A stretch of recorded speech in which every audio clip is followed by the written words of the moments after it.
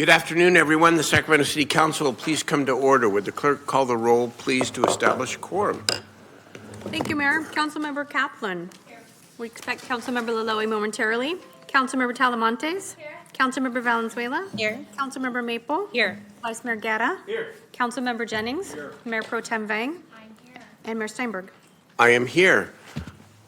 If everyone could please rise, Councilmember Talamontes, if you would please lead us in the land acknowledgement and the Pledge of Allegiance. Appreciate it. Please rise for the opening acknowledgements in honor of Sacramento's indigenous people and tribal lands.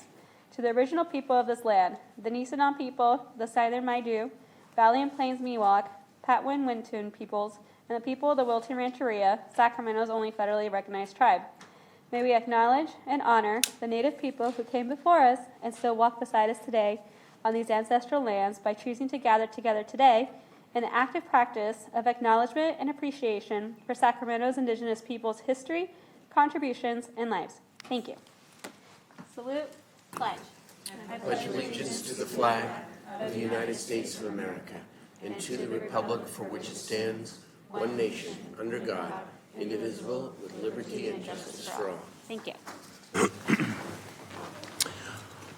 All right, good afternoon to everyone here, to my colleagues, the members of the city staff, and always most importantly, the members of the public that are here and also watching either on television or on the live stream. We begin tonight with, we do not have any special presentations, so let us begin with the consent calendar. Are there items that members would like to have discussed separately, taken up separately in any way? I don't see anybody up here in the speaker queue, and so I would take a motion on the consent calendar. Moved by Councilmember Kaplan, second by Vice Mayor Guerra. Do we have public testimony, Madam Clerk? Yes, Mayor, I have 3 speakers on this item. The first is Juan Venegas on the consent calendar, then Rigo Gallardo. Good afternoon, City Council. My name is Juan Venegas. I'm a field representative for NorCal Carpenters Union here in Sacramento, Local 46. As I was reading through today's agenda, I noticed item number 15 on the consent calendar. So I ask you all these questions. Is a developer Urban Capital going to have a responsible general contractor on this project? Will they provide health care to their employees? Will they invest in their employees by putting them through an accredited apprenticeship? Will they be required to hire locally, or are we going to allow this developer to exploit construction workers so they can make a dollar and run while claiming they're helping the community? This is a state capital, and I believe it's time we set the standard.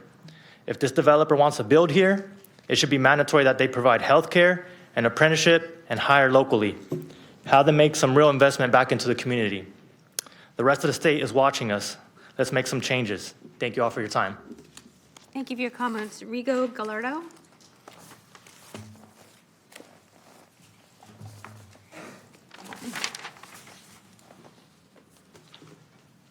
Ladies and gentlemen of the Sacramento City Council, my name is Rigo Gallardo. I'm a representative of the NorCal Carpenters. I stand before you today to express my deep concern regarding the inclusion of Urban Capital LLC on the consent calendar. It has come to my attention that this developer has chosen to exploit workers by offering low wages and denying them access to essential health care benefits. In our progressive and compassionate city, we have always prioritized the well-being and fair treatment of our workforce. We have strived to create an environment where all residents can thrive and have access to dignified employment opportunities. By allowing Urban Capital LLC to proceed, we risk undermining these fundamental values that make Sacramento an exceptional place to live. Exploiting workers through low wages and withholding health care coverage is not only morally reprehensible, but it also undermines the social fabric of our community. When workers are denied fair compensation and access to health care, their physical and mental well-being suffers, affecting their families and the broader community. As custodians of the city, it is our responsibility to promote ethical practices and ensure that developers and contractors adhere to high standards of labor rights and fair employment. By keeping Urban Capital LLC off the consent calendar, we send a strong message that Sacramento will not tolerate exploiting in any form. We must prioritize the welfare of our workers and stand united against those who seek to take advantage of them. I urge each member of this council to consider the long-term consequences of approving Urban Capital LLC inclusion on the consent calendar. We must not compromise our values and the well-being of our residents for short-term gains. Let us maintain our commitment to social justice and fairness by withholding consent. Together, let us uphold the principles that make Sacramento a beacon of progress and inclusivity. Let us set an example for other cities by prioritizing the well-being of our workers and creating an environment where everyone can thrive. Thank you. Thank you for your comments. Next speaker is Mac Worthy, and then we have one caller online.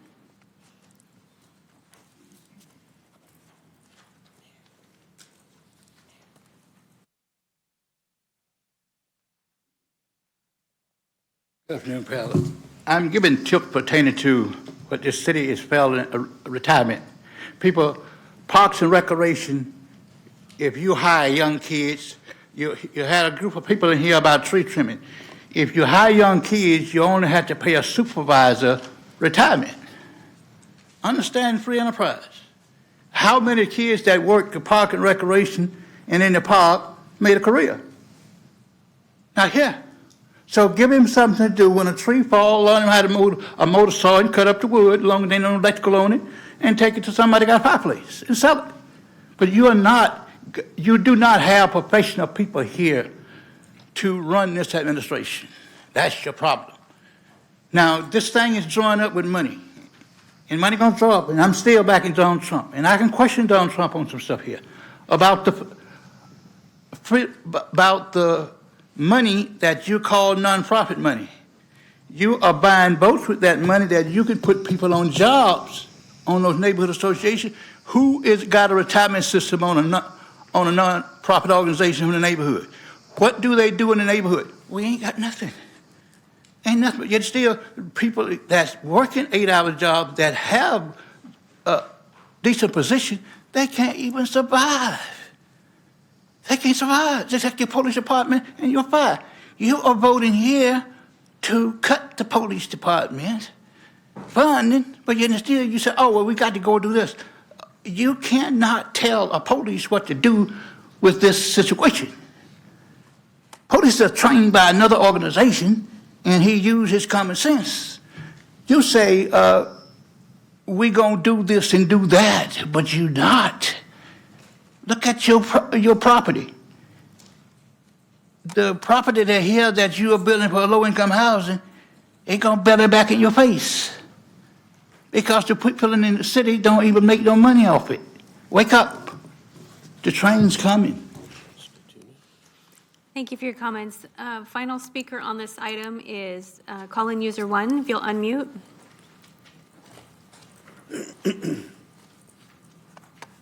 Yes, my name is Lambert, and I'm commenting on number 13 and number 16. Number 13 is ARPA funding.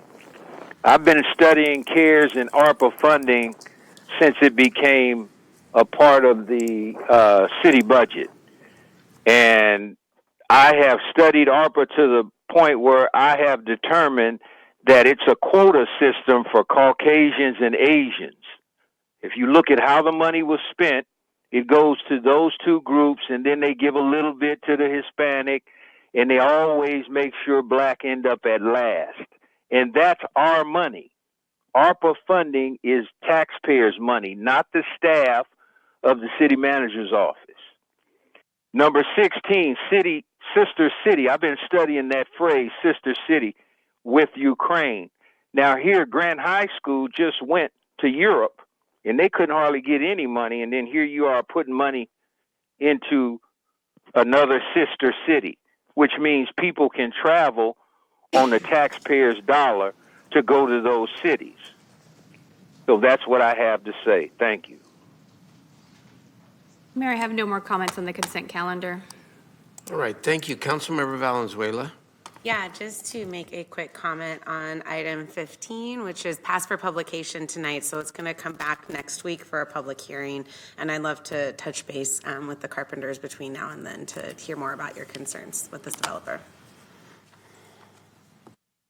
Okay, we do have a motion and a second on the consent calendar. All in favor, please say aye. Aye. Aye, oppose, abstain. The consent calendar passes this afternoon. Now let us move to public hearings, of which we have two. estimated to take 45 minutes in total, but I'm not sure that's necessary, but we will see. Who is presenting on item 20?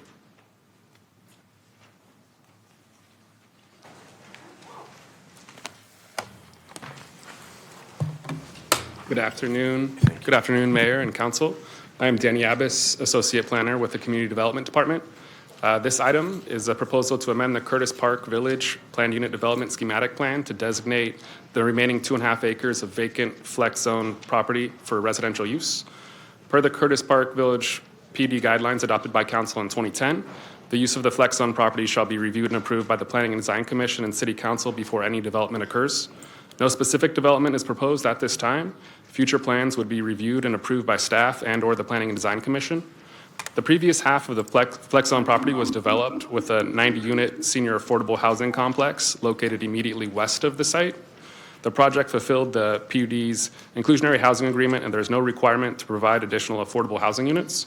In September of 2022, the Planning and Design Commission unanimously forwarded a recommendation of approval for residential use of this land. Planning staff also recommends approval and believes it would provide needed housing at a site with great access to Curtis Park, Sacramento City College, commercial services, and public transit. That concludes staff's presentation. The applicant would also like to share a few brief words if they may. Thank you. Very good. Go ahead. Good evening, Mr. Mayor, members of the City Council. I don't have much to add. My name is John Cox, and I'm here on behalf of the applicant, PDC Construction Company. And at the outset, I want to thank Danny Abbas, Marcus Adams, and city staff for the work and efforts on the project. As mentioned, this is only for a schematic plan amendment for residential use within the flex zone of the Crocker Village project, and is consistent with all the 2010 prior approvals and plan unit development guidelines. And as Mr. Abbas noted, the other portion of the flex zone was already constructed as a 90-unit affordable senior housing project, which met all the approval requirements for inclusionary housing. The only last item I'd like to note is that if there's any items or amendments or conditions that the City Council proposes, which we do not anticipate in any way, we only ask that we have the opportunity to evaluate internally and with staff prior to any adoption. Thank you.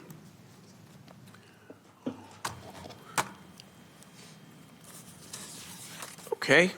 Got Councilmember Jennings, sir. Thank you, Mayor. This is in my district, my new district, and I'm really happy to have it in my district. As it's already been said, that the Flex Zone Schematic Plan Amendment, this is a rezone of 2.5 acres to residential.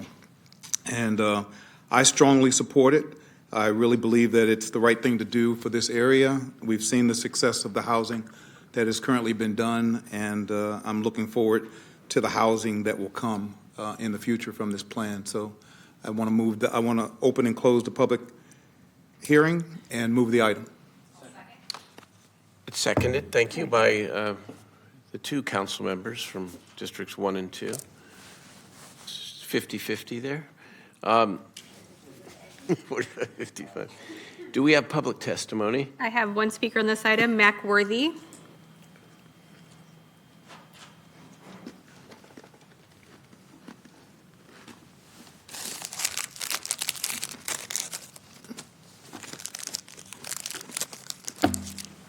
I wonder how many people understand public housing. That's the same thing in the old 60-row housing. That ain't about nothing. Now, who is on the rezoning commission? Where did they get their education from for rezoning?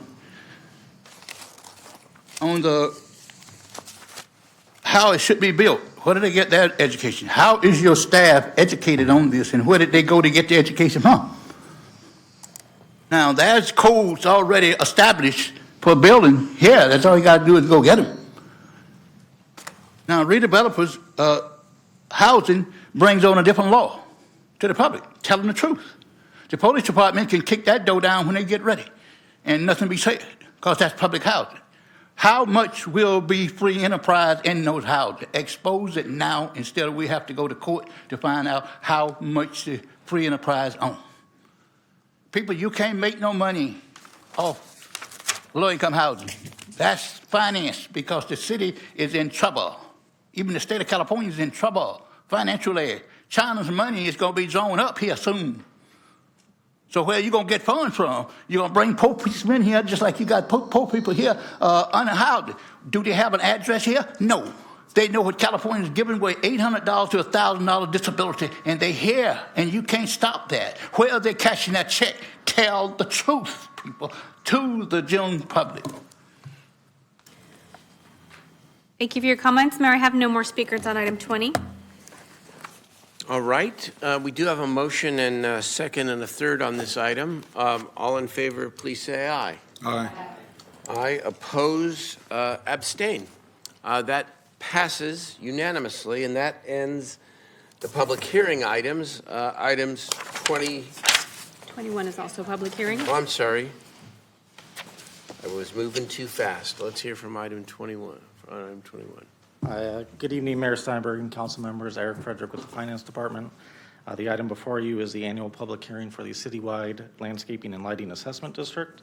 Annual assessments are levied in the district to finance the maintenance of city parks and other public landscaped areas, graffiti abatement, and the energy and maintenance costs of streetlights throughout the city. Staff's recommendation is to conduct the public hearing and upon conclusion, adopt the resolution before you that will confirm the budget and levy the assessments for the upcoming fiscal year 2023-24. Thank you, and I'm available for any questions. Thank you. I see Vice Mayor Guetta. Go ahead. Mayor, if there's no public comments? No public comments. Thank you, Madam Clerk. Question here, the last time I had talked to staff, particularly relating to the 21st Avenue Parkway and the conversations about aspects of the parkway being transferred to the Parks Department, a comment was made about the structural deficit of the landscaping and lighting district, and then the ability to continue to fund some of the ongoing park maintenance or parkway maintenance through that. Where are we in that aspect of it? Are we able to? How are we structurally able to finance those improvements or the ongoing maintenance? Unfortunately, I'm not familiar with that particular discussion, but the assessments that we levy each year for this particular district do only increase by 3% a year at a maximum, and also increase if there's new development in the city. And so we set the budget for the amount we give to parks each year based on what's available from projected assessments. And so that gets spread through all the parks citywide. So the particular funding for that park or that area, I'm not exactly sure where we would stand. Mr. Mayor, I'm going to go ahead and move this, open and close the public hearing and move this item, but I'm going to ask that the staff reach back to my office, and I want to further have this conversation because there's questions about how we maintain the parkway and whether we can continue to maintain it if we transfer ownership from one department or the other. So with that, I'll go ahead and move the item, Mr. Mayor.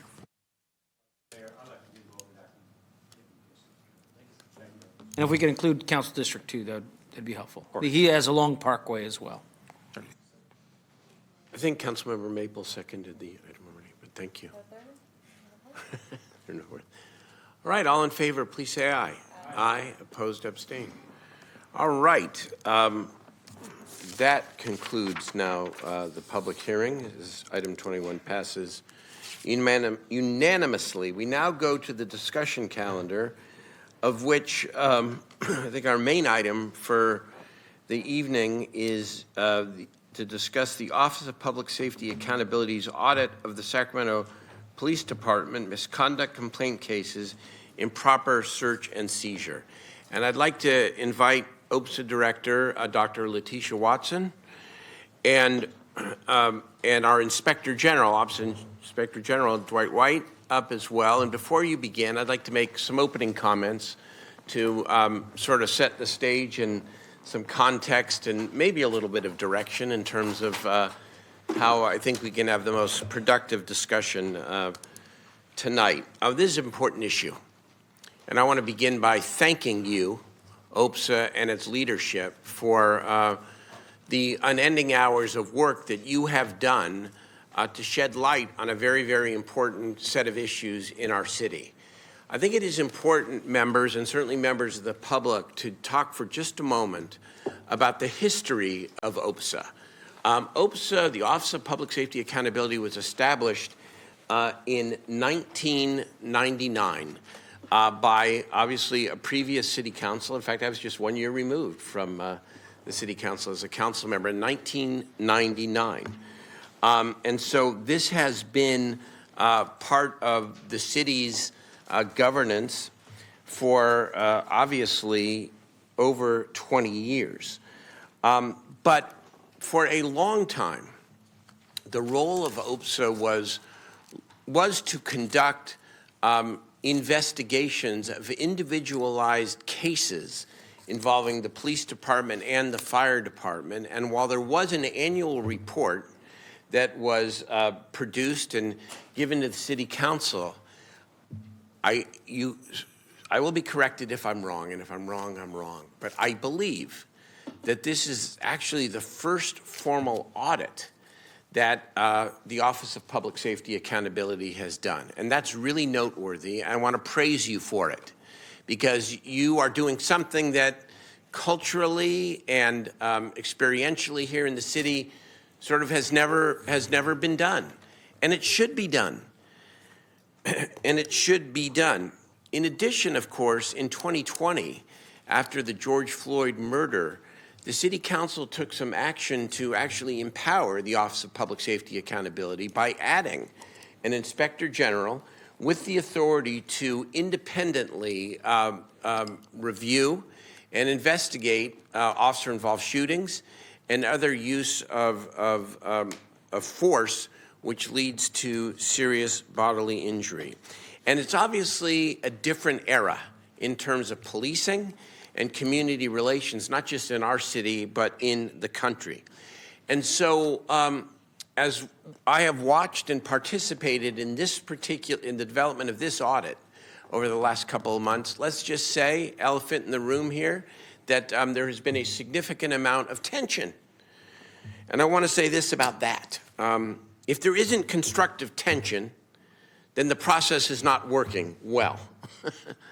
There needs to be tension, because with tension, appropriate tension, and then a public discussion of the issues, we don't then get to better outcomes when it comes to the vital importance of the relationship between the men and women in uniform, our police department, and members of our community, especially people who live in, call them traditionally, disadvantaged neighborhoods or lower income neighborhoods where people of color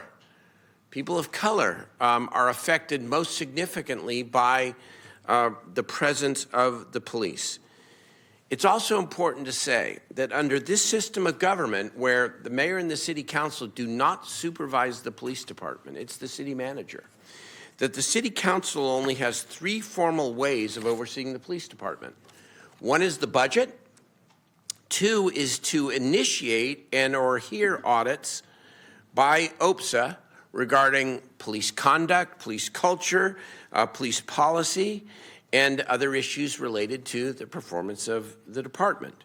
3 is to engage with our police commission and develop a predictable process for requesting policy guidance and to hear their recommendations, and emphasize policy guidance. Policy guidance. They're empowered to give us policy recommendations. The budget is in one hand, and we debated it last week, a blunt instrument, but it doesn't necessarily allow us to have detailed discussions about policies, practices, especially around some of the most sensitive issues involving modern policing in our communities. And so OPSA and this ability to initiate audits is especially important, because it is one of our only ways as a city council to actually provide oversight.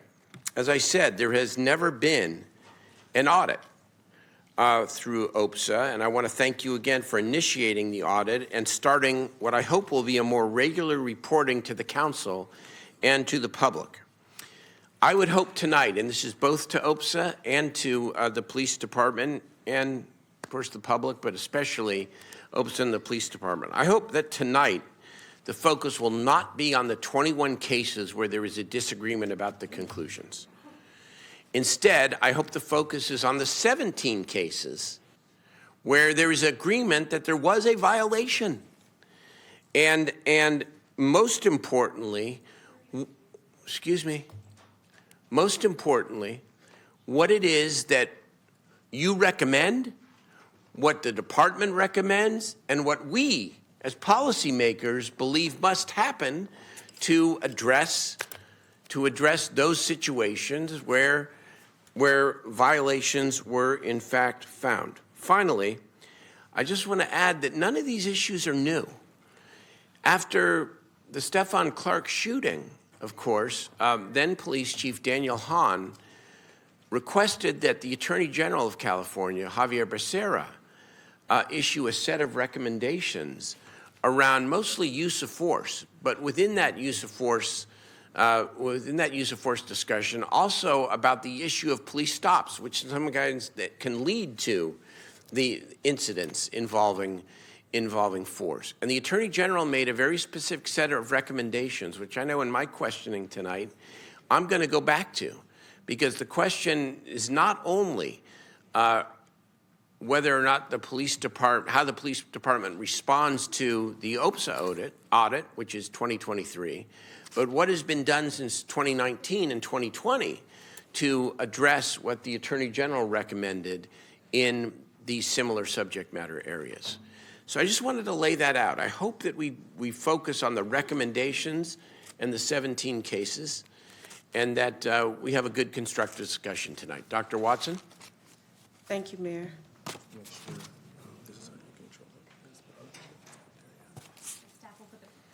Staff will put the PowerPoint up in just a moment. Again, Dr. Letitia Watson. Good evening, Mayor and Council. I'm the Director of the Office of Public Safety Accountability. I have here with me, as well as Sacramento's first Inspector General, Mr. Dwight White. And we are here to have a discussion and speak about the audit that we prepared, an audit of the Sacramento Police Department regarding the misconduct complaint cases. We have everything up on the screen, but what I want to do is make sure that I send a special thank you to the OPSA staff. OPSA small, but it's mighty, I'll tell you that. And we have dealt with a lot of resistance in a very limited amount of time. And so I just want them to know that I appreciate them sticking through and maintaining focus and a positive attitude, because I have had some employees to decide to leave.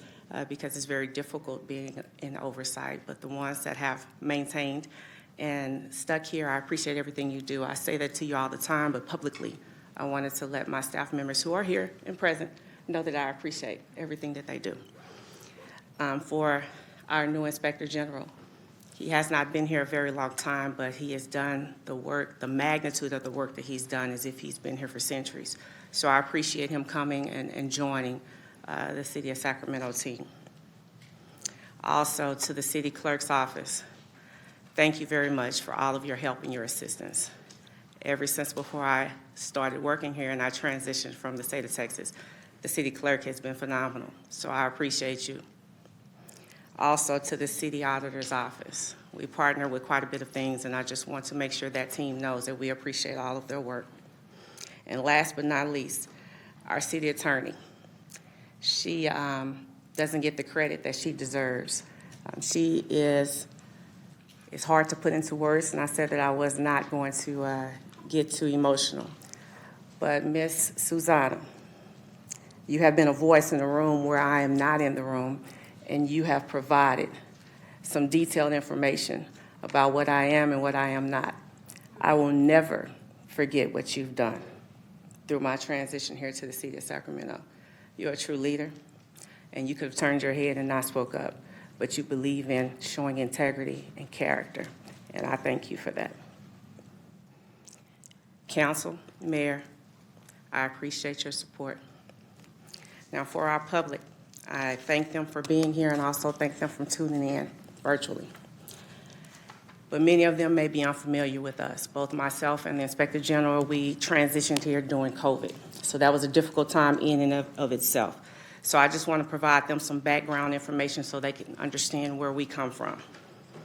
Although I've been with the City of Sacramento for 3 years, I want everyone to understand that I have more than 27 years of policing at a major city.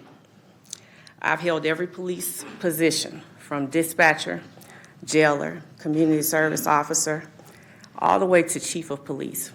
So I have an innate ability to understand the operational and administrative functions of a police department. I have an excessive amount of experience when you talk about police policies and procedures. So we actually do know exactly what we're looking at. The other thing that I want to talk a lot about is our Inspector General. Now, I have not had the pleasure of working at a city so large, but he has, and he's come from Chicago Police Department. There are more than 18,000 police organizations in this country. Most of them are small, but Chicago is quite big, and it sets the standard by not having police investigate themselves. They have COPA, and that's where Dwight comes from. COPA investigates allegations of misconduct. COPA investigates all types of things that normally a police organization, all the ones that I've worked in, we investigate ourselves. So he has an exceedingly amount of experience looking at the things that we look at here in the Office of Public Safety Accountability. He is a certified, and he was a lead homicide investigator in the city of Chicago, and we all know that homicides happen quite a bit in Chicago. He also attended all of the oversight academies that they must attend in order to be lead investigators in that city. And also, he is an attorney, and he received his law degree in 2014. So not only do we have a lot of experience, we have a lot of education, and I just want to make sure our public understands that what we looked at, we're well familiar with what it is that we're trying to say that we hope to accomplish and make the quality of life better here for the City of Sacramento residents. Mayor stole my thunder, and he talked about what OPSA is, and I definitely appreciate that. I want everyone to understand that we're committed to the residents of Sacramento. We're committed to the city. We're committed to the police department as well as the fire department. We want to ensure that we fulfill our mission, encouraging systematic change. Accountability is a significant ingredient in achieving constitutional policing practices, improving departmental policies and procedures, and effectively employing community-oriented policing. But we must engage all segments of our community here in the City of Sacramento. That's a lot of information up there, and I just want to make sure it's clear that our functions is a lot. We are expected to do quite a bit, but that first one that's outlined in the Sacramento City Code talks about we are expected to do audits of complaint cases, and that's what the office has done.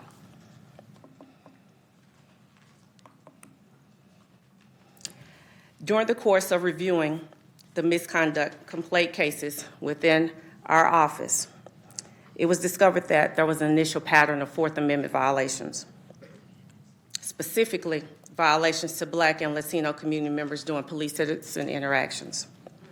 From the evaluation of this initial pattern, apparent issues were with improper search and seizure, and I was not sure if it demonstrated a misunderstanding from what officers learned in their training to them applying that in the field, or was there an application, a misapplication of law? In order to make sure that we had the right information, it was determined that an audit was needed in order to get more conclusive information. The audit was initiated, and the main goal is to determine whether or not we have a systemic problem or if these were isolated incidents that we came across while reviewing complaint cases. Now, this audit went 2 years back, and it included 109 misconduct complaint cases. The reason for the 109 cases was that any allegation of improper search and seizure that was attached to a complaint for the last 2 years, that's what we needed to look at. and that resulted in a total of 109. Now, when we really speak about what exactly was determined and how Mayor explained that he wanted to speak on the recommendations and the findings of the audit and what we agreed on rather than the commentary that you all have probably been receiving about the differences in agreement. And as I've told my staff, and I'll continue to say in all the interviews that I've had, is that that's not important. What's important is that we're all leaders here in the city of Sacramento. Our job is to make sure that we are progressive and we're proactive in making sure that when we notice concerns, we do everything in our power to prevent those from continuing to happen. That is what this is for. Bashing the police, not true. I've been a cop for more than 30 years. I still am a cop in 2 different states, so that is not the point. Our officers need to make sure that they're armed with everything that they can be armed with to do the best job that they can. They go out there every day, and it is not nice when they come across residents who, no matter who they are all painted with a broad brush, that they are no good. And there is no way that every officer is corrupt or bad. But that is the lens that we have been looking through because of incidents that have occurred across this country. So what I want to say is that when OPSA determines that things are concerning, we have to be paid attention to so that we can make sure that we're doing what's best for the officers as well as the community that they deal with every day. I'm going to turn this over to our Inspector General, and he's going to provide some very specific information about this audit, and I'll come back and close it out. Thank you. Thank you.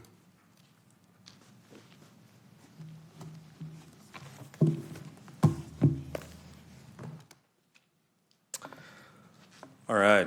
Good evening, City Council members and citizens of Sacramento. As we said before, my name is Dwight White. I'm the Inspector General of the City of Sacramento, Office of Public Safety and Accountability, OPSA.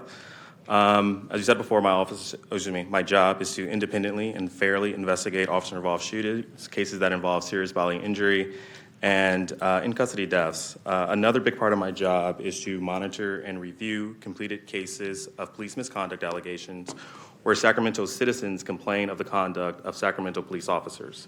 I review these cases to make sure an actual investigation was had, that the allegations weren't swept under the rug, that the right evidence was collected, that the right people were interviewed, and the right disposition was obtained. I'll talk about this more in a minute, but this first slide talks about, for the past 2 years, what the case dispositions were. When you see sustained in the report or on these graphs, sustained means that there was evidence that showed the misconduct occurred how it was alleged. So what this chart is saying, in the past 2 years, SPD sustained 17 cases of improper search and seizure. And that's what this report is about, improper search and seizure. Improper search and seizure is a violation of the Fourth Amendment. The Fourth Amendment talks about preventing the government from unreasonable searches and seizures against citizens. So again, sustained findings means that the evidence showed that a violation occurred. I don't have my glasses, but exonerated means that conduct occurred, however, the conduct was justified in some capacity, so evidence showed that the officer's actions were justified in some way. Not sustained means that it was insufficient evidence to prove or disprove the allegation of misconduct. And unfounded means that there was evidence that showed that the allegation of misconduct did not occur. So in the past 2 years, from June 2020 to June 30th, 2022, SPD is saying that there were about 86 cases where they believe that the evidence showed that misconduct did not occur.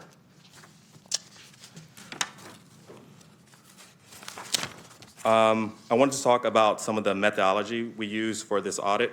For this audit, like I said, we looked at cases from June 2020 through June 30, 2022. We looked at 109 cases. We watched hundreds of body-worn camera videos.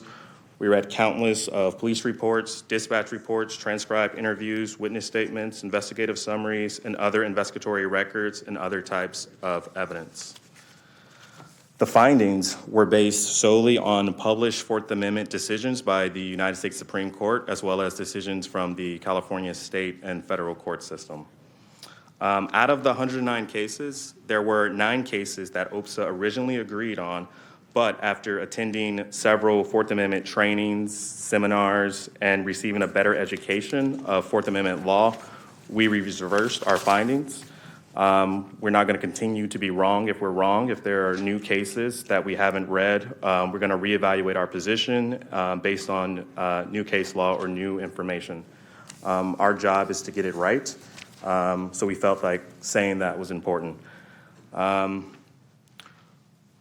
Okay, so again, this chart is from SPD. Basically, we get this information from the 109 cases. They sustained 17 cases. We did agree with the 17 that they sustained. The issues, I guess, go with the 86 cases.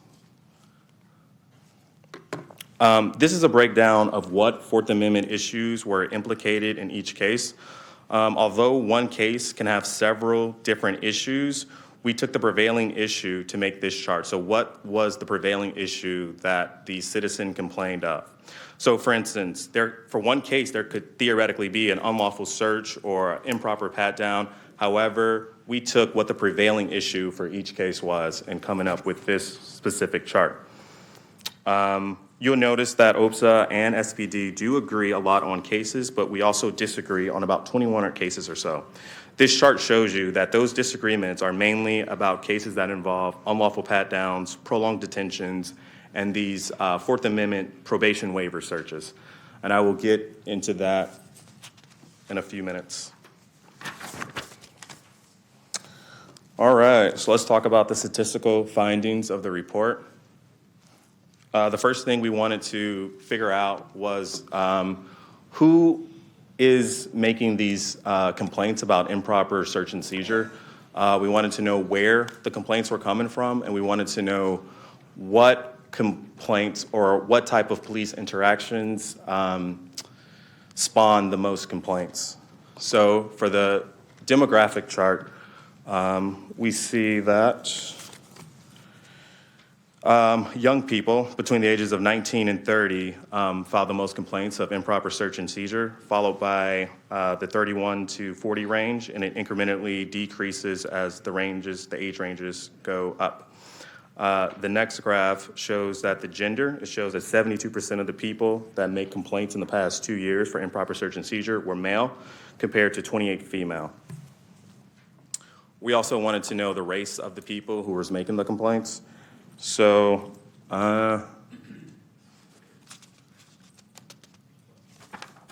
most people who were making complaints were African American, followed by Hispanic.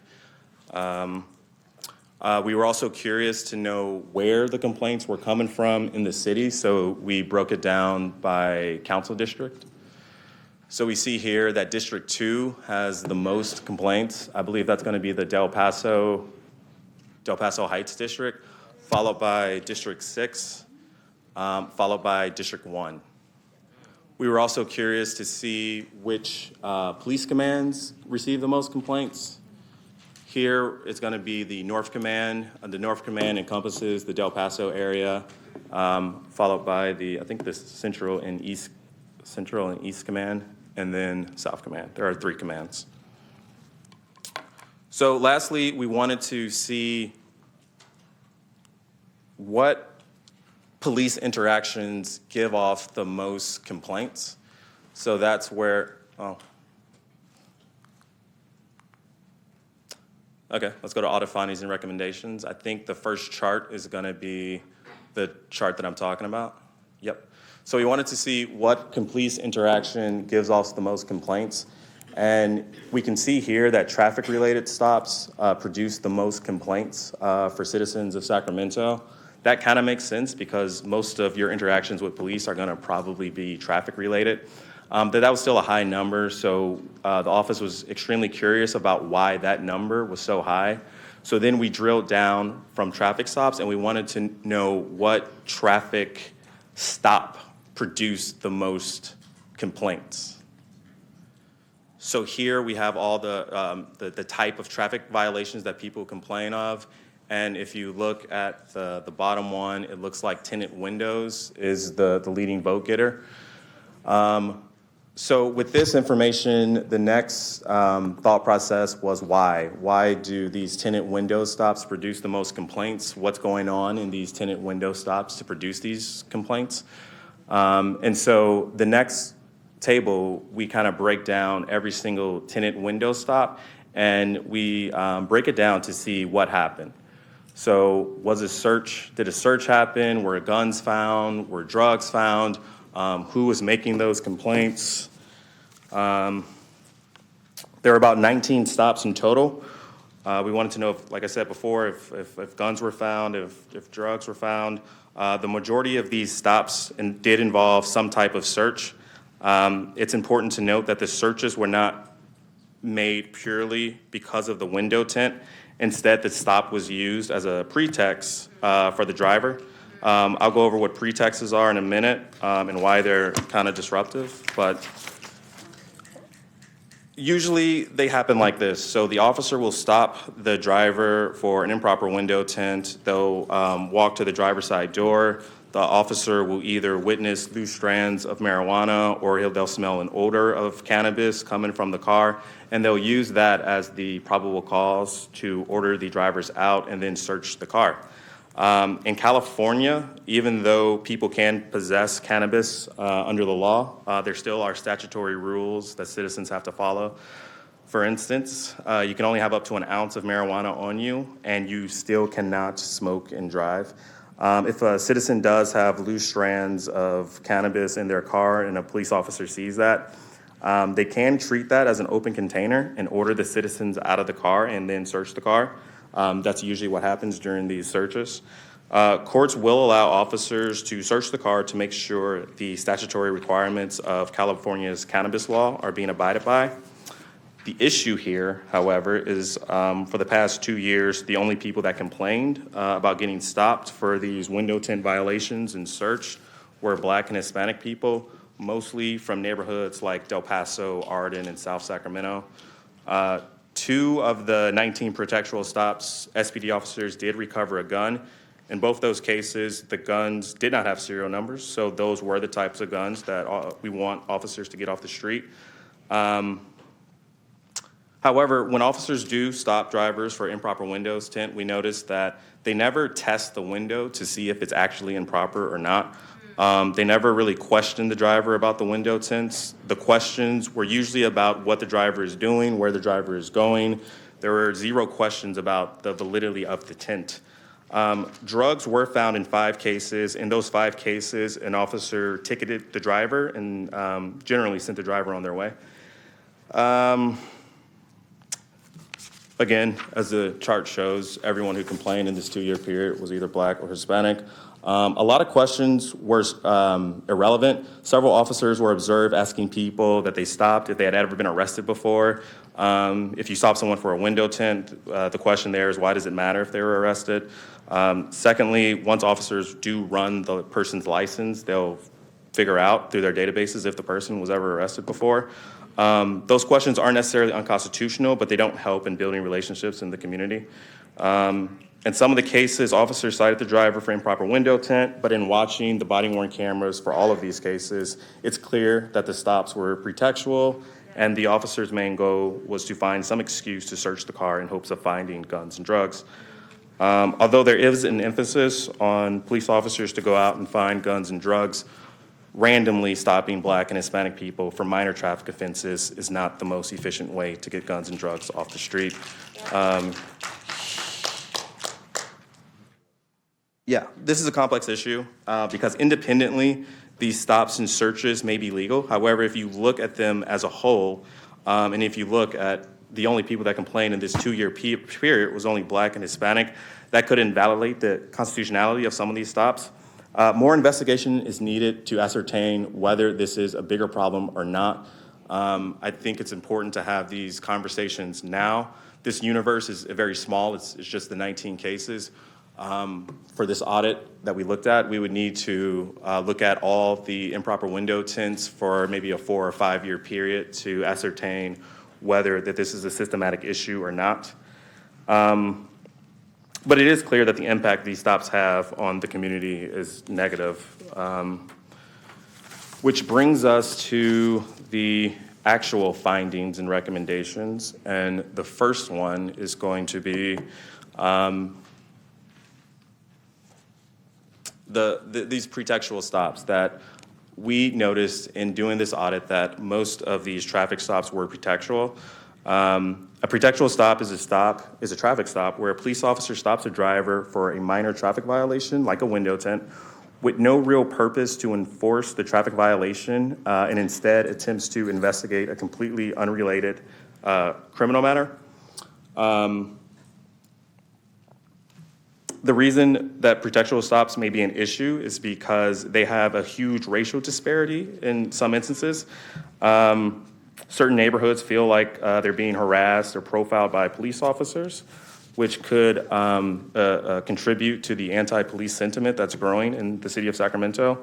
Some of the issues that we saw with these pretextual stops during the audit, though, was that the traffic stops were needlessly prolonged. And that's an issue that the Supreme Court talked about, I believe, in Rodriguez v. U.S. The court in that case said that when the traffic violation is the purpose of the stop cannot last longer than necessary to complete the purpose. What that means is that these pretextual stops can become unlawful if they are unnecessarily prolonged for an unrelated matter that has nothing to do with the traffic stop itself. As I said earlier, the pretextual stops were a big part of what citizens complained about in Sacramento. Although pretextual stops are not a technical violation of the Fourth Amendment by themselves, they are extremely subjective in their enforcement, and if performed without restrictions, they could continue to deteriorate the relationships the community has with police officers. The recommendations for this finding is to eliminate the practice of pretextual stops or set clear guidelines or restrictions on them. Other jurisdictions across the United States have dealt with this issue. The state of Virginia has prohibited officers from stopping citizens or stopping drivers for minor traffic offenses. Cities like Berkeley, Seattle, Los Angeles, Lansing, Michigan have set guidelines on pretextual stops, again, because of the racial disparity for these stops.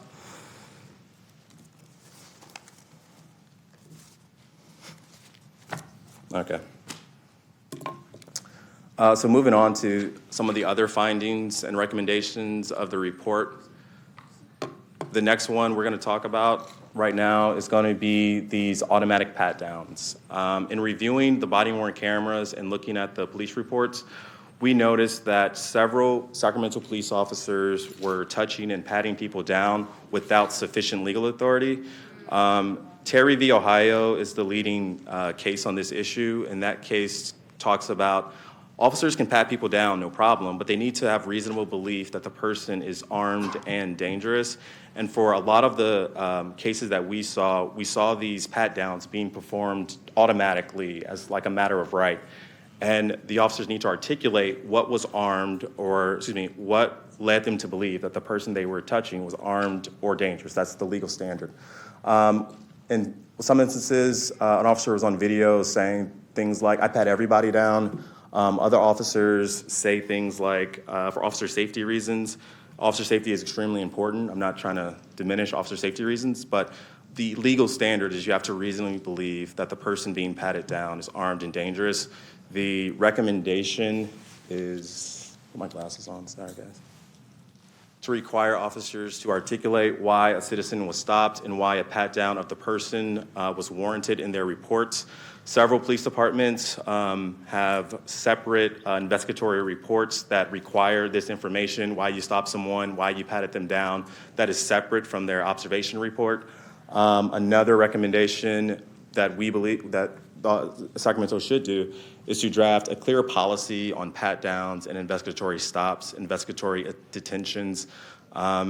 This is implemented in every single interaction with citizens.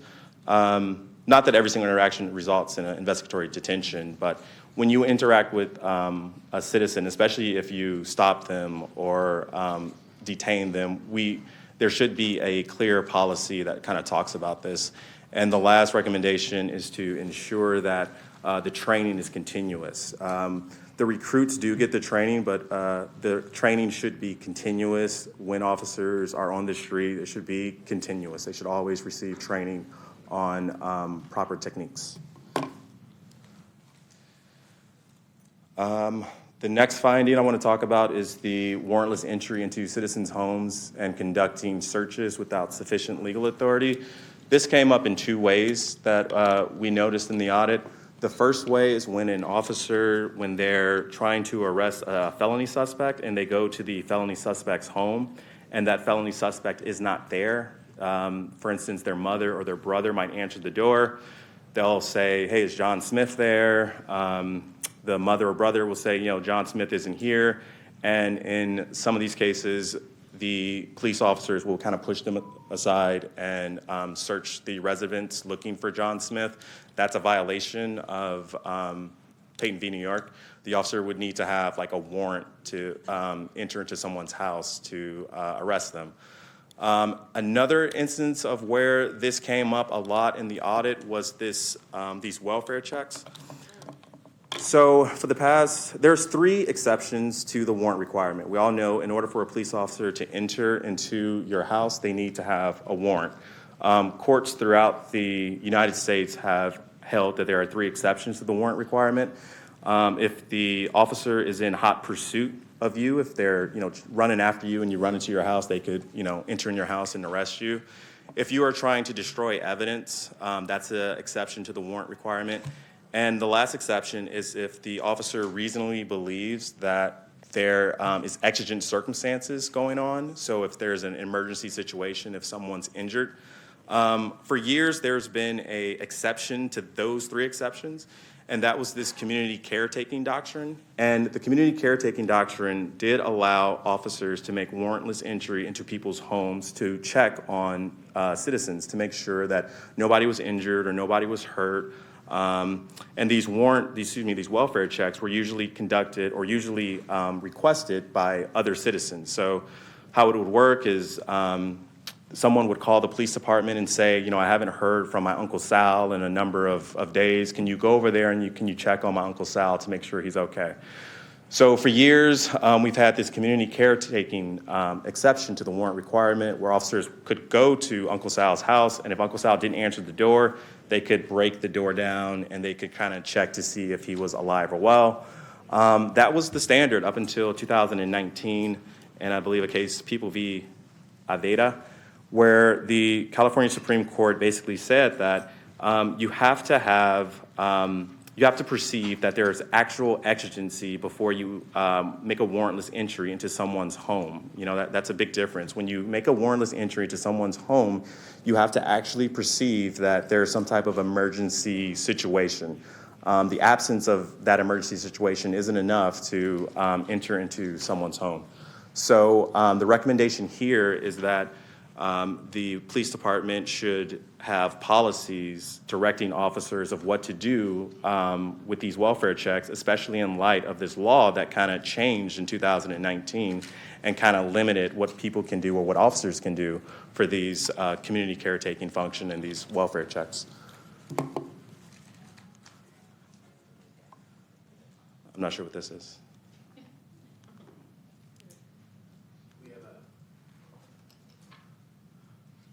Is that them telling me to sit down? Are there more slides?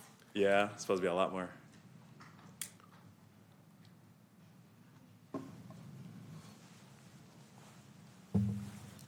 Mr. Mayor, while he waits, can I ask about the community caretaking doctrine, if you could just elaborate on the case that led to that or in 2019?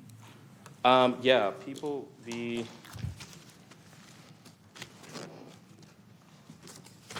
Aveda. And now, People via Veda was kind of about something else. It was about an officer then, I believe this is the case where an officer goes, there are people that they're meeting outside. The officer went over for a welfare check, and then the officer went into the person's home to conduct a search, and the officer invalidated a search. But in doing that, the court kind of went on to kind of rein in this community caretaking function doctrine and abolished it for residential houses, but kept it for like abandoned vehicles or something like this. So the community caretaking function doctrine is still there. However, it's been abolished as far as going into someone's house. Now you have to actually perceive that there are some type of exigency, there's an emergency situation, why you need to be in there. Thank you. Have we fixed the tech? Okay. I have a worse eyesight. I apologize. So this one is a controversy issue. The finding was internal reviews by supervisors do not consistently identify Fourth Amendment issues. For this, let me find it on here.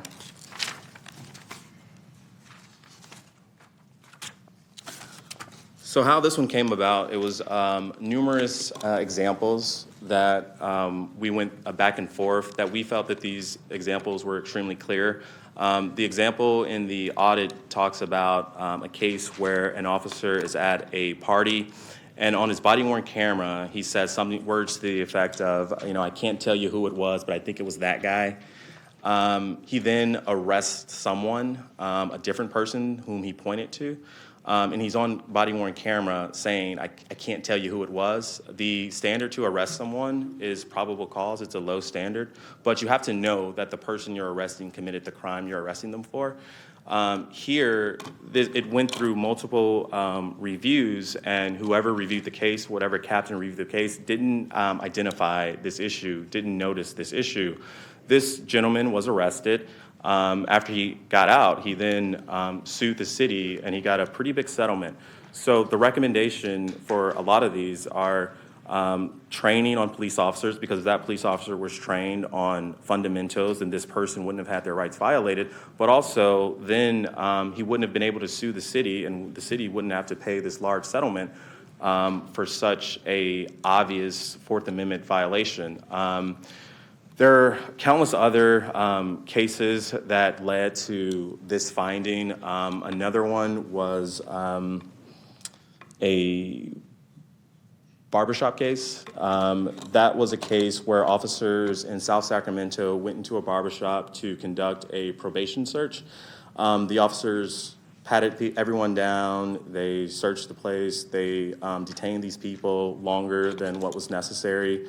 My office identified several Fourth Amendment violations throughout this search. The police department, in doing a presentation on this, couldn't identify one issue at all with this situation. Again, with multiple cases, we felt it was important to include this one, that their internal reviews, a lot of these cases, so what Sacramento Police Department used to do, they used to have these divisional cases and formal cases. And these divisional cases used to be cases that the division area captain reviews. And then the formal cases, IED, their internal affairs division, would review. And we were noticing that a lot of our cases that we had issues with were from these divisional cases and not necessarily the formal cases. So the recommendation was to have one centralized area, the internal, IED, to review all of these cases. I think they took that recommendation to heart. But the other recommendations still remain. All personnel should receive supplemental search and seizure training from the Sacramento District Attorney's Office. They did do a training earlier this year, I believe in January. But for like the other findings, continuous training, continuous supplemental training is needed.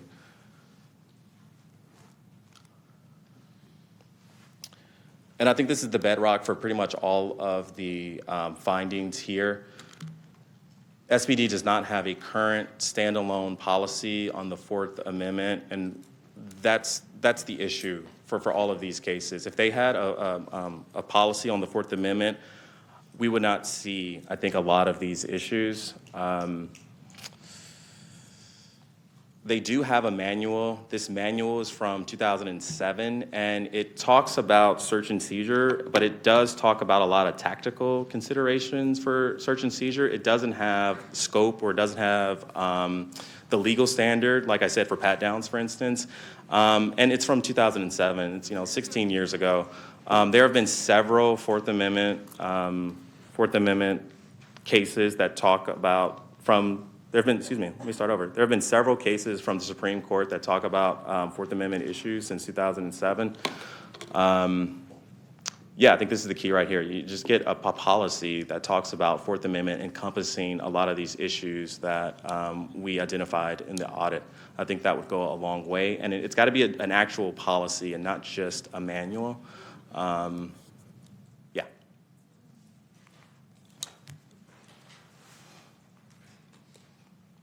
Oh, yeah. Another finding was we noticed that the police department had some issues with searching or seizing citizens' cell phones. So what we saw a lot was with bystanders. These were people who were not the subjects of the police interactions, but these were people who were kind of standing off to the side, and they were recording police officers. And police officers would take their phones or snatch phones from their hands.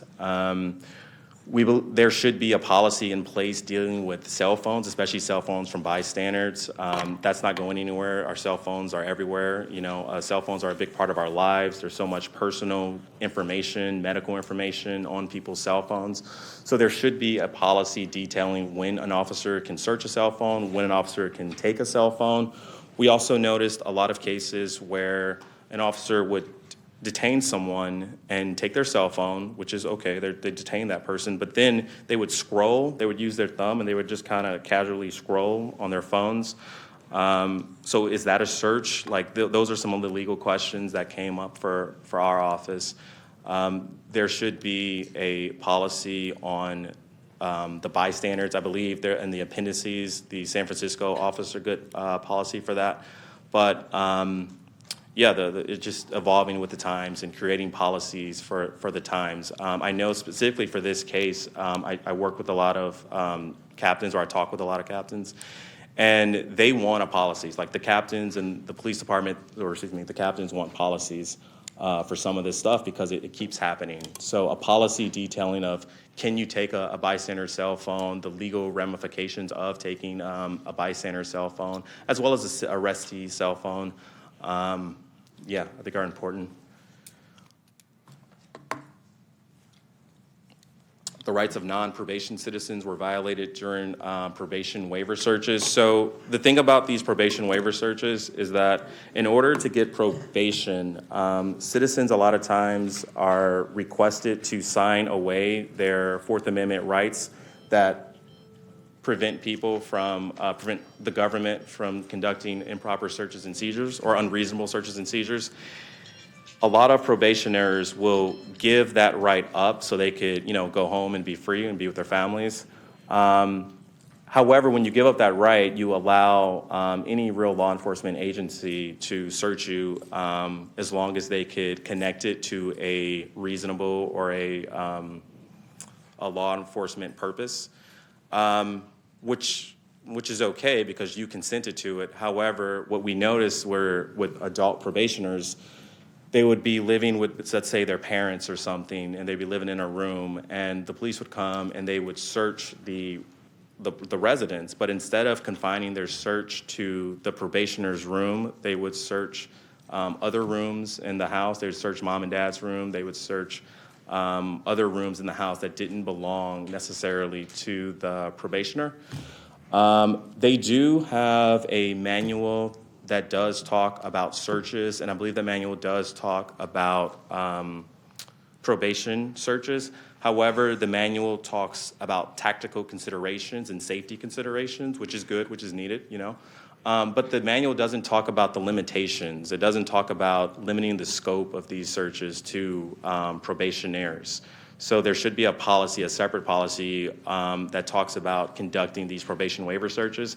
Another thing that we noticed in some of these audits is that the overuse of probation waiver searches, when they could get a search warrant, they instead rely on these probation waiver searches.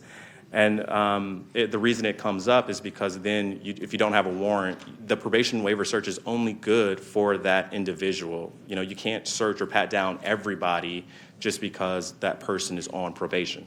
And different rules apply. So if the probationer is in a car and you stop the car, you can search the members in the car. But for instance, if the probationer is in a public business, you can't search everyone in that public business.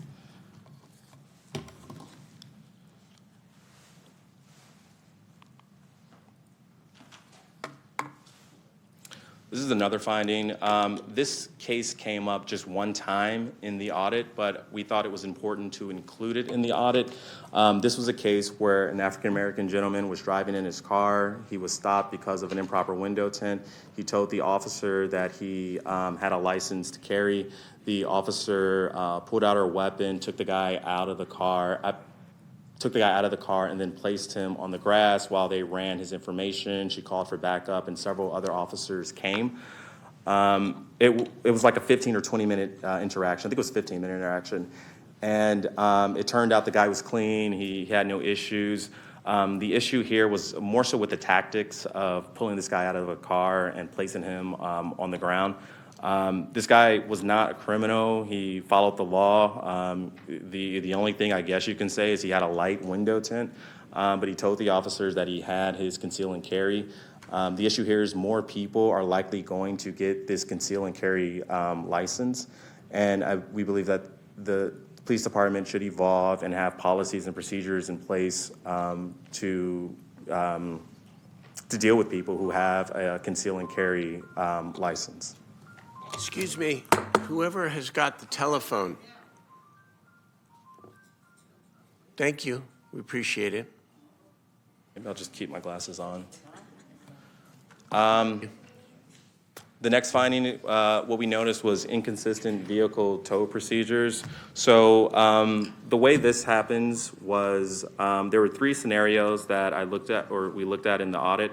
And in each scenario, a different outcome was had. So this happens when a vehicle is towed and then there is a citizen. And the issue here is, can the citizen leave, or when can the citizen leave, and when can the citizen get their property from the tow truck? In one case, the first case we looked at, the woman was not allowed to get her property from the tow truck, and she was not allowed to leave the scene until after the tow truck left. The police department sustained that case. Okay.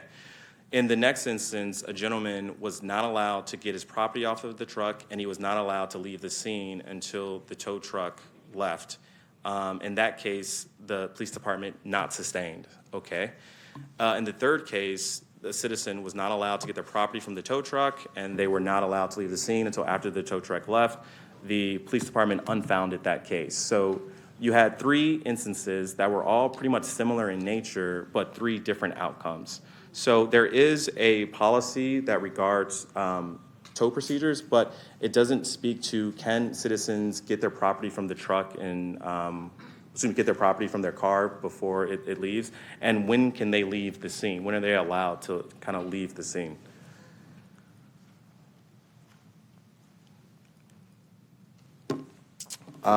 This is the last case, the last finding.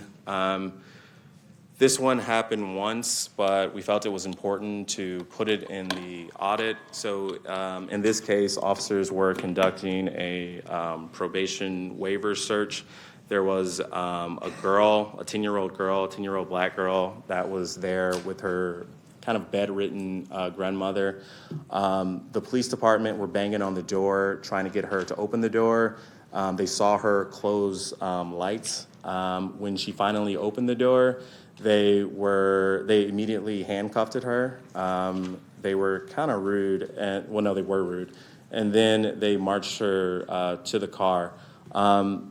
The issue here is that was unreasonable. It was needlessly.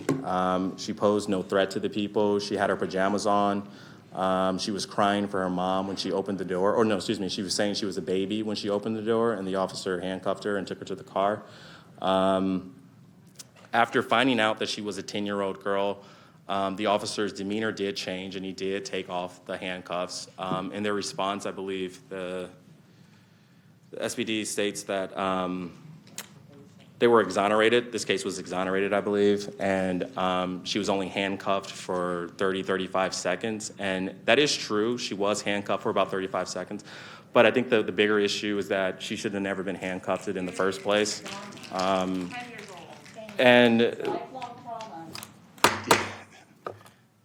I mean, that's true. I mean, that will do lifelong trauma. And there should be policies in place or continuous training in place for officers in dealing with minors and dealing with minors who are aggressive or minors that were a threat. This girl was not a threat. She was crying, and she should not have been handcuffed. I think we do have a snippet of the video from this one. We blurred the faces out and the police officers' faces out. Again, I'll put my glasses on.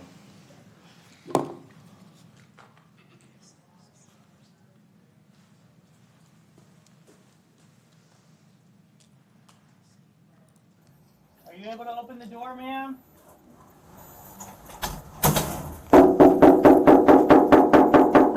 Police Department, probation search, open the door. Sacramento Police, probation search, open the door. Turn the lights off.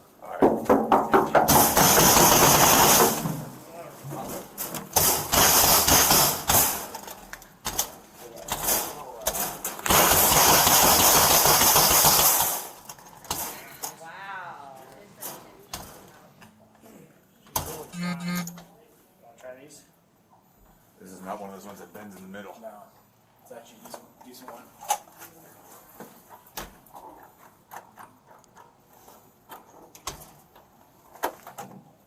That's dead bolted.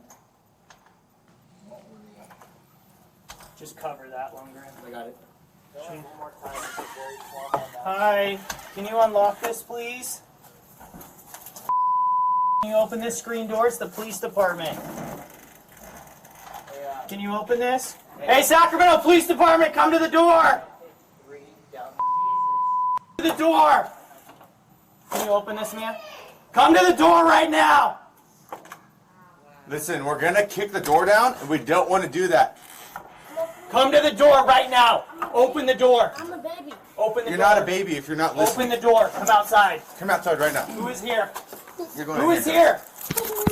There's another one in here. No, you don't get to go and hide and turn off the lights. That's not how this works. Okay, but you're going to be detained in handcuffs because you're not listening. I'm scared. Mommy. Why are you running and hiding? I'm scared. I don't know what to do. I don't know what to do. How old are you? I'm 10. Let me take this off you. I don't need you in handcuffs. Why are you running through the house and hiding and turning off lights? That's incredibly unsafe. I'm scared. I'm scared. Sit down. Okay. 10. Not gonna cuff him, but hey, when the police are at the door, you do not get to run and hide and turn off the lights. That is unacceptable. So the officer's demeanor did change when he did find out she was 10 years old. But again, the handcuffing was the bigger issue here. We don't think she should not have been handcuffed even for a second. And I do want to say that a racial component did obviously play an issue here. If this girl was another race, she likely would not have been handcuffed by these officers. She was in her pajamas. This is one of the cases that we didn't have the manpower to review initially, so we only saw this case when we were looking at the audit. But this is a case that we would have disagreed with their exonerated finding. That's all I have to say. I'll turn it over to Letitia. Just to add, Mayor and Council, and to the public as well, one of the things that I have in process in the offices is I don't want to inundate the police department with things that may be touchy to individuals who have no police experience and may not be a problem. So when this was brought to my attention, with all of the years of experience that I have, and even as a chief of police, I found it very, very unnecessary. When I spoke with the mother, now I hoped that she was going to attend. She wanted to attend, but she is also pregnant right now. The communication that she shared with me is that she was at work about 5 minutes away from this location, and that she left the little girl at home with the grandmother, who is basically bedridden. Now the grandmother has passed, but at this time the grandmother was at the door in a wheelchair. The thing that she told me is when she spoke with police supervision, she could not say who she spoke with. She didn't remember, but she advised that she was told it was justified. As I explained to her, and in any of the public speaking engagements that I do across the country, one thing about being a police leader is you have to pay attention to, yes, stuff can be justified, but we take it a step further when we're real leaders. And was it necessary? This was not necessary. So as I explained to her is what my role is now versus me being on the other side, and that I would have liked to find out what this interaction did to her child. She advised that her child is now afraid of the police. That's something that I don't want. Being a young black female and entering a profession that you don't have very many black females in, I do not want a child to be afraid of the police department. That is not our role. I wish I would have been able to meet her in person so that she could see that somebody who looks like her is still a police officer as well, and for her to understand that although this was significant, this is not what we should be doing. We talk a lot across this country about not being able to recruit and having too many openings in police departments, and the police department not being as diverse as it needs to be. Well, when we get treated in this way, they will never want to be a police officer. And so that's where OPSA comes in at, to make sure that we bring it back to, it could have been justified because of whoever you was looking for, whatever you was doing. But was it necessary for a non-threatening 10-year-old child in her pajamas? So that is the biggest issue that I have here, because I am a mother and I have raised a daughter while I was a police officer and a chief of police. And then I do have a young son who is in school here in Sacramento. And I know the type of things that can happen when you talk about a young black male, because he does not look his age and he is rather big. And it's concerning. And we have these conversations all the time about what you should do and what you should not do when you interact with the police. So as I told the mother, I can understand why you don't want to come here, but it would have been very impactful for us to see and hear from her about what she experienced. As I bring this to a close and I turn it back over to the mayor, I want to make sure we understand the limitations of this audit. More information could have been obtained if it was more years. That's a direct impact on my office and the resources that I have.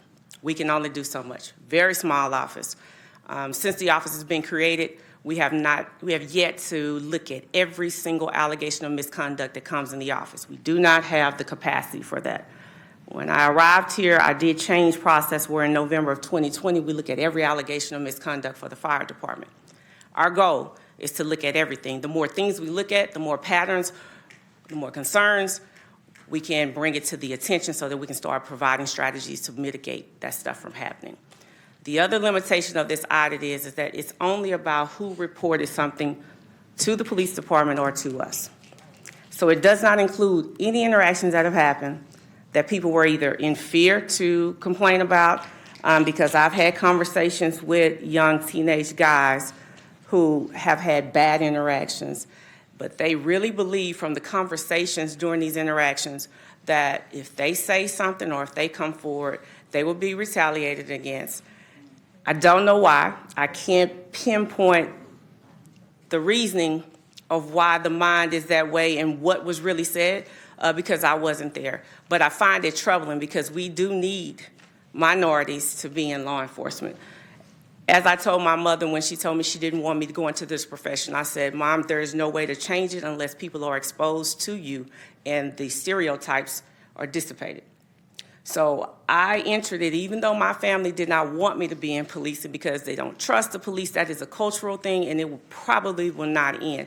But in order to move up, as I told her, through the organization, then I began to tell the hundreds of cops what to do. And when they don't do what they need to do, then they cannot be a cop because, again, it's damaging to our community. The other issue with our limitation, again, as I said, so many people I would have liked for you to hear from and their experiences themselves. The fear, I couldn't get around that, and then them feeling like as soon as they leave out here, they're going to be targeted. I can't promise that that won't happen. I can't promise that they leave and they do get stopped, and it's not anything that had to do with them coming to the presentation. I can't control any of that. So again, it's only for the 2 years. More information would be beneficial. 5 to 7 years is great when you start looking at evaluating things. We didn't do that, so that is the limitation of this audit period. Next steps, that's the most important thing. I will continue to say this, is that the only way we get better is if we acknowledge that we need to improve. If we do not acknowledge and we bring up explanations and opinions and disagreements, no. When you're a leader, you have to, like my mom tells me, you put your big girl underwear on and you deal with what you have to deal with. We need to improve. That is what we need to do. OPSA is here to assist. We need that to happen. When you talk about constitutional policing, I can't stand when I see, especially as a consultant, and I go into organizations and assist when they're under consent decree. And they say all the right words, but they're not practicing what they say. Again, there's resources here. We want to be the best city. We owe it to the residents. So I don't want to hear all the things that people think I want to hear. I want to see actions that you want to work with OPSA and you really have mutual respect for what we bring to the table and that we are only trying to make it the safest community for the officers and the residents. And the last thing, the most important thing, you all. We're here to have a discussion, but council action is necessary. Everyone has a boss. You all are our bosses. This needs to be brought back because the most important thing I will say is that officers deal with search and seizure on a daily basis. We need a clear policy in place.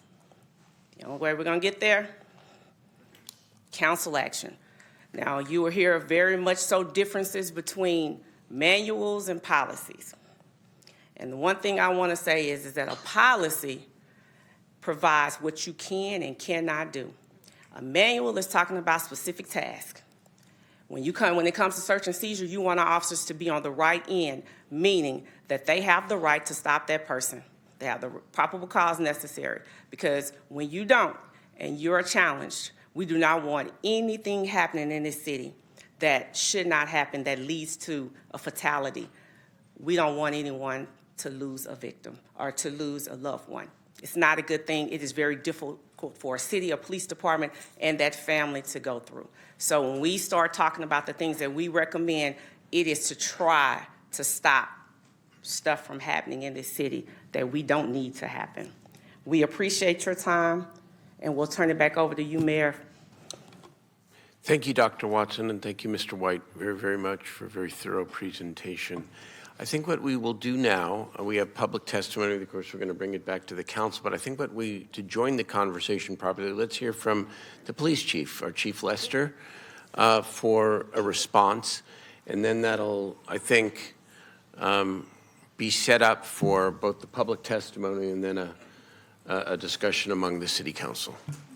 Okay, Mindy, would you mind bringing up a very short response in PowerPoint?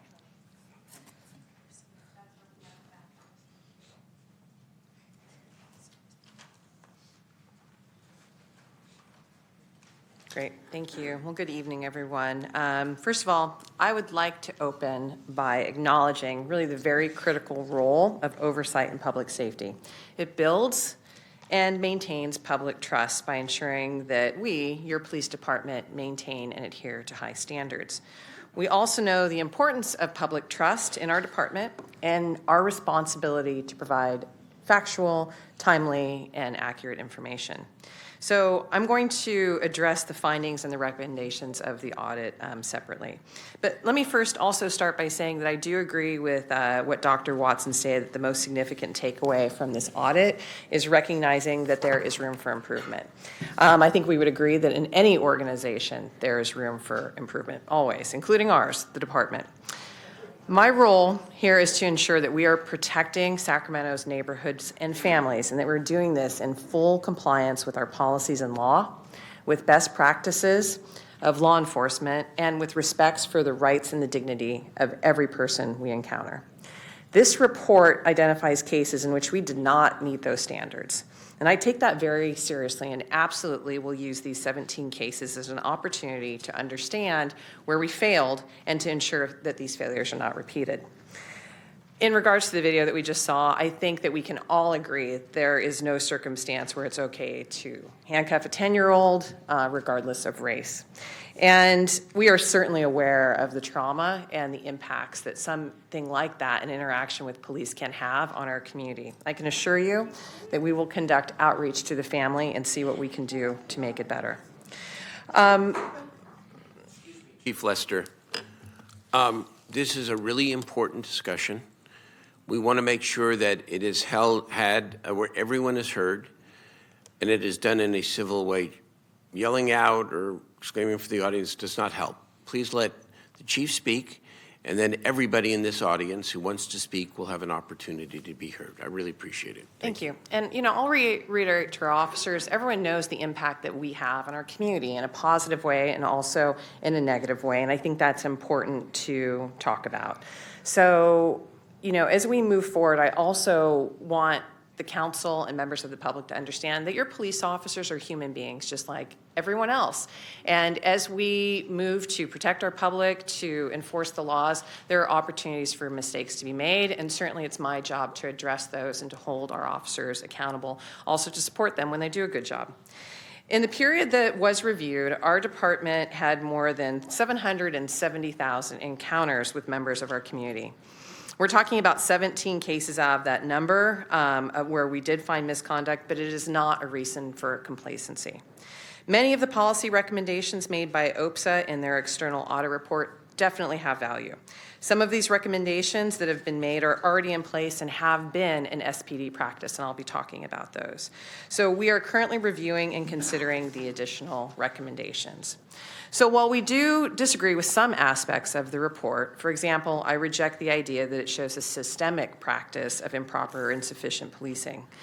To me, it is a characterization that is unfortunately just not supported by the data in the report. And we also disagree in a number of cases with regards to how the Fourth Amendment was interpreted. We do agree on some very fundamental aspects of this report. We agree that our department can and must do better to meet our standards with every stop and encounter, and we agree that there are evolving best practices in law enforcement, and we must continually seek to adopt these. Clicker. So for the audit, I know that our Inspector General covered this, but just to clarify, OPSA reviewed 109 cases between June 1st of 2020 and June 30th of 2022. These all included an allegation of improper search and seizure. And of those, OPSA reported that SPD, we should have determined or sustained misconduct in 38 of those cases, where we found misconduct in 17 cases, which leaves 21 cases in question.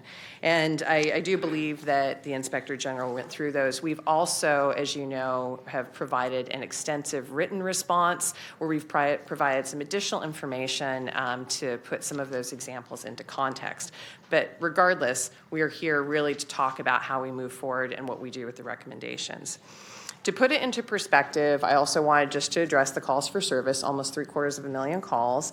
And during the period of June 1st of 2020 through June 1st of 2022, this number included 60,000 traffic stops, which I know had been brought up as a concern and an issue. Of those 60,000 traffic stops, we had 17,000 citations, over 2,100 arrests, and 445 citations for illegal window tint. Of the 24 stops that are outlined in the report, only 3 of those instances was tint not discussed with the driver, and 7 of those cases resulted in a citation. We also shared a graphic with this data publicly. We're going to provide some additional information to make sure that these dates and that data is clear. Oh, and then just to kind of further expand, during this period of the audit, we received 594 total complaints. And I think it's really important to note that OPSA and the police department agree overwhelmingly on findings the vast majority of the time. So in the case review, we had 21 cases that were in question. As OPSA mentioned, 9 had previously been reviewed and OPSA had concurred. They also mentioned they've received some additional training since then, and we would certainly like to offer more. I will talk later where we will open up all of our training and everything we know and are happy to share that as well. So it was great to hear that OPSA was open to receiving some additional information. Of these 21 cases, in addition, 5 cases were settled in court.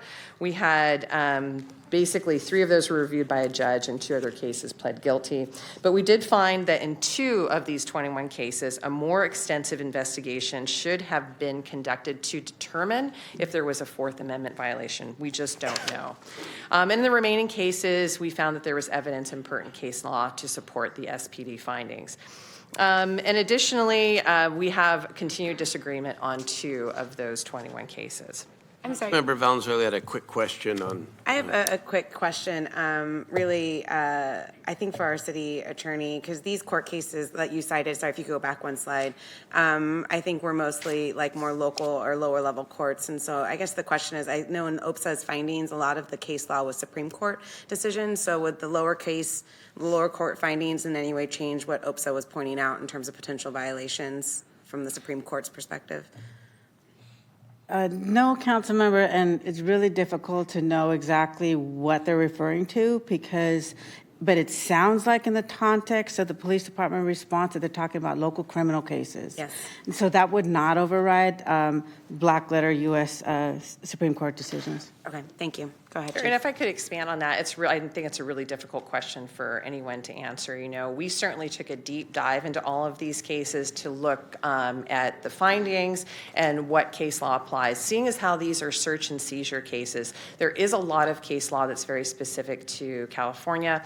We refer to a document, it's not really a document, it's a very thick binder called the Peace Officers Legal Source Book, and it's constantly changing and constantly being updated. And it was really the go-to document for officers to interpret how to apply the laws that come down from the federal and the state courts. But it's a very valuable document for sure, and it does provide guidance. And I know this is difficult because in these cases, being personnel cases, we're very limited with what we can share publicly. But I would offer to the council and to the city attorney's office, we're welcome, who review our cases and provide that perspective. Very happy to sit down and show what we found, as well as include OPSA in those discussions. Mayor, may I comment on that? We actually did review all of the cases that were cited in the OPSA report, researched them, did site checking, and made sure they stood for what they stood for. It's all good law. And so we offered the same assistance to the police department if they wanted us to take a look at anything that they wanted us to do research on. So we've pretty thoroughly reviewed everything. So, can I follow up, Susanna? So you reviewed OPSA's case law interpretations. Yes. Have you reviewed any of the case law that SPD cited in their response to the Oprah audit? They didn't. They reference cases. They say case law says, but I don't know what case law they're talking about. But there's pretty specific cases that apply throughout the country. Yes, there's cases in California, but a lot of the cases also are relying on search and seizure and Fourth Amendment are United States Supreme Court cases that apply in every state. They apply in Illinois. They apply in California. Okay, thank you, Susanna. But I would love to share that with the city attorney, what we found, and maybe we can provide some clarity, because I definitely... I think that will definitely be a good follow-up. That'd be great. One of many follow-up steps to get with the city attorney after this hearing and try to reconcile that. That would be great. Thank Okay, you. Please continue. On audit findings and recommendations, I just want to address a couple of these things. The audit findings I see are separate really from the recommendations. And while, we do, I think, have a difference of opinion, to say the least, on some of the case findings, I think the recommendations are certainly worth examining and can help us improve. So our Police Department Professional Standards Unit is currently reviewing all of the materials and the recommendations for possible adoption and incorporation into our existing policies. These following points, I think, are relevant to the topic, as training came up a number of times in the audit report. So we do provide very extensive training to recruits that is state mandated. It includes information and training on investigatory stops, pat-down searches, reasonable suspicion, and certainly Fourth Amendment fundamentals. Police officers and SPD leadership do take cultural sensitivity training, fair and impartial policing training, implicit bias training, and constitutional policing training. And we have a really robust, we're very lucky to have that robust system of ongoing education for our existing officers. And I'll cover that in a minute, but it does provide training for legal updates, probation search waivers, implicit bias, and community-oriented policing. For example, in the academy, we have training on Fourth Amendment compliance. It's required for all new recruits and police officers. It includes things that are documented here, search and seizure laws of arrest, amongst other things. And I would like to say that all of our training is available on our transparency page. And with me, if there are any questions, I do have representatives from our training division where we include an expanded course outline. And we are also very welcome to having OPSA attend any of that training with us. For in-service training, officers receive a minimum of 50 hours of training to include things like traffic stops, investigations, scenarios, and customer service just this year. You can see that we have an extensive training system for officers to include legal updates and racial and cultural competency. And additionally, procedural justice, which was once a standalone class back in 2016, is now incorporated into our academy for all SPD sworn officers. In addition, we've conducted some very specialized in-service training, especially for our specialty units, and I thank the District Attorney's Office for providing this. I do know that the Inspector General was able to attend one of these sessions. We opened it up to all of our SPD officers, and one of the recommendations was to make this training available to all police officers. It was recorded, so that's very easy for us to do and make this training available online. But as you can see from this list, it includes a number of very specific things, especially things that are related to this audit. We also send out regular legal updates when policies are updated, so all officers are required to electronically acknowledge those, to read those policies, and we do provide training when we have significant changes. Out of this audit, I would also like to find a system to start providing those updates to the OPSA office as well, so they can be current with what we are actually sharing with our officers. So in response to the findings, we've certainly addressed a number of questions and concerns in our written response, but there's just one thing I really want to make sure I address here. The report states that, we are resistant to oversight, and I just want to say that is not further from the truth. We really welcome oversight, and we have a history at our department of proactively inviting oversight into our agency. For example, we invited the California Department of Justice under former Chief Hahn to our agency to take a review and extensive look at our policies and training. They subsequently provided a number of recommendations in Phase 1 and Phase 2. Those are posted and available on our website, and we're working on completing those. We've actually adopted many of them and incorporated policy changes. We also continue, and I'm very proud of this, a very robust public-facing transparency web page. This really invites the community into our department, and we have a number of things there. I would say that it really, especially for the region locally, we put more information out there for the public to see than many of our sister agencies. Currently, we have projects with the California Partnership for Safe Communities. I mentioned that when we had our violent crime reduction presentation here, and our public safety partnership. We're asking them to come in to evaluate our processes, our data, and our effectiveness. Ultimately, we want to have better outcomes and be better at what we do. We've also this year conducted community and youth listening sessions. Those were facilitated by the Institute for Social Research at Sac State. And we conduct internal audits, internal constitutional policing audits, and publish the findings on our website. We've also engaged in a citywide community survey that was administered through the University of San Diego. And I just have to say that we have had a very cooperative relationship with oversight for over 2 decades. Police oversight has been part of our Sacramento culture since 1999. I would like to take just a moment to correct one thing in our written response regarding the search manual. We actually have 3 documents that apply to this. We have a search and handcuff manual, a search and seizure general order, and a search manual. 2 of those documents have been made it through the final review process with the city attorney, but the search manual has been drafted. It just has not been sent forward for review to the city attorney. But we will be, I'm sure, incorporating some of the recommendations into that.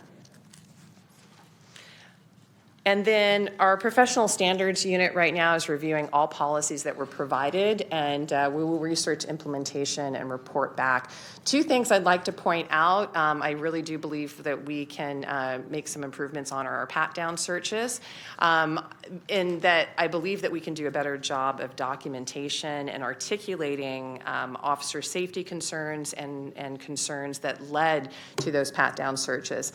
Also, cell phone searches and seizure is an area of law that's changing very, very frequently, and I would like to work towards providing information to our officers so we can be as up-to-date as possible, as we do have 2 instances where cell phones were of concern. But we will certainly also look at probation searches, our tow procedures, and how we handle personal property, handcuffing of minors, interactions with people that have CCWs, and pretext stops is an area that we have been researching since the beginning of the year, examining policies because we know the impacts that traffic stops have on our communities, especially pretext stops and low-level traffic stops.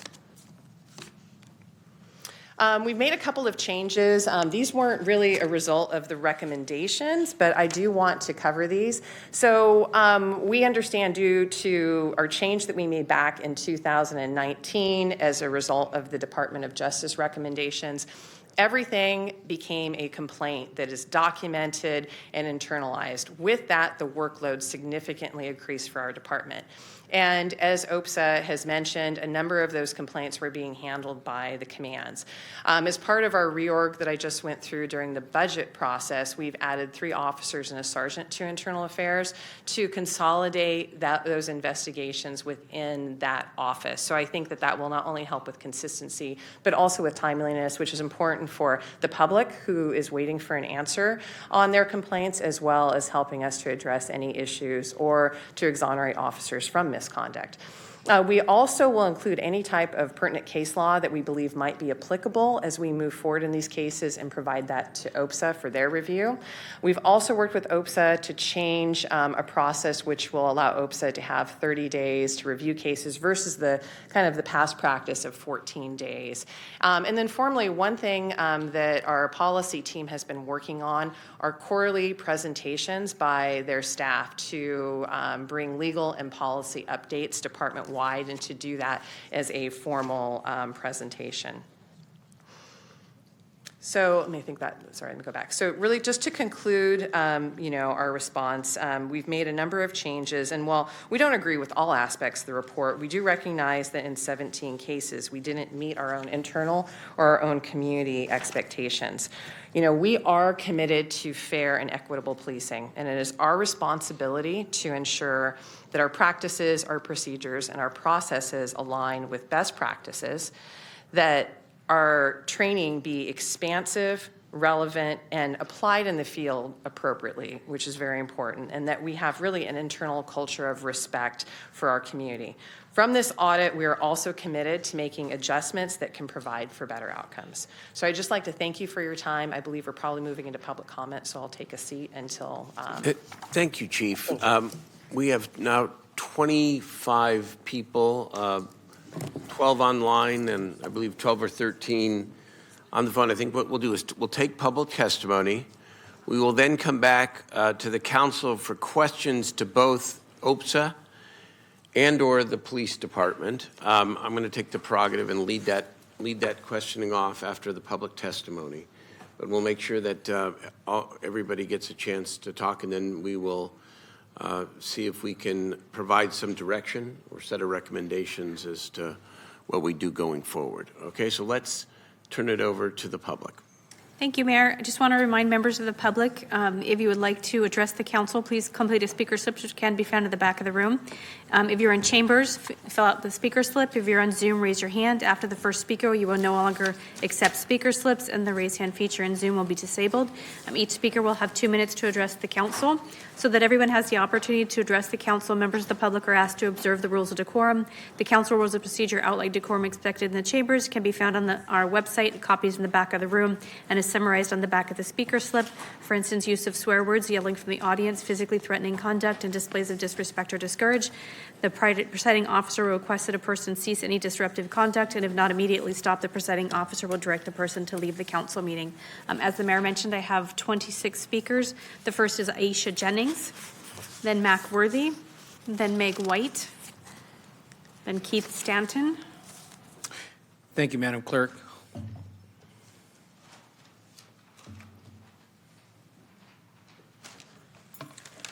Good evening, esteemed mayor and members of the Sacramento City Council. My name is Aisha Jenkins, and I stand before you representing the African American Employees Leadership Council, City's Employees Resource Group. On behalf of our group, we'd like to express our deep concern regarding the recent report conducted by the Director of Public Safety Accountability, OPSA, on the Sacramento Police Department's misconduct complaint cases, improper search and seizure. The findings of this report shed light on numerous problems that demand immediate attention and action. This report is consistent with the lack of support Black city employees receive through the city's internal claim process, resulting in unsubstantiated, uninvestigated EEO claims, hopeless whistleblower complaints, thus filing of lawsuits. Serious issues exist within some of the city's departments in addition to the Sacramento Police Department and Fire Department. Because it has not been taken seriously, the OPSA's audit exposes this behavior. How do we, the AAELC, know there's not racism embedded throughout all city departments internally and externally without an independent audit? This is troubling. As this report highlights the most impacted people, Blacks and Latinos, this is a small sample of a bigger problem.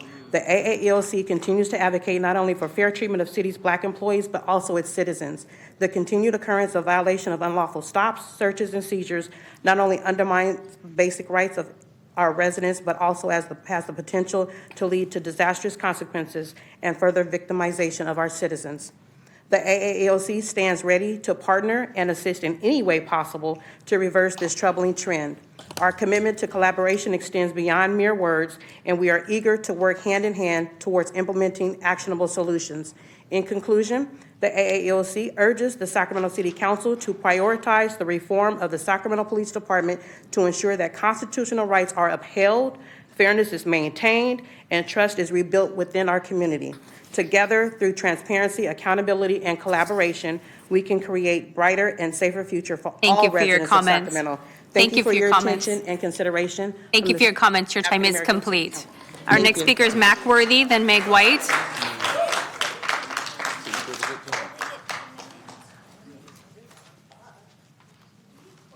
Following Mac Worthy is Meg White, then Keith Stanton, then Carly Brannon. Good afternoon. Why are you playing a race car here? Why did you get these two people here if we got the problem? They don't come from no neighborhood. Why don't you go to Chicago? And you're going to put a Black person in here and say this is a review panel? You're lying. You can't straighten up no police department. Police, you are trained to do what you're trained to do. When you pull a guy over, you don't know what they got. 90% of young Black men from 19 to 30 years old came past a urine test. Have any Black folks in here ever employed a young Black man? Hell no, I have. Have they give a recommendation to a young Black man that can't pass a urine test? I saw a fellow that happened here a few nights ago. Right here, outside. It'll come. Once we get the right lawyer here, it'll come. What is the experience of those people that meet and accuse the police department? Nothing. Look at the unemployment here of Black folks. Why is there unemployment? Because they are ignorant. when they use a racism to bring a black person in here from Chicago, and the many black folks got the same knowledge right here, you are stupid as hell. You can't do it that way. It's going to bubble back in your face. Soon they're going to show the chief where you're going to wind up with drugs that you suppose neighborhood association involved in drugs, people. Right here. I know who they are. I've been here. Been here since I was 18 years old. I'll be 82 years old soon. I know who they are. I know whose family lived off drug money here. Bring somebody in here that know this city instead of outside that knows nobody here because you got a doctor's degree. Damn a doctor's degree. You got this shit going on in Washington, D.C. I mean, we need common sense to show these people how to raise their babies and they will stay the hell out of jail. Thank you for your comments. Our next speaker is Meg White.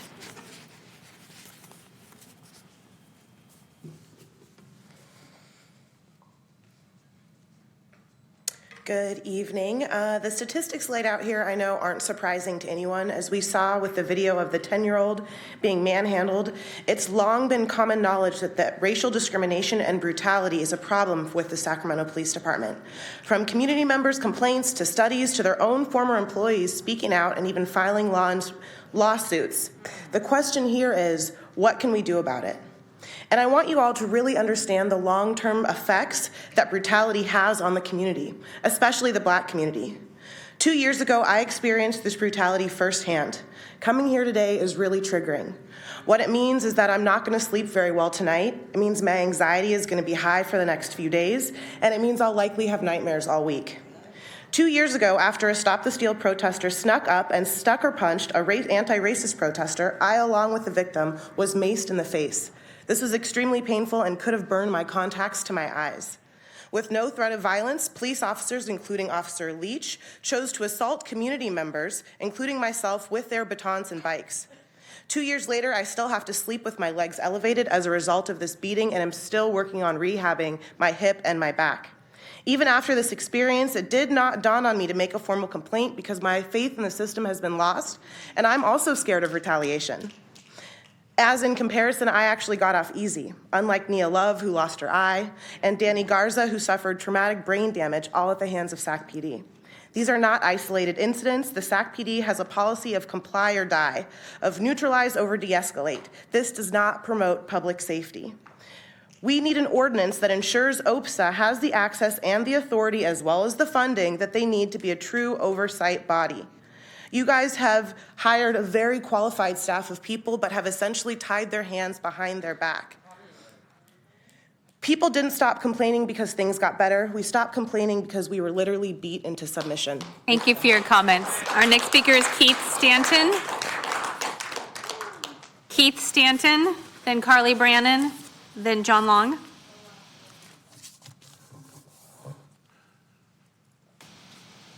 Council. My name is Keith Staten. I've been a lawyer here for 30 years. A lot of these suppression motions I bring them all the time. I teach at American River as well as Sac State criminal law. I think I'm an expert in this Fourth Amendment stuff. So I want to tell you tonight that we have three branches of government for one reason, so that they check each other. So we have to check the police through the Office of Police Safety Accountability, and we have to also give power to them, whether it's money, support, however it is, so that they can do their job. We also have to give power to the police commission so that the police commission can do their job. So you got to understand the Fourth Amendment of the Constitution is something we have to protect as citizens. So what I do also in my hobby time is I will talk to anybody in this county, anyone in America, about what you should do to protect your rights. As citizens, there is a very simple thing that you can do when you encounter police officers, and that is this. You just have to ask, am I free to leave? And then you ask for your lawyer. What it does is it stops any kind of distress between the individuals. You say, am I free to leave? Because it then invokes your Fourth Amendment right, in that you now know you are detained if they say no. When they say that, then you ask for your lawyer so that they cannot talk to you further and question you in order to bring things out of you. I know the citizens are scared. I know people are always worried. But I'll tell you this is the way that we as citizens have to learn to combat the forces against us. Maya Angelou said, if you don't like something, change it. If you can't change it, change your attitude. So we have to assert our rights under the Constitution. We can't just sit silently and let them go away, because then we have none. And then people will do whatever they want to. And by people, I mean individuals in law enforcement who feel that they can run roughshod over citizens.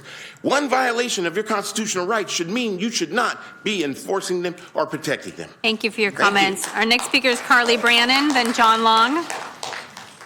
Carly Brannon, John Long, then Mackenzie.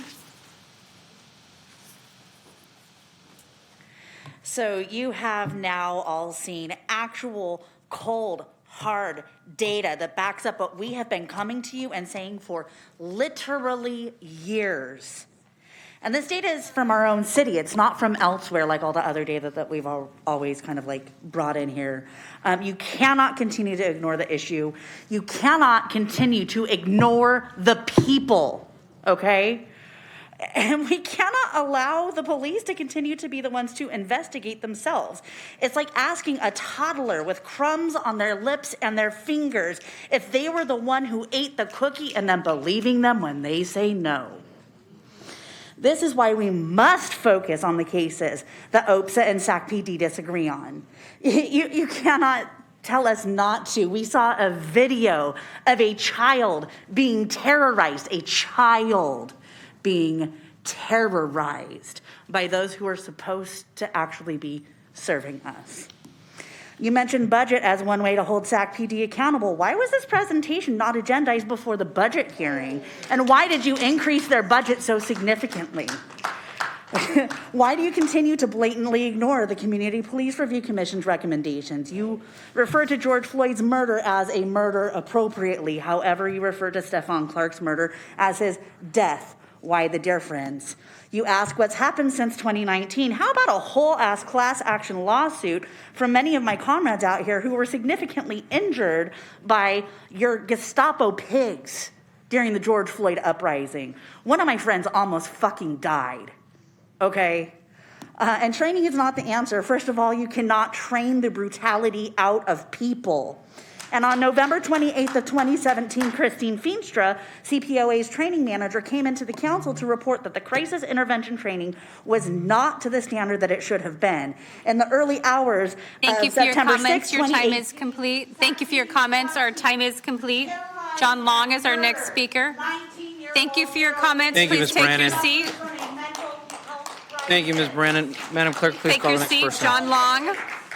John Long is our next speaker. I Mr. don't Long. see John Long. Mackenzie, then Salisa, then Ryan McClinton.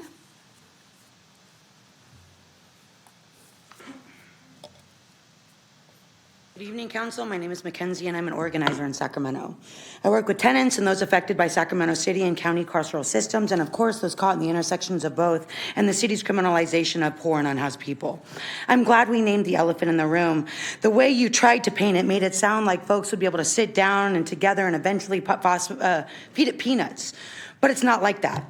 What you're trying to water down is Chief Lester calling OPSA liars and deflecting the racism and harm their department permeates in our community, and the fact that she ignored them for days. And then, in her and SPD's conclusion, named how important our community voice is, dismissing the active disregard and gaslight that they have done to this public for years, all while getting budget increases, every single one of them. And that they already do all this training, yet here we are. Your problem isn't what's in this report. I mean, I'd actually absolutely is. Like, you can't rid racism and harm out of an institution built by racism and for forced compliance. But real talk, this report is one of many that says policing is fucked up and racist. Your biggest problem to you addressing it is your police department and their willful and harmful tactics to deflect, and its inability to engage in constructive conflict, let alone any conflict with their community. It should be named that the number of harms committed by SPD goes grossly unaccounted. Actually, it was named, thank you so much, OPSA. And even though OPSA was created in 1999, their ability to run around town like tyrants with a gun has gone unchecked since they were created. I appreciate the report naming that police unions, departments, and the police organizations as the real inhibitors of change, because it speaks loudly of the culture of law enforcement systems and officers in Sacramento and everywhere else these carceral systems exist. Sac PD for years has been calling people liars, deflecting their racism, harm, and ignoring our community voices. So I ask, what is going to change that when you only have 2 of your 3 oversight mechanisms left? As always, do better. Pass an ordinance that expands OPS and CRC's independent oversight, implement a data transparency ordinance, and pretextual stops. Thank you for your comments. Our next speaker is Salisa, then Ryan McClinton, then Marbella Sala.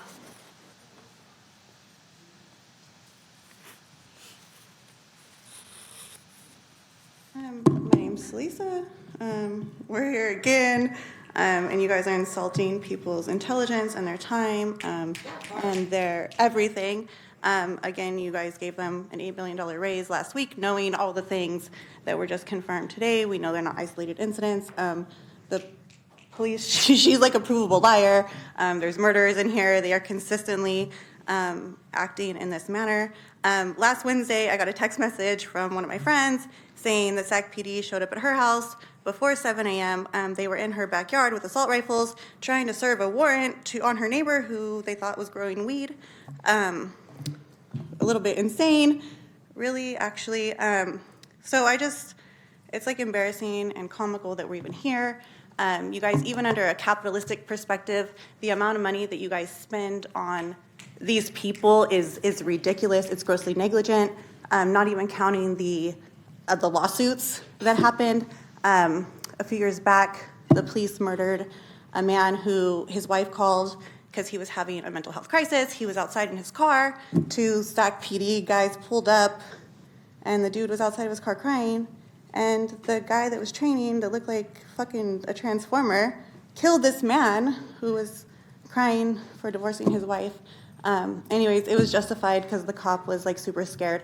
One of the biggest concerns is they list all of this training that they get consistently and for so long as if they're proud of it, yet it's provable that they're untrainable. And they keep saying, you guys keep giving, I don't know who's sleeping with who, because it's like you guys keep saying that they need more training, yet they keep saying we're well trained. Something doesn't add up. They don't even know not to arrest people that haven't committed a crime. Like nobody's like fucking mind blown over that. Like this, I feel like I'm on drugs here. Like I just don't even, every week, it's the same thing. You guys are all insane. Your comments. Thank you. Our next speaker is Ryan McClinton, then Marbella Sala, then Latanya Lyons. Ryan McClinton, Marbella Sala, then Latanya Lyons, then Amrit Sandhu. Good evening. Good evening, and thank you, Mayor and Councilman members. First, I just want to acknowledge that the formation of the Office of Public Safety and Accountability was a good decision on your part. I would argue that you need to give them more funding and support to do what they're doing, and to order an audit took a lot of courage as well. What I was struck with in listening to this is, why did this report not come before you guys had the vote last Tuesday? And I asked myself, would the outcome have been different? Would you have given the $6 million to community response program, or would you have gone somewhere else? $6 million wasn't a lot, and I think what also struck me was the comments, Mayor, that you made, that the only accountability that you have to the police department is through your budget. And if that is the case, if the accountability is through budget, then this report, this data should have been presented, because that is the accountability piece.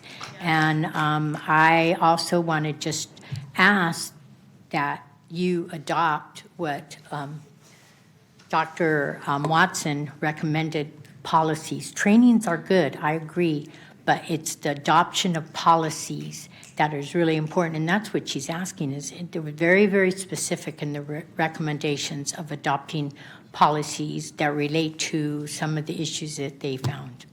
So, thank you. Thank you for your comments. Latanya Lyons. Calling Latanya is Amrit Sandhu, then Wendell Brown.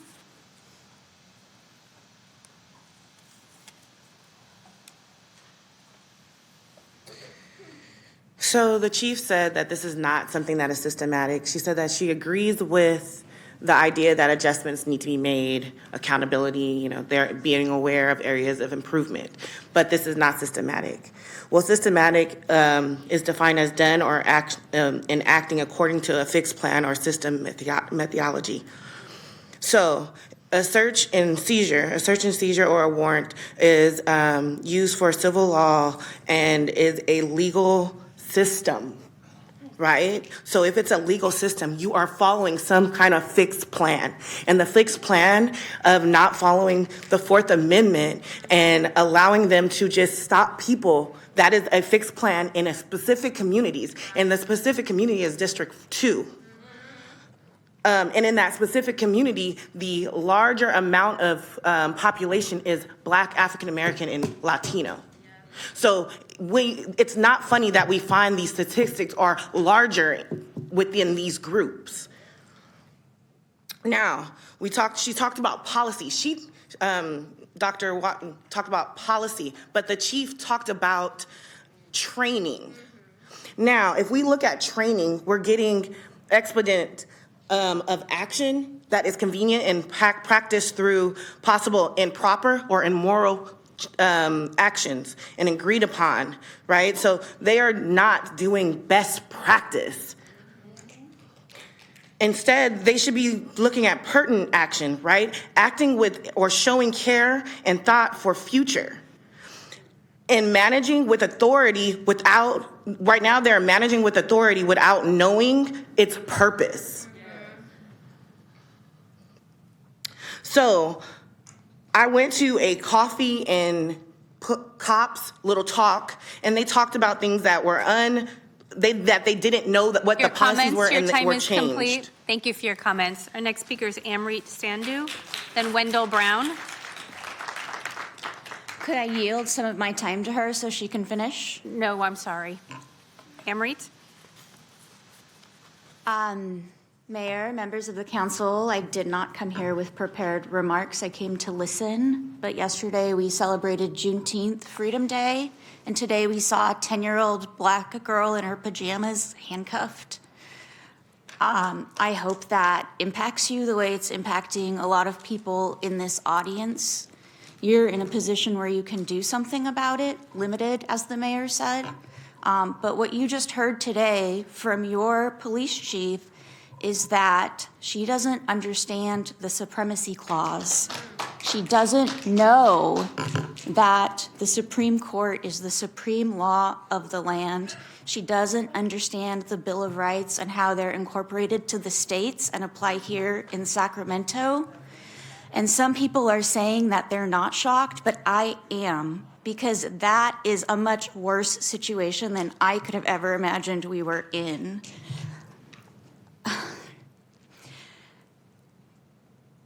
So I have very low confidence in what additional training could be provided.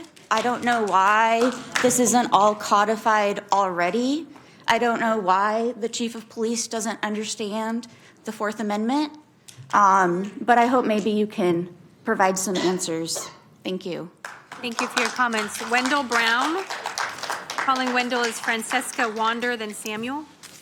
Mayor, council, city manager, I didn't come to speak tonight. I came to support the ERG that I'm a member of, but I was moved to get up here this evening to say what I'm going to say, and I'm going to keep it quick. The difference between a manual and accountability is common sense. A manual is for training. A policy, it can be enforced. That's the problem, that there's no accountability. So they do need policies. That's what's not being talked about enough, and specifically enough to say that that's wrong with what's wrong with the police department and the challenges that they have. I'm a city employee. I've been a city employee for 37 years, and I will say this as well, and I don't care who's in the room and whether you agree or not. I work with a lot of PD, and a lot of them are really good people. But in passing with PD, in my uniform, I have worked with ones that looked at me in a manner that I knew I wasn't approving of them in my position within the city. And that same person is on the street policing citizens, so I know how that interaction can go. So for me, I was moved from the presentation for OOPSA, and I didn't want to say nothing, but I was forced to. The last thing that I'll say is that little 10-year-old girl, it did it for me because I got a daughter. And it moved me to tears when I saw that. And you said the demeanor changed, but it didn't change sufficiently enough because she telling her, you don't run around the house when the police knock on your door. I'm 62 years old. Let somebody come to my house like that night. I'm going to be scared. I'm going to be up under my bed, under blankets, shaking, calling the police to come help me.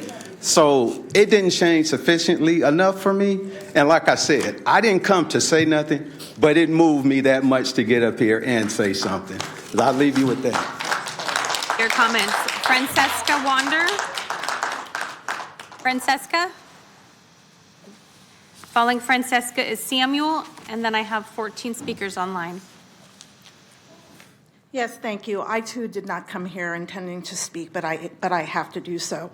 I'm standing here before you as really a white woman of privilege. And as a white woman of privilege, at age 65, I have had 3 frightening encounters with police in my life. I was once illegally detained in handcuffs by an off-duty police officer that ended up in court, and I received a settlement for the abuse of my constitutional rights. I once was pulled over for a very minor traffic stop and was subject to an illegal search of my vehicle. And then I was once also a near victim of a spousal abuse situation. I called the cops to remove the offender from my home, and they dismissed me and walked away and left me with my potential abuser. And the only way I was able to get him out of my home was to call his friend and have him come over and talk him down and remove him from my home. So no, I'm a white woman of privilege, and I don't trust the police. I break out in a sweat, and my heart races when I see policemen and policewomen. They give me no comfort, they give me fear. I can only imagine the kind of fear I would feel is if I were a black or a brown person of color. I couldn't imagine, and I'm sick to death of seeing unarmed black people being executed by the people who are supposed to protect and serve, not terrorize. And I'm also very disappointed that my district representative, Lisa Kaplan in District 1, was among the rest of you who voted to pass a $228 million budget for the police department instead of investing that money in our community. Thank you for your comments. Your time is complete. Thank you for your comments. Our next speaker is Samuel.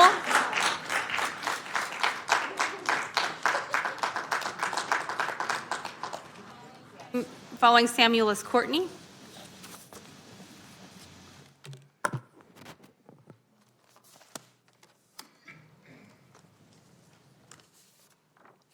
Good evening, Samuel. Do you need the projector?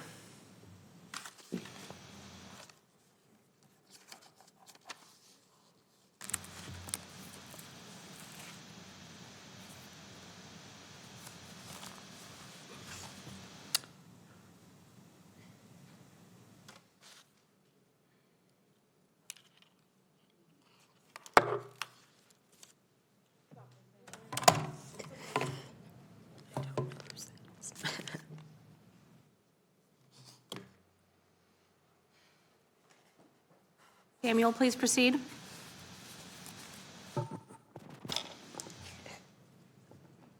Please start the timer.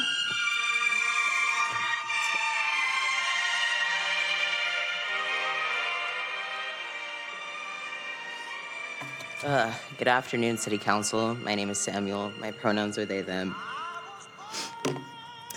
It's been 16 weeks, 4 months of community members demanding the council to hear their most marginalized communities' voices, our cries, our screams, our demands.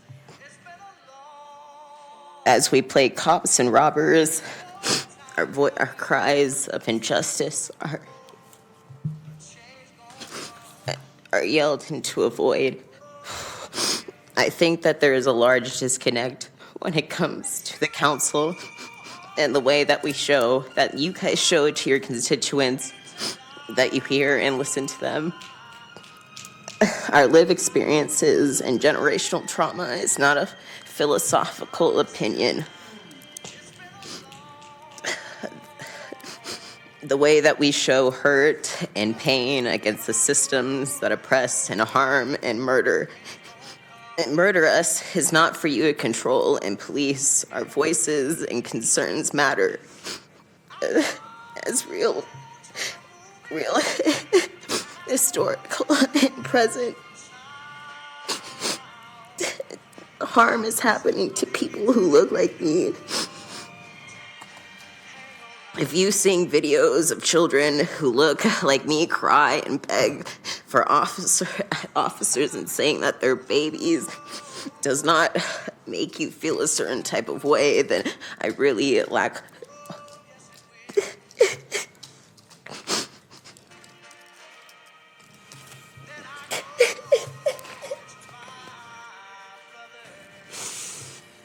You're hurting.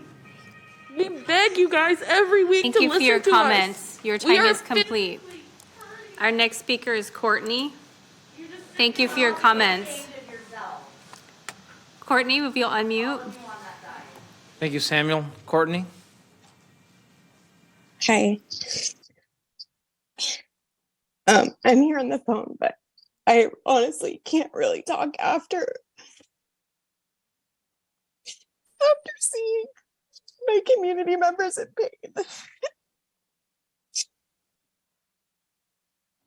pain. Thank you for standing up tonight and showing your vulnerability.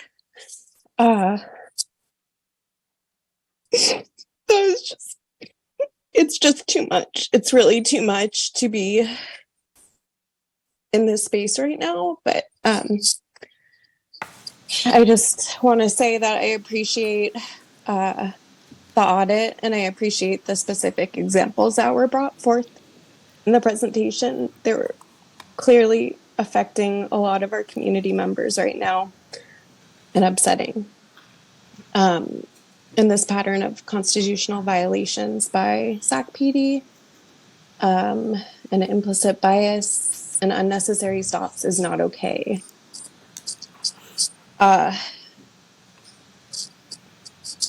Just the fact that last week there was an $8.4 million increase on the police budget is really, really upsetting to see these violations and what was put out in this audit. And I just hope that City Council can do the following, which are demands by the community. Has an ordinance empowering OPSIS Inspector General and Sacramento Community Police Review Commission to serve as independent oversight to SAC-PD to ensure their compliance with city code, state and federal law, implement a data transparency ordinance, and all pretextual or Terry stops and end civilianized traffic. Thank you for your comments. Our next speaker is Lambert Davis. Yes, this is Lambert, and I wasn't going to speak either, but once I heard that 10-year-old and how she was talked to as though she didn't know who she was. She knew who she was. She said she was a baby. A 10-year-old is a child, no matter how big they are or short or whatever. And then they handcuffed them. You know, they handcuffed Tamir Rice's sister, too, when they killed him, and he was 12. They handcuffed her right next to him. Can you imagine the effect of that child to sit there by her brother who's dead? You know. And I want to also send a shout out. People should get familiar with this group. They're called the AAELC, the African American Leadership Council.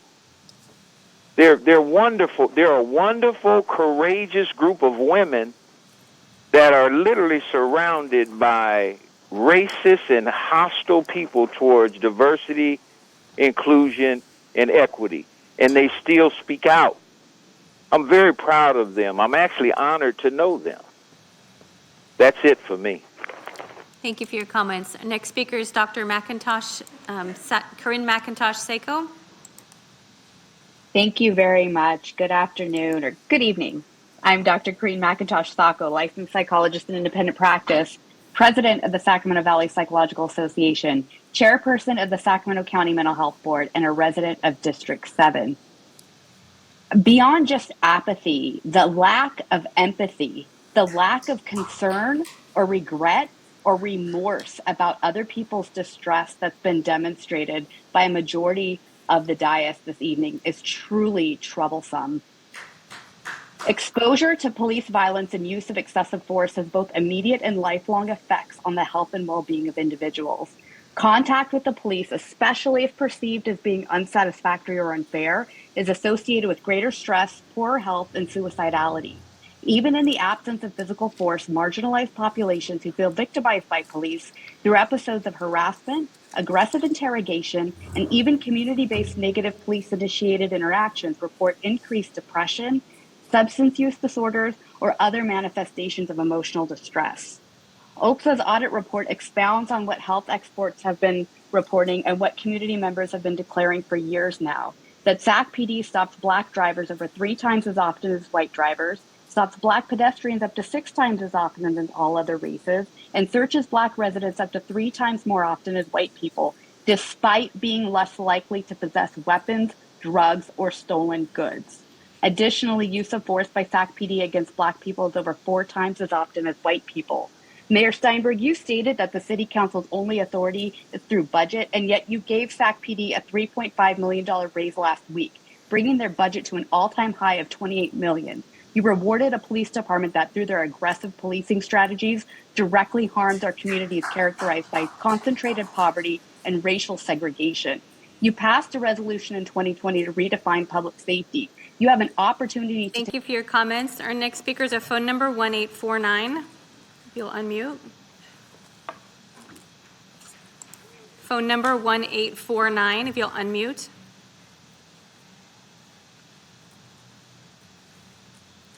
We'll move to the next person, Jeffrey Perini. Yeah, I just want to comment. It's sad to see that young girl. I think that we can all agree that children do not deserve to be traumatized by police officers. It was incredibly disheartening to see the way that they were conducting themselves at the door.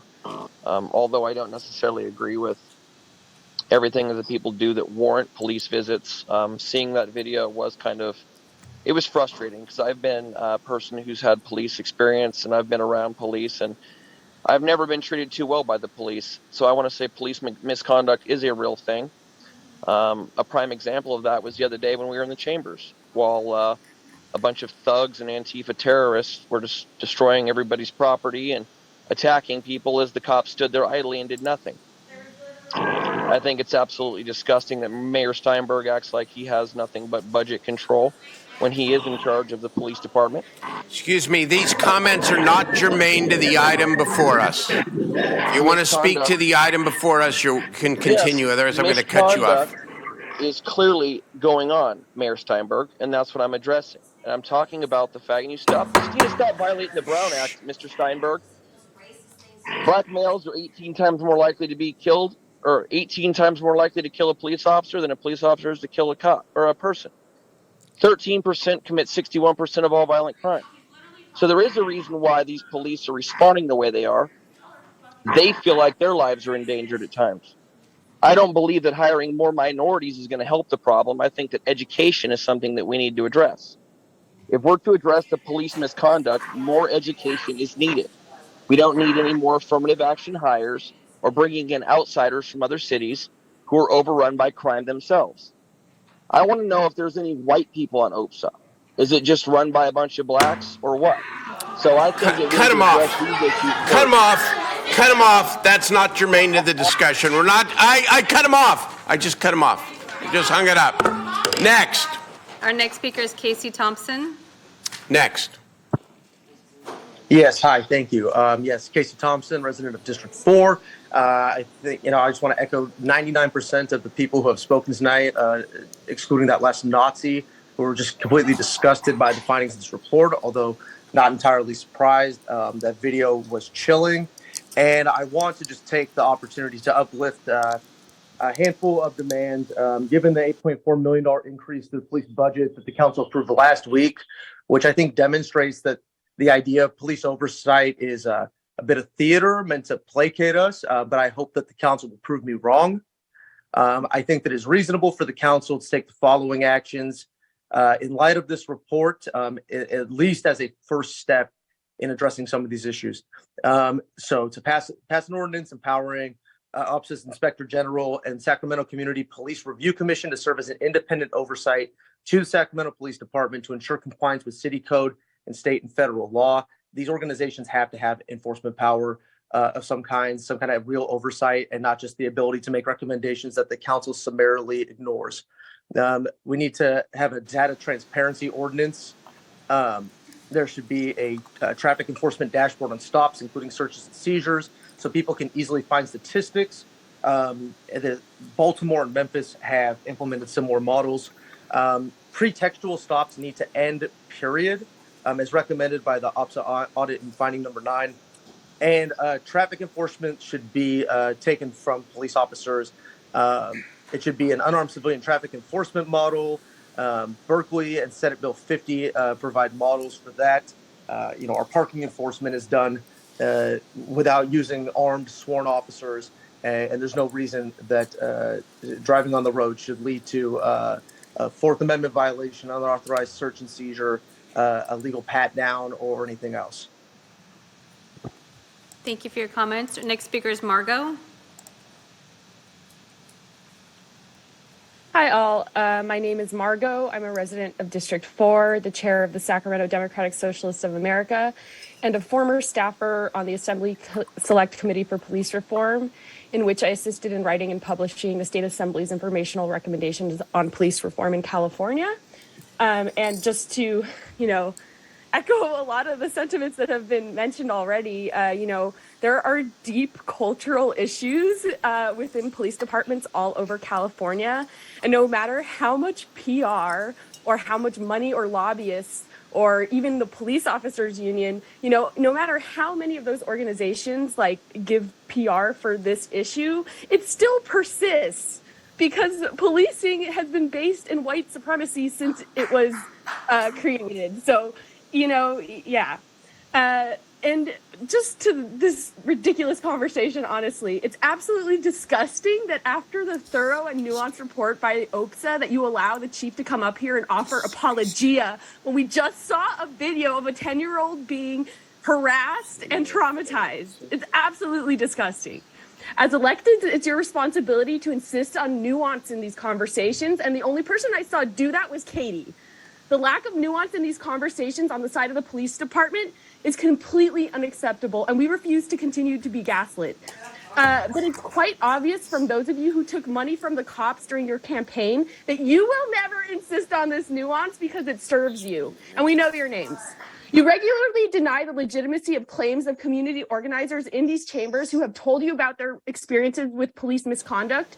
We already know the culture of law enforcement is racist. We don't need a report to continuously tell us this and waste our time, as much as I do actually appreciate this information by OPSA.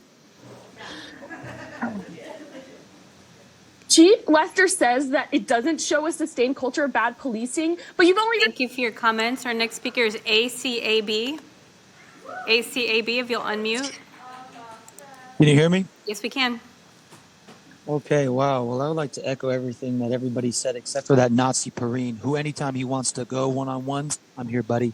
You're a fascist and you don't deserve breath. Anyways, I would love to break down every case and every claim that SACPD makes in their response to the OPSA audit, but unfortunately, we, the community, are not valued by this council as much as the police, who get way more than 2 minutes, and I'm already got a 140 left.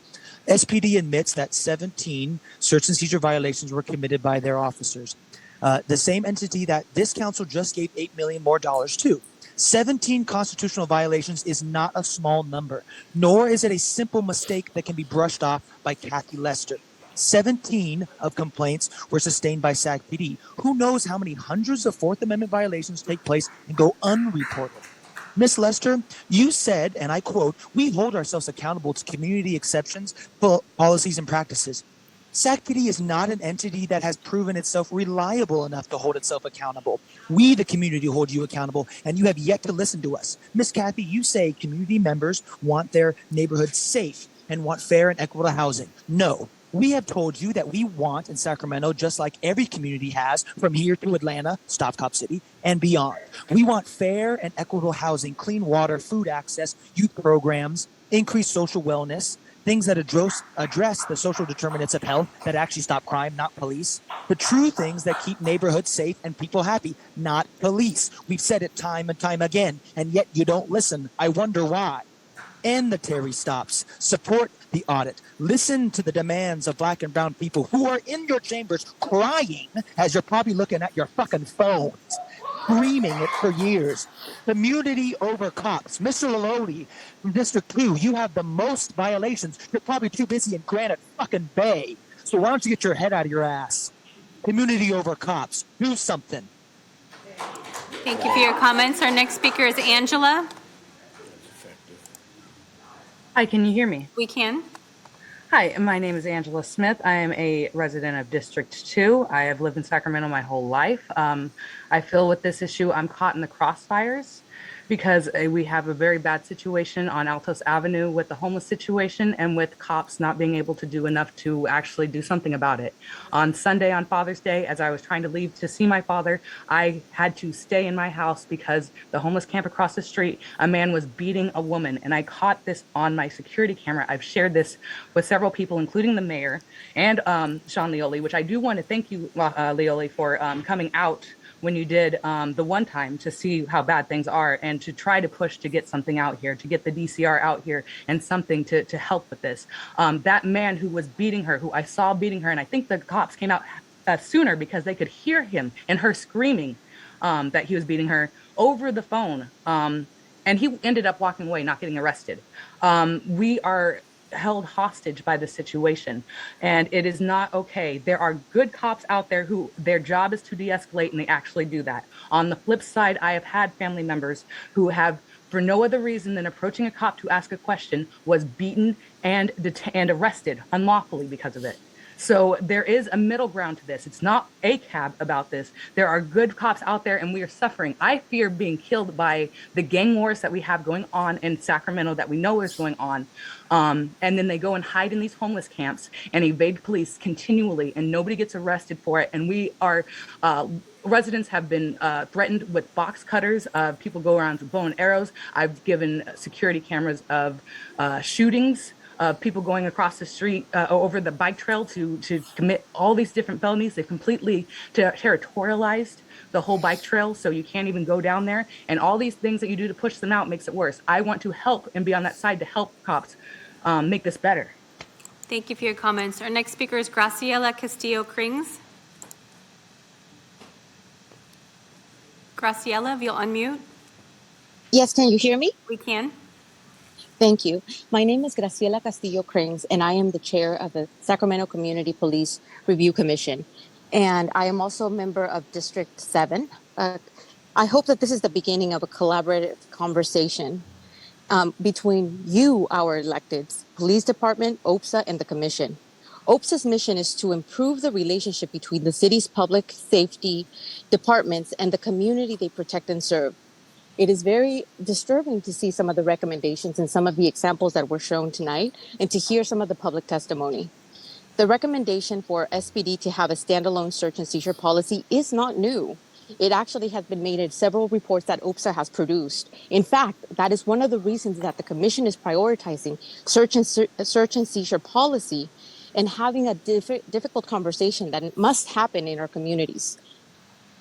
Our Constitution and the right that it affords us are meaningless if these are not upheld and protected by all of our government agencies. OPSA's audits raises valid questions about the current PD policies and must be taken seriously. We cannot continue to scream into the void. This will hopefully be the beginning of very difficult conversations. But to echo what Dr. Watson said, it really begins with us acknowledging that we can do more. Thank you so much for the time. Thank you for your comments. Our next speaker is Gravel.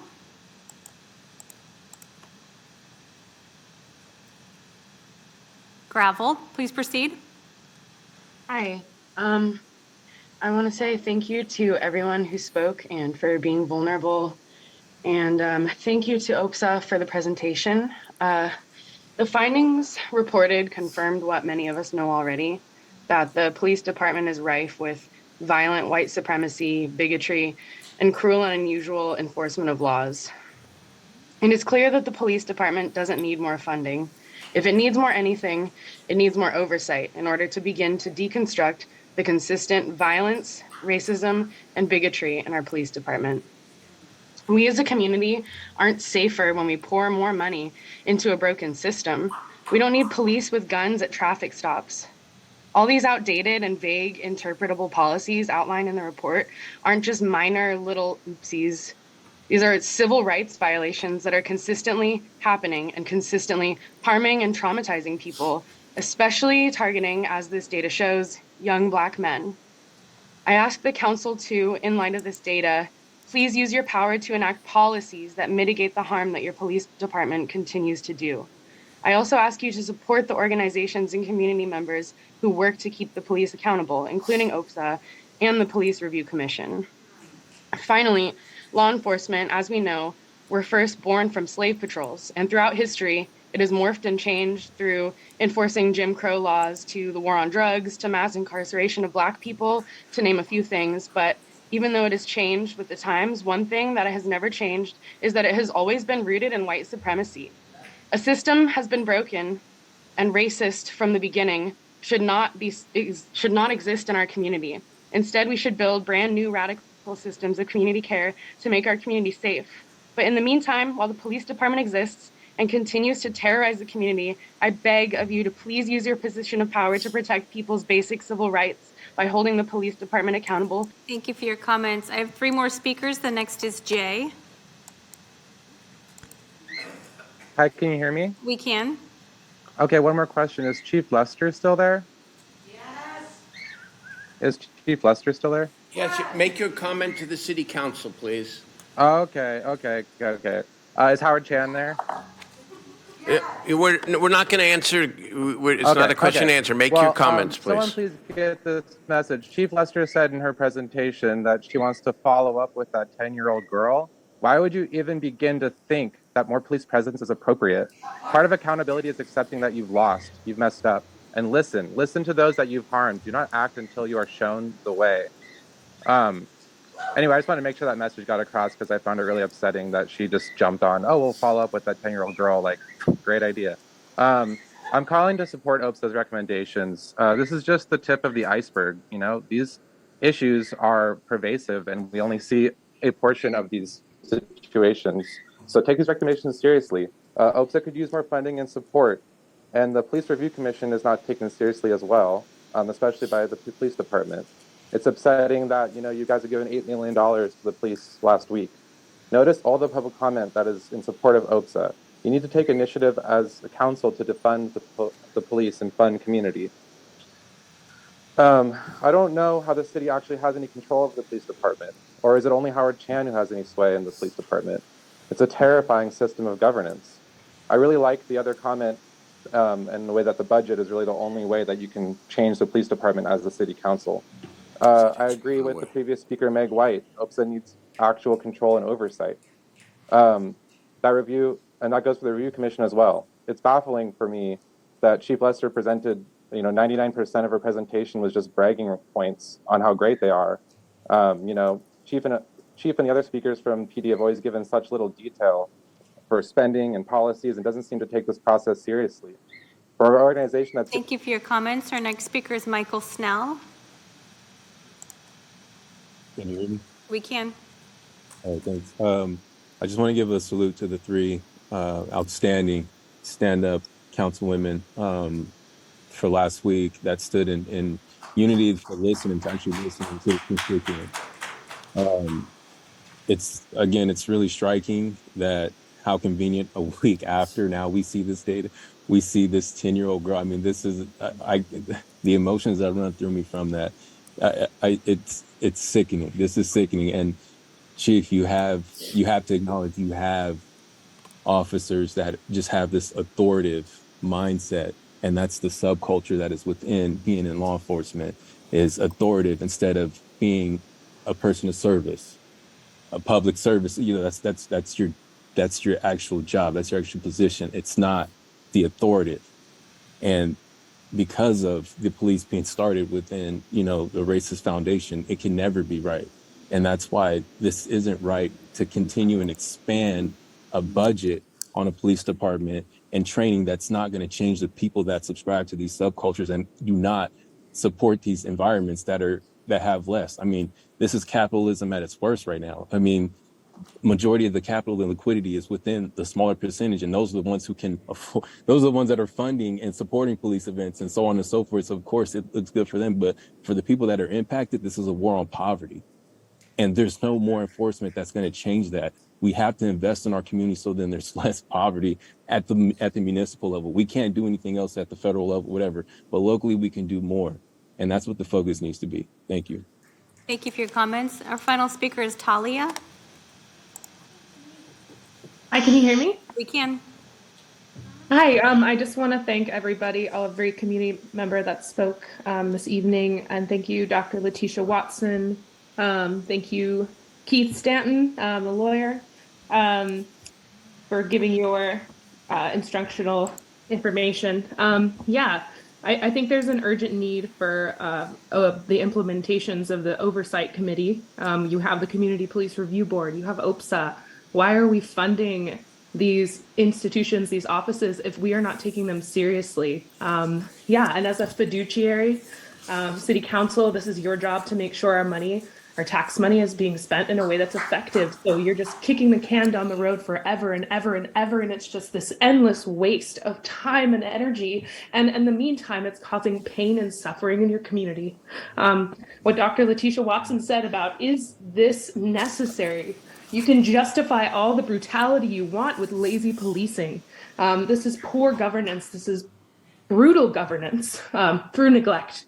So I hope we can start to take a look at funding these entities and taking them seriously. I think Katie Valenzuela requested some call data from Chief Lester. I'm eager to see the results of that data crunching so we can start to fund alternate entities to respond to mental health calls, because I know the police don't want to be out there doing that shit either. So anyway, thanks. Thank you for your comments. Mayor, I have no more speakers on this item. All right. Thank you very much to the members of the public for a really important, compelling public testimony. I don't want to begin the questions here, and I know all my colleagues will have time. Chief Lester, I wonder if you might come up, because I'd like to address some of the questions to you. These are difficult conversations, but we can disagree on various issues relating to policing or different philosophies, and still have these hard discussions, and we can't be afraid to.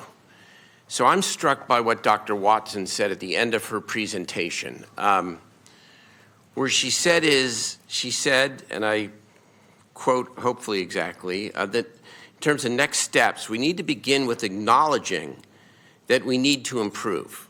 And you agreed with that. I would add,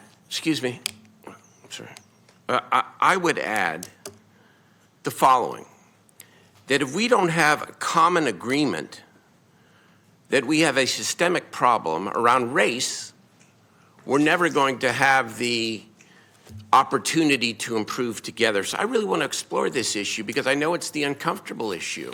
But the audit is about race. I'm sorry, that's what it's about. It's not about police procedure that is dry or objective. It is about whether or not we've got a racial problem when it comes to search and seizure. In fact, that's the purpose of the audit. And so to ignore that, and yes, at some point we need to have a real discussion about modern policing and the needs of all our various communities. That is relevant. But I think I think we would all agree that no matter our opinion on law enforcement, and no matter what crime problem exists in particular neighborhoods of the city, that no one should have their constitutional rights violated. And innocent people should not be pulled over, if they have not committed a crime or unless there's probable cause or reasonable suspicion that they have committed a crime. And of course, you know, there's a lot of details to the audit, but the lead categories, of course, are pretextual stops and the issue of pat-downs. Those are sort of the two lead issues. So it begs all the questions that are roiling our society, not just Sacramento, by the way, our entire country. So I want to explore this, and I want to use as the means to explore this the Attorney General report, two reports from 2019 and 2020. And first of all, Chief, I think you said, and I know went back and forth rather quickly, that you don't agree that we have a systemic problem. Is that fair? Based on the data in this audit, it's hard to determine. I think what we would have to do is do a bigger, there's a lot more data out there, and it's certainly available to us, and I think it's definitely worth looking at. Okay, so that's why I want to go back to the DOJ audit, because the OPS audit is the most recent audit. And yes, it does survey 109 cases. But if you remember, just to go back to the history here, the department itself, to its credit, and you were part of the management then, proactively asked the Attorney General of California to look at all our procedures. And most of it was around the use of force.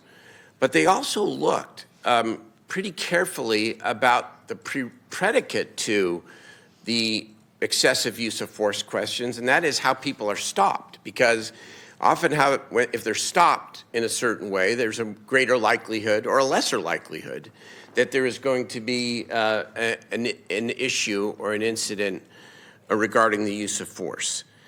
And so in the 2019 audit, the DOJ said that they reported after doing their survey that the community expressed feeling mistreated and disrespected by SPD during routine encounters like traffic stops, where police officers were asking them if they were on probation or parole. Citizens complained that they felt they were being stopped only because of the neighborhood they were in and their apparent race or ethnicity. DOJ also noted that in its interview with officers that they too expressed a lack of trust in SPD and its officer accountability system. Now, this is not OPSA. This is the Department of Justice. They go on to say in the 2020 audit, the data shows that SPD stops African Americans and Hispanic drivers, they are more likely to result in a search of driver, passenger, and vehicles. And the DOJ recommends that SPD takes measures to make sure it is not stopping individuals based on race. And so didn't the DOJ conclude that, not unlike many other cities, probably most cities in the United States and in California, that we in fact do have a systemic problem when it comes to race and search and seizure? Please, no. From that report, they certainly, and this is not unique to the report because I don't think this is a secret to anyone, there is definitely disproportionality in the criminal justice system. Those who are stopped, those who police come in contact with, and at all levels of the criminal justice system. Police are one leg of a three-legged stool when it comes to the entire system. And that recommendation or that finding led to us further exploring how to, properly track that data. And we were one of the first agencies, really based on our size, to participate and now are very much involved in the RIPA data and reporting. Well, that's what I want to get to that in a minute. So the DOJ, Department of Justice, again, I'm going back and forth between the 2019 and the 2020 reports. Sure, two phases. But in the first report, I believe, again, they point out racial disparities. The DOJ then says the cause of these disparities needs to be investigated. And they say that SPD should conduct a comprehensive study examining the racial disparities involving its stops and arrests and explore strategies for reducing disparities while ensuring that ensuring officer subject and public safety. And so has the department followed up since 2019 on actually conducting a more widespread investigation around racial disparities, why they exist, and what we can do to remedy it? Sure, doing a few things. If you actually go back to 2008, we had Lamberth Consulting conduct a vehicle stop data study of our traffic stops, and they compared who was stopped in those traffic stops to the driving population. There were a number of recommendations made by City Council, which the department implemented, and there was a recommendation to conduct a study at a later time. Those studies are, as you know, very expensive. And what we have now with the legislation that supports RIPA, RIPA has been in place since 2016 as a mechanism through the California Department of Justice for agencies within the state to report all of their data. And what that actually provides for us is, I think, a wider picture of not just here what's happening in Sacramento, but gives us the ability to compare our data with other agencies, especially of comparable size. And are we doing that? We have the data.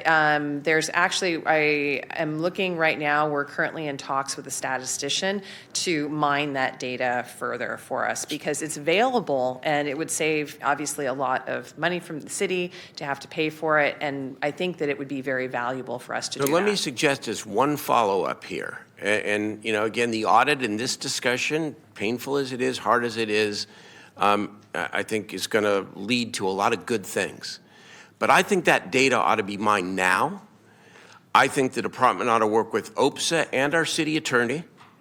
And I think that the results of that data, that mine of data, ought to be brought back to the public and the city council so that we can get an even broader picture beyond the 109 cases of what of the pattern that exists, that apparently exists, and that undoubtedly exists in terms of the issue that was raised by the audit. How long would that take? Well, I'd have to talk to the statistician, but we're also, if I could add to that, we're also working with Public Safety Partnership, California Partnership for Safe Communities as well, and have asked for analysis of our crime analysis data. And we took a dive into this as an agency just locally when we were looking at the challenges, the problems that we have with gun violence, to really try and address where shootings were taking place, where we could focus our resources, and we had some success with that, certainly. So I think for what we're talking about, it's a broader study for sure, and we could report back to you on what the timeline would be. Currently, we're looking at phase 1 of the statistician, but we have a number of things going, and I'm more than happy to share that publicly. Again, there are many relevant issues, including the effective police practices, the zones, violence intervention zones, as I know you are working on and are implementing and talking about. But we're talking specifically about the issue of search and seizure. That's what we're talking about. So I would like to see that data mined, working with OPSA and the city attorney so that we know when we could get a broader look. Because as Dr. Watson and Mr. White said, you know, based on resources, and it's something we need to address, OPSA, that they were limited in terms of the scope of their audit to 2 years and 109 cases. Well, Sure. The state apparently has much more data about Sacramento. We want to get at that, and we want it brought forward in a way that would help us, please, as quickly as possible. Second area here. So one of the things I'm really pleased about in terms of your presentation is that one of your slides, you acknowledged that the professional standards unit of the police department is reviewing a number of things. And the way I'm taking it is that there's been a lot of talk from the OPSA audit, but also from the DOJ audit about the difference between general manuals and policies. And you appear to be saying in your presentation that when it comes to pat-down searches, cell phone searches and seizures, probation searches, tow procedures, handcuffing of minors, interaction with CCW holders, all the things spoken about in the OPSA audit, and pretext stops, that you are looking at bringing forward policies. Is that fair? Yeah, even prior to the audit, we have been in discussions about pretext stops and examining other policies since the beginning of Okay, but this year. let me press this a little bit. The DOJ was very clear, again, in its 2019 recommendations to the city that there is a significant difference between general orders and specific policies. Yeah. The general orders contained within, I think, that big, thick book that we went through, or that you went through with us, I believe, in the closed session, but the big, thick book and specific policies.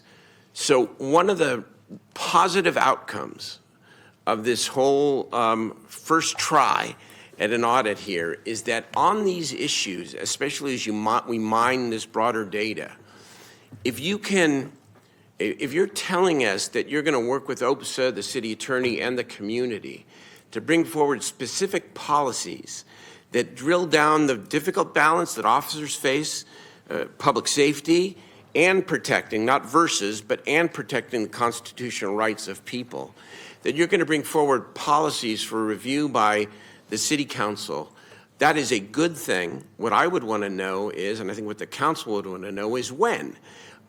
Is there, and not next week, but is there like a schedule that we could rely on, or a work plan that we could work on together?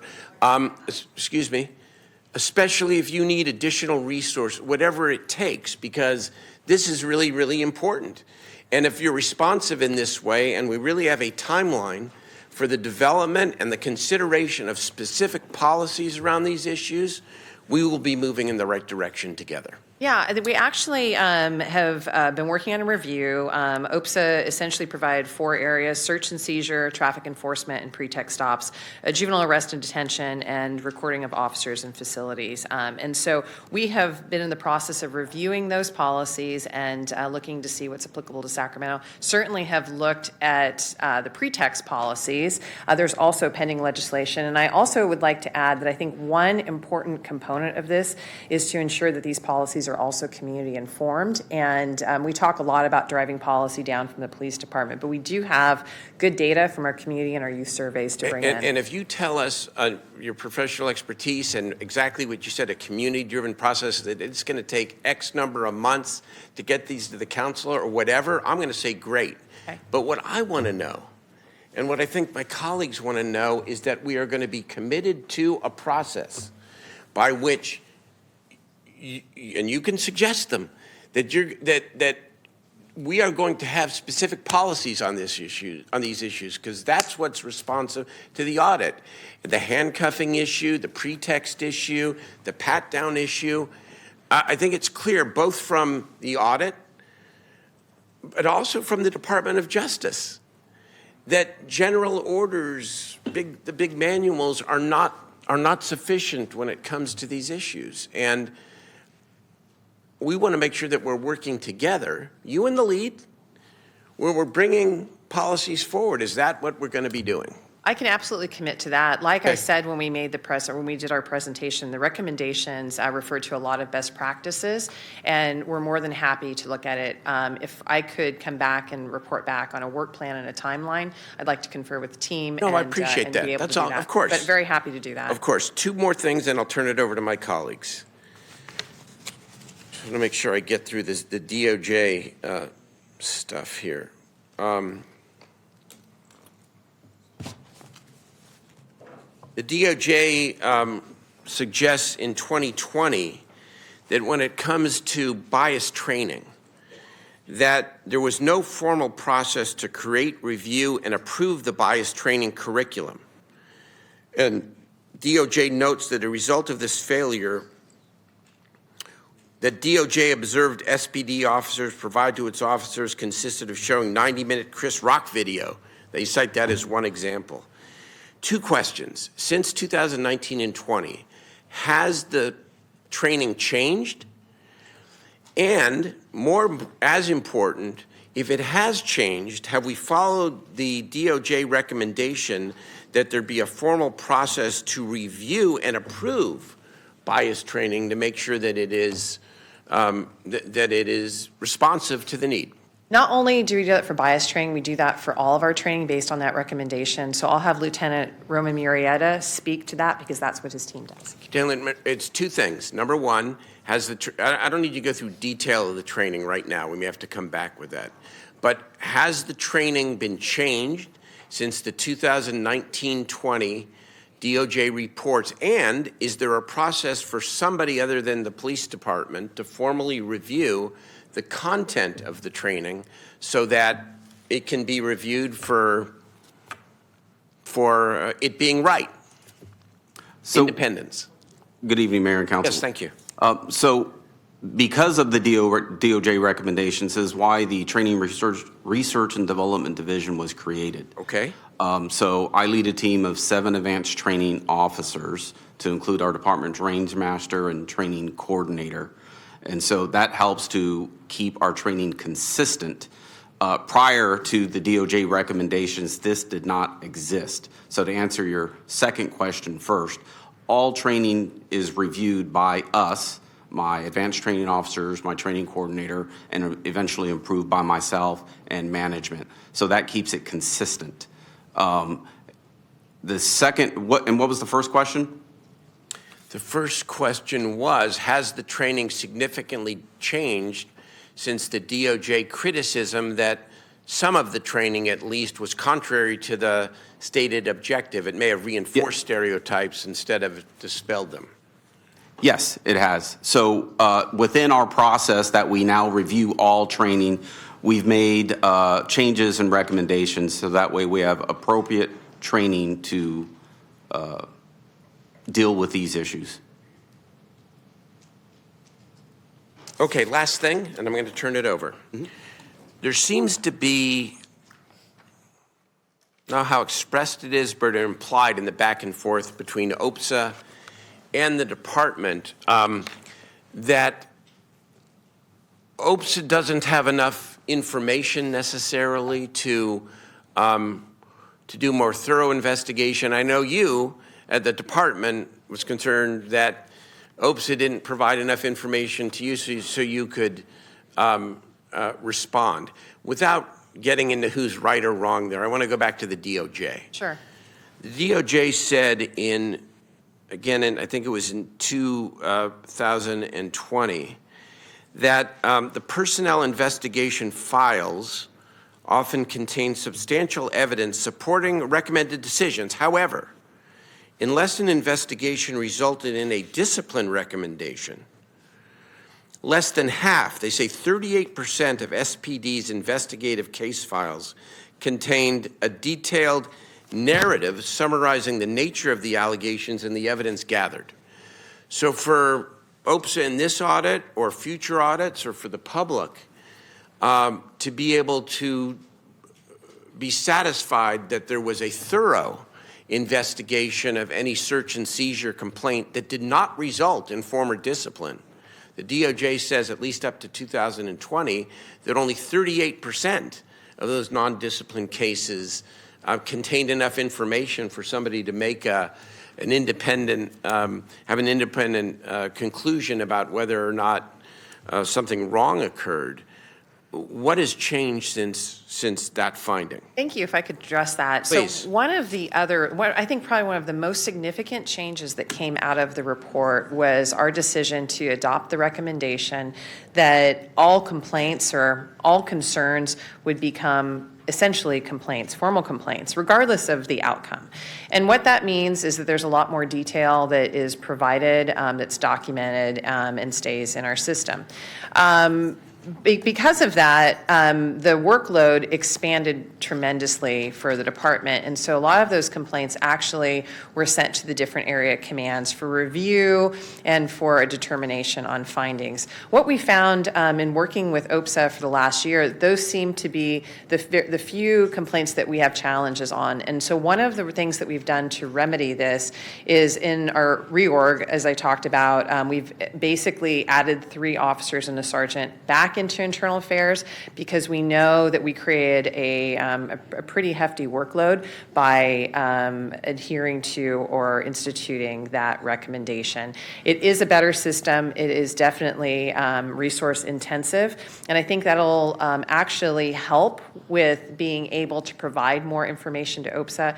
And as you know, OPSA has the ability to request additional information, to confer with the command staff, and we're expanding the amount of time to make sure that they have the ability to review what we've done and have sufficient time to do that. Okay, thank you. I may pick it up after my colleagues, but that's all for now. Thank you. Let me turn it over to Councilmember Valenzuela, Maple, Talamantes, and Pro Tem Vang.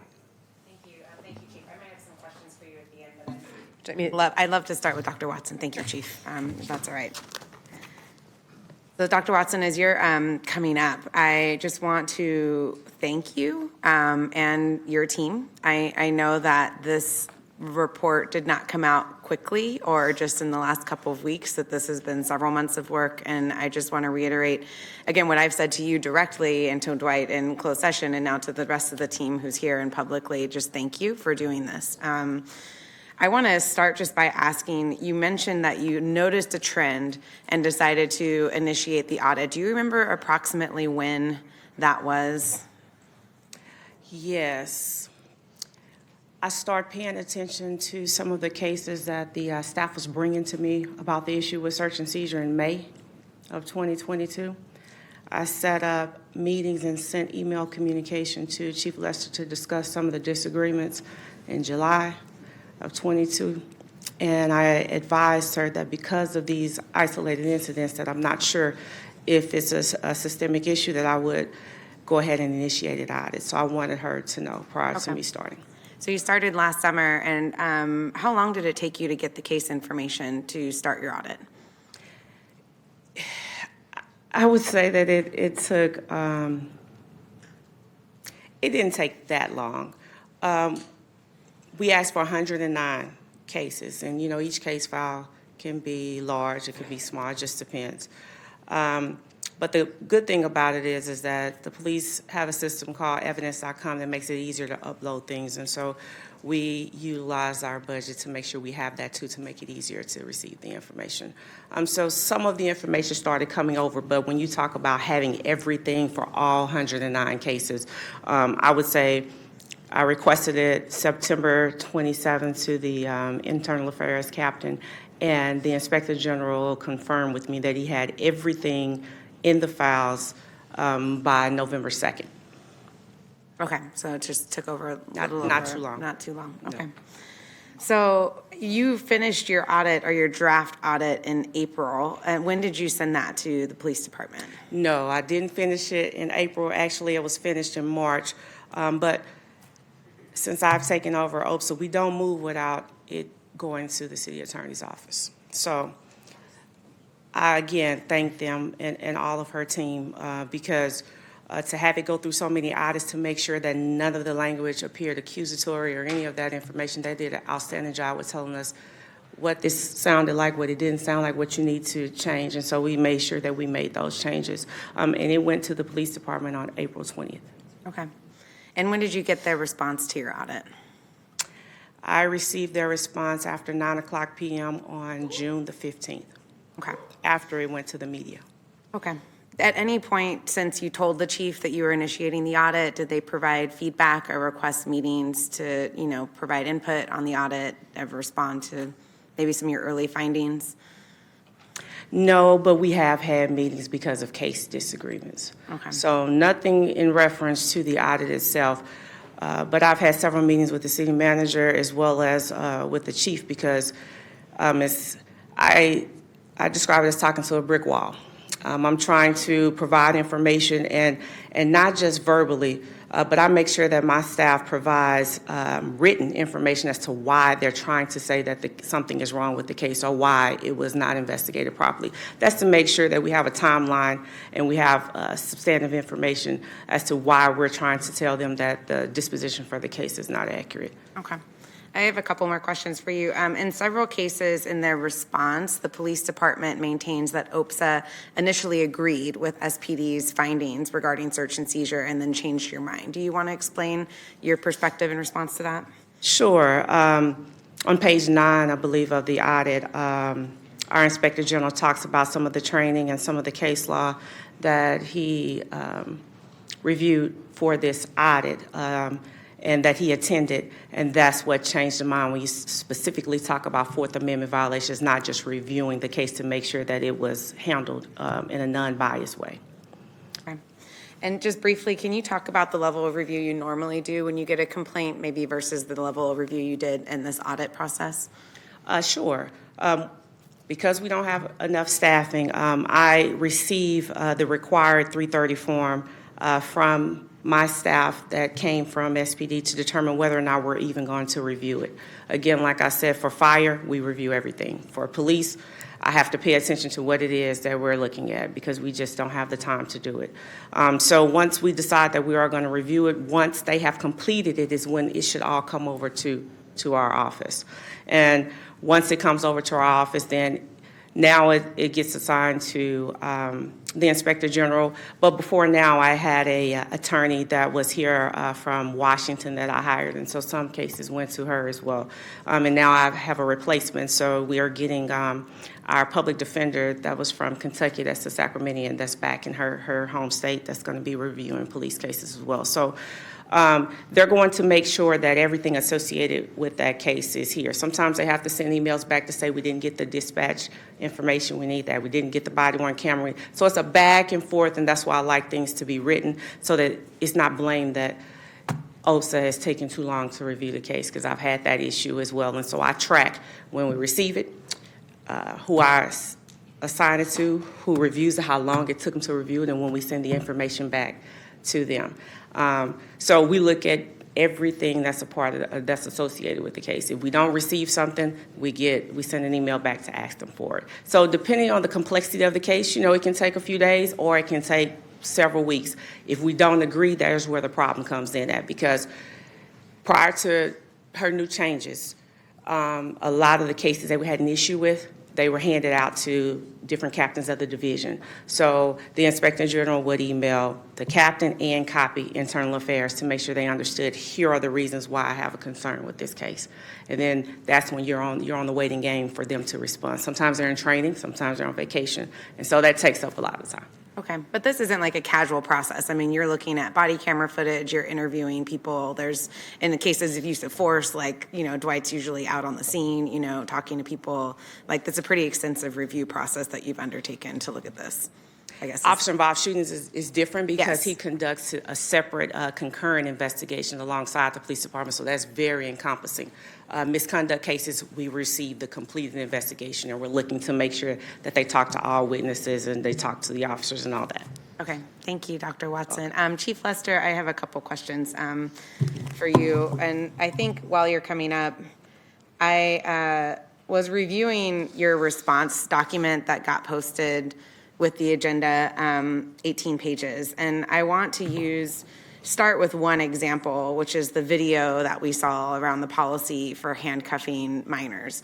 And I note that the response from the police department was, and I quote, "No matter how legitimate the circumstances and no matter the legal justification, SPD understands the sensitive nature of inadvertently creating harm. SPD values and strives to protect the physical and emotional safety of our community and children. SPD will review the SJPD sample policy." That doesn't feel like a super clear response to me in terms of whether or not we are going to be adopting a policy to try to prevent those incidents from happening again.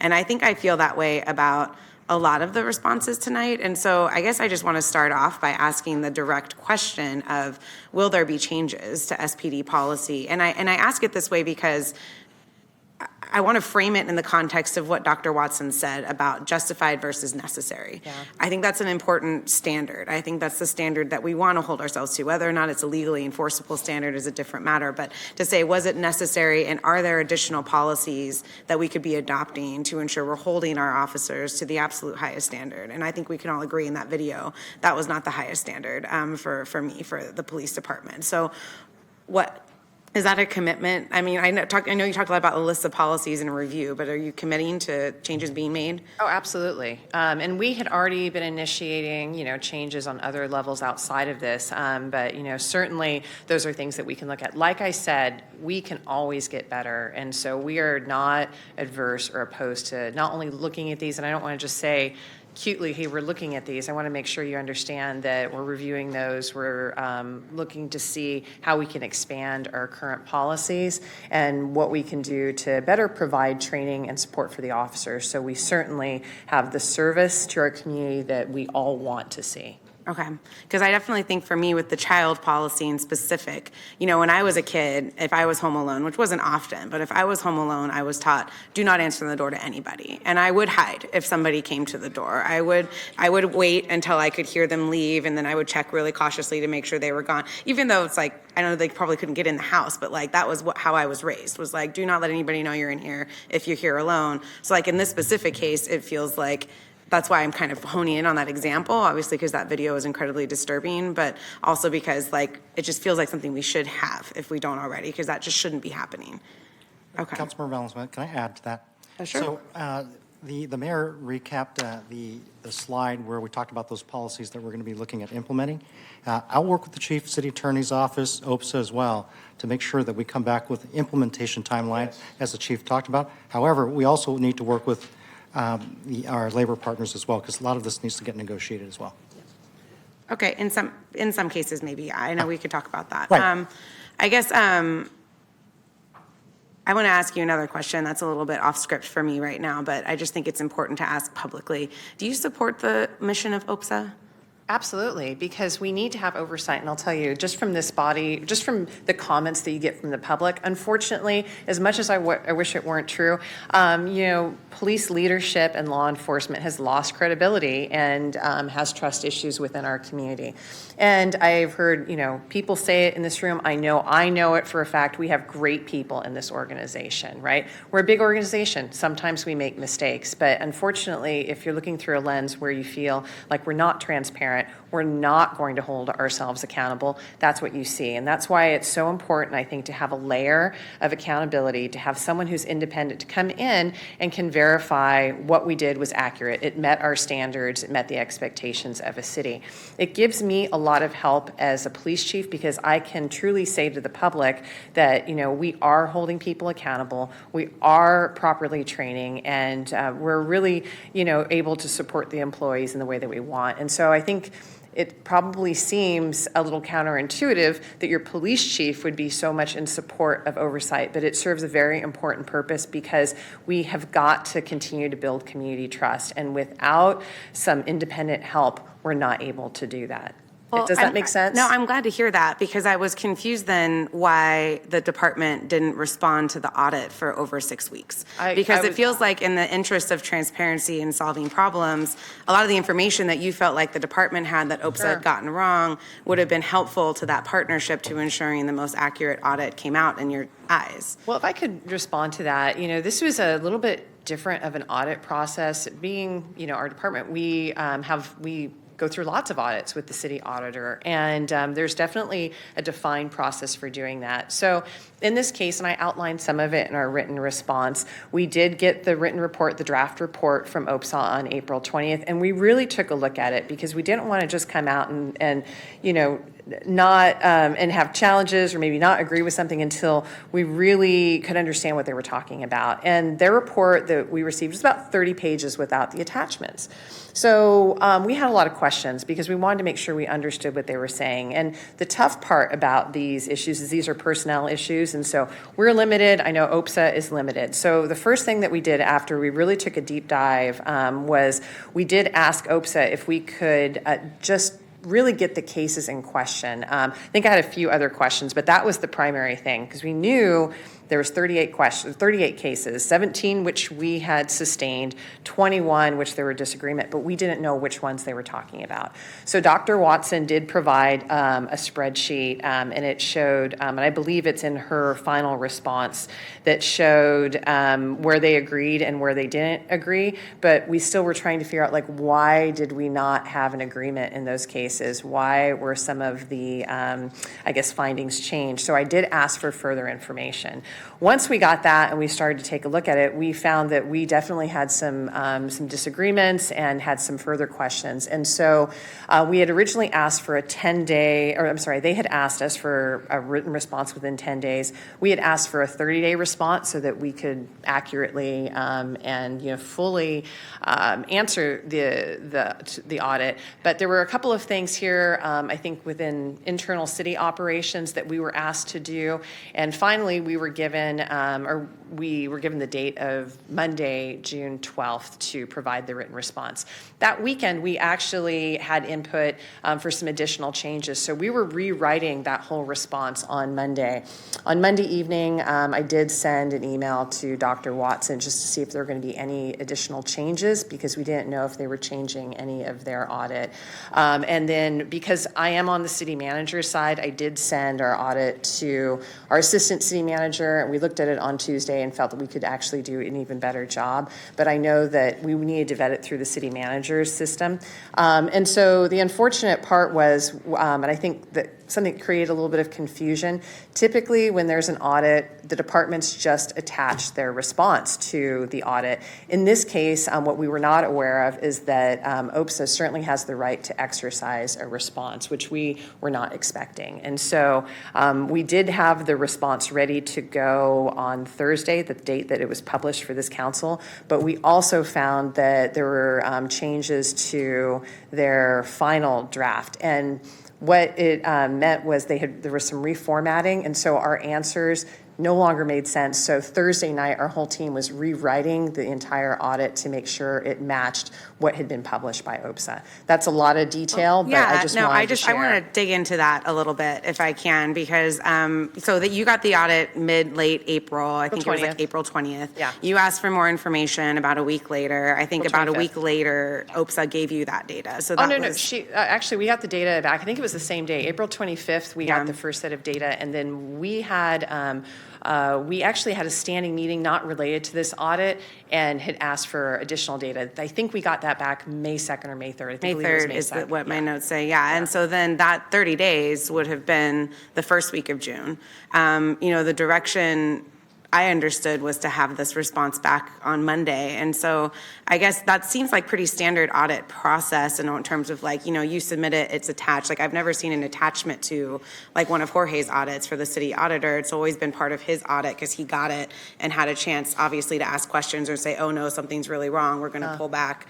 I think that's why we don't really have that many controversial audits from the city auditors, because he has a chance to see that response. So I guess I'm just trying to nail down why that was so different this time. I certainly can't speak for OPSA. What I can say is I'm very familiar with the city audits that we do. There's a defined process. And in this case, it was just done a little bit differently. And if I could ask moving forward, that audit process that we have in place for the city is really helpful. And I'll tell you a couple of things that help the departments. One, there's always an entrance sort of appointment where there's a discussion between the auditor and the department about what they're looking for, about what we need to provide. Then, of course, they conduct their work. When they're done with that audit, they typically will sit down with the departments and we'll be able to have a meeting where if there's anything that's factual or missing, we have the opportunity to provide that. And the auditor typically will incorporate those changes. At that point, then we do a written response that goes to the auditor, and then there's, I believe there's a final vetting before it gets published. And so, like I said, I can't speak to OPSA, not criticizing the process at all, but I can tell you it did create a little bit of, I think, challenges on our end as far as responding. But certainly it wasn't for lack of response. We've been working on this to, understanding the sensitivity and the importance of this audit, really trying to get it right when we came back in front of council. There were obviously some things internally on the council side also that impacted that. Okay. I'm going to give Dr. Watson the chance to respond to these questions, but before you go, Chief, you in the mayor's line of questioning, which I really appreciate because he's really pointing to reports that came out 4 years ago, right? And findings that were made 4 years ago. And in one of your responses, you noted a study, even that went back as far as 2008, that said, yeah, there's an issue and here are policy changes. So that's, 15 years ago that the department knew there's a trend. We're disproportionately impacting people of color. They don't trust us. We need to make changes. These cases that were being looked at, some of them are as recent as 2022. So I guess I'm looking for your analysis on why this keeps happening in that case. You talked about implicit bias training. You talked about the steps you all are taking.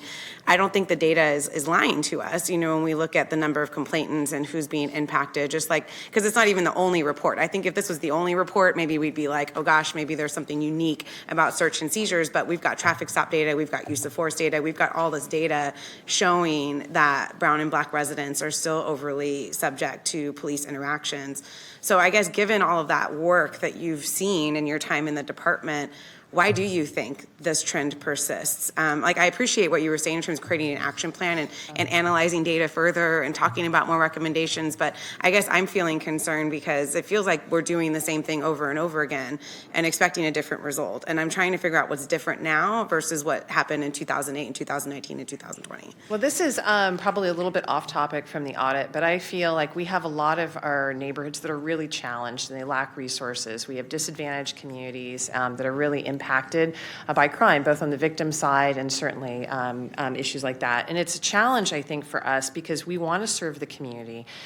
We're here to provide public safety. I can certainly, and I am responsible for the policies, for training, and for what we do. But I think there's a bigger conversation. I hear it from this council all the time when we talk about equity issues. And one thing I can say as a resident, as an employee of the city, as a mom, I think that if we want to see changes in what our community looks like and how we help and how we really address some of our systemic issues, we need to do that as a community. And that's outside of the police perspective. I don't want to put words in your mouth, so I'm going to reframe what you just said and so that you can respond, because it sounds like your answer was that there is more crime in brown and black neighborhoods, and so that's why we're targeting that. And that's why they're more impacted. And so I just want to clarify, because when you said there's disadvantaged communities where more crime is happening, it sounds like that was sort of the answer to the question about why more brown and black people are interacting with police. So I just want to drill down on that specific point a little bit more. So, Mayor? Go ahead, answer the question. Yeah, is that okay then if, is that the last one? I want to clarify because we're certainly called to communities where there are disparate impacts and there's disproportionality. And I think it's a conversation that we should have about how we police and how we distribute those resources. One of the, I guess, the best examples I can point to is when we talk about violent crime. And I just talked about this last week because I think there's one school of thought that says if you have violent crime in a neighborhood, you should really saturate an area and you should put all of your resources there. We used to do that. We know that that's not effective. We know that that has a disparate impact. That's a really obvious example, but there are also practices that we may have that also impact communities. And I can also say there's a lot of factors that go into police and community relations. And I think this audit is a really good, I guess, platform or opportunity for having discussions about how we become better as police and then also how we can support our communities. I've heard it from the audience and I've heard it, for many years. And I think that's one thing that we're really challenged talking about. Yeah, I guess, but these cases that we're talking about with traffic stops and search and seizures, this isn't people calling you to the neighborhood to say, hey, a crime's been committed. This is PD choosing to stop somebody in this area. And so I guess, we could get into some of the data on where crime is more and more or less prevalent in which communities. I think the fact of policing happening more in those communities is definitely determined, but that doesn't necessarily correlate to crime. Drug use alone, for instance, there's a lot of good documentation on that. But I guess in this case, this isn't people calling an officer to say, hey, I want you to stop this vehicle because something weird's happening. This is an officer instigating a stop. And it's happening still disproportionately to brown and black motorists. And so that's specifically the question, Chief, that I'd like you to think on is why does that keep happening? And it's not just me calling saying, hey, I see someone suspicious. This isn't me calling saying, hey, I was robbed or something happened. This is the officers deciding to instigate contact with brown and black residents more frequently in 2022, which is when some of these more recent cases occurred.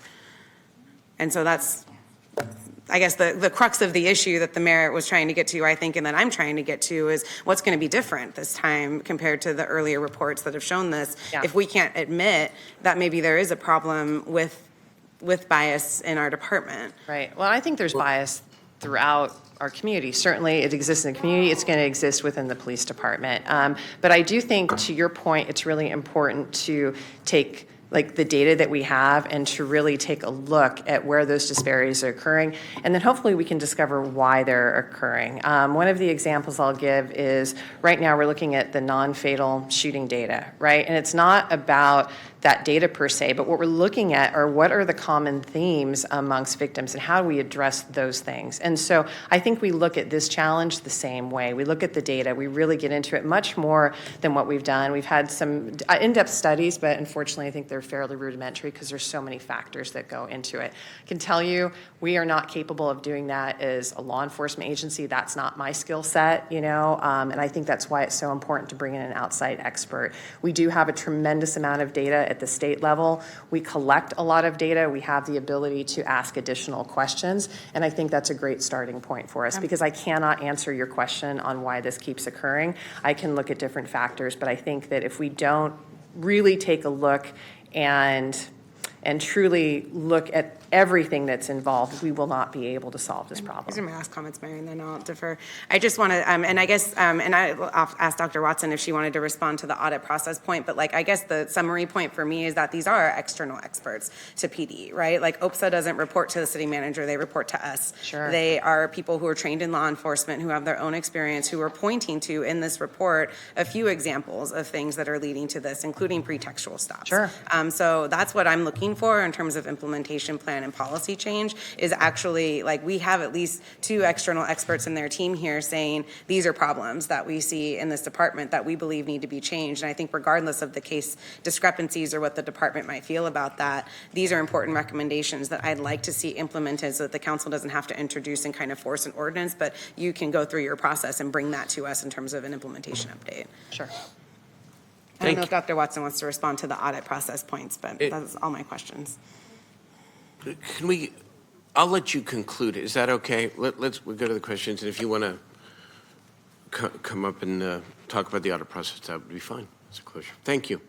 Thank you, Councilmember Valenzuela. Councilmember Maple. Thank you, Mayor. And I'm going to have one question for you, but I just wanted to start off first by thanking Dr. Watson and Inspector General White for putting together this really thorough audit. As Councilmember Valenzuela said, I know this has taken a lot of time, a lot of energy. I personally have had many conversations with you, and I know that you really take in all of the input and the questions, and you thought thoroughly about how to frame everything in the right way. So I just appreciate that about you and your team, and I'm really grateful for your expertise. I also really appreciated that this audit is solutions focused. So for each issue that's raised in the audit, it's not necessarily a bashing on the issue. It's a, hey, here are some actionable recommendations where we can make improvements. And I really appreciated that because that's how I think too.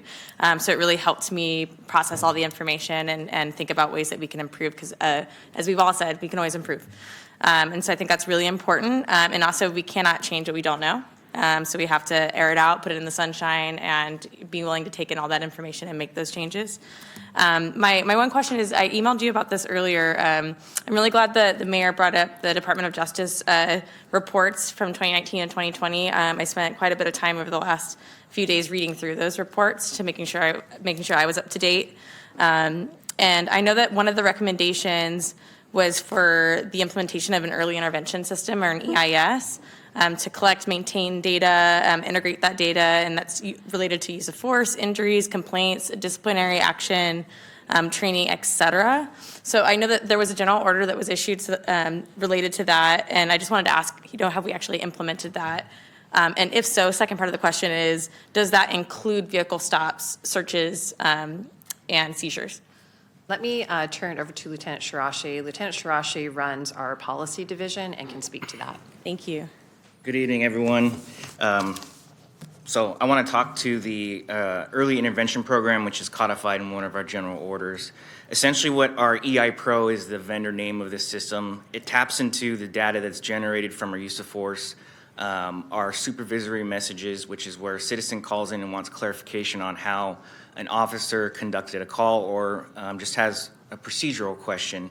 It also takes into account vehicle collisions by employees as well as foot pursuits. And so what that does is gives managers and supervisors the ability to look at their team as it's organized or oriented as a peer analysis.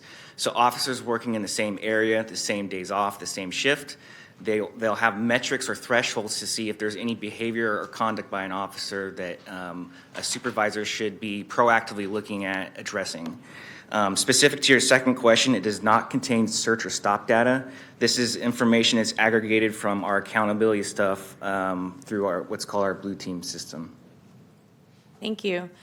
Yeah, I think there might be some value into looking into whether or not we can start including that data moving forward, because it might be really helpful for when managers are just looking at what's happening in front of me.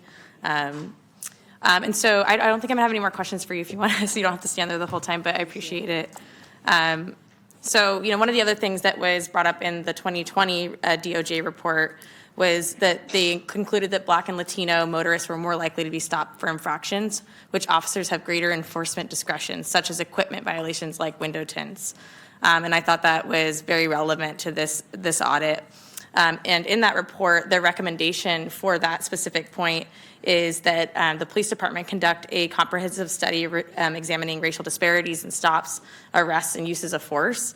I know that there have been reports over the years, so I just really wanted to support what the mayor brought up earlier about the need for data. I mean, we really can't move forward unless we have a broad set of data.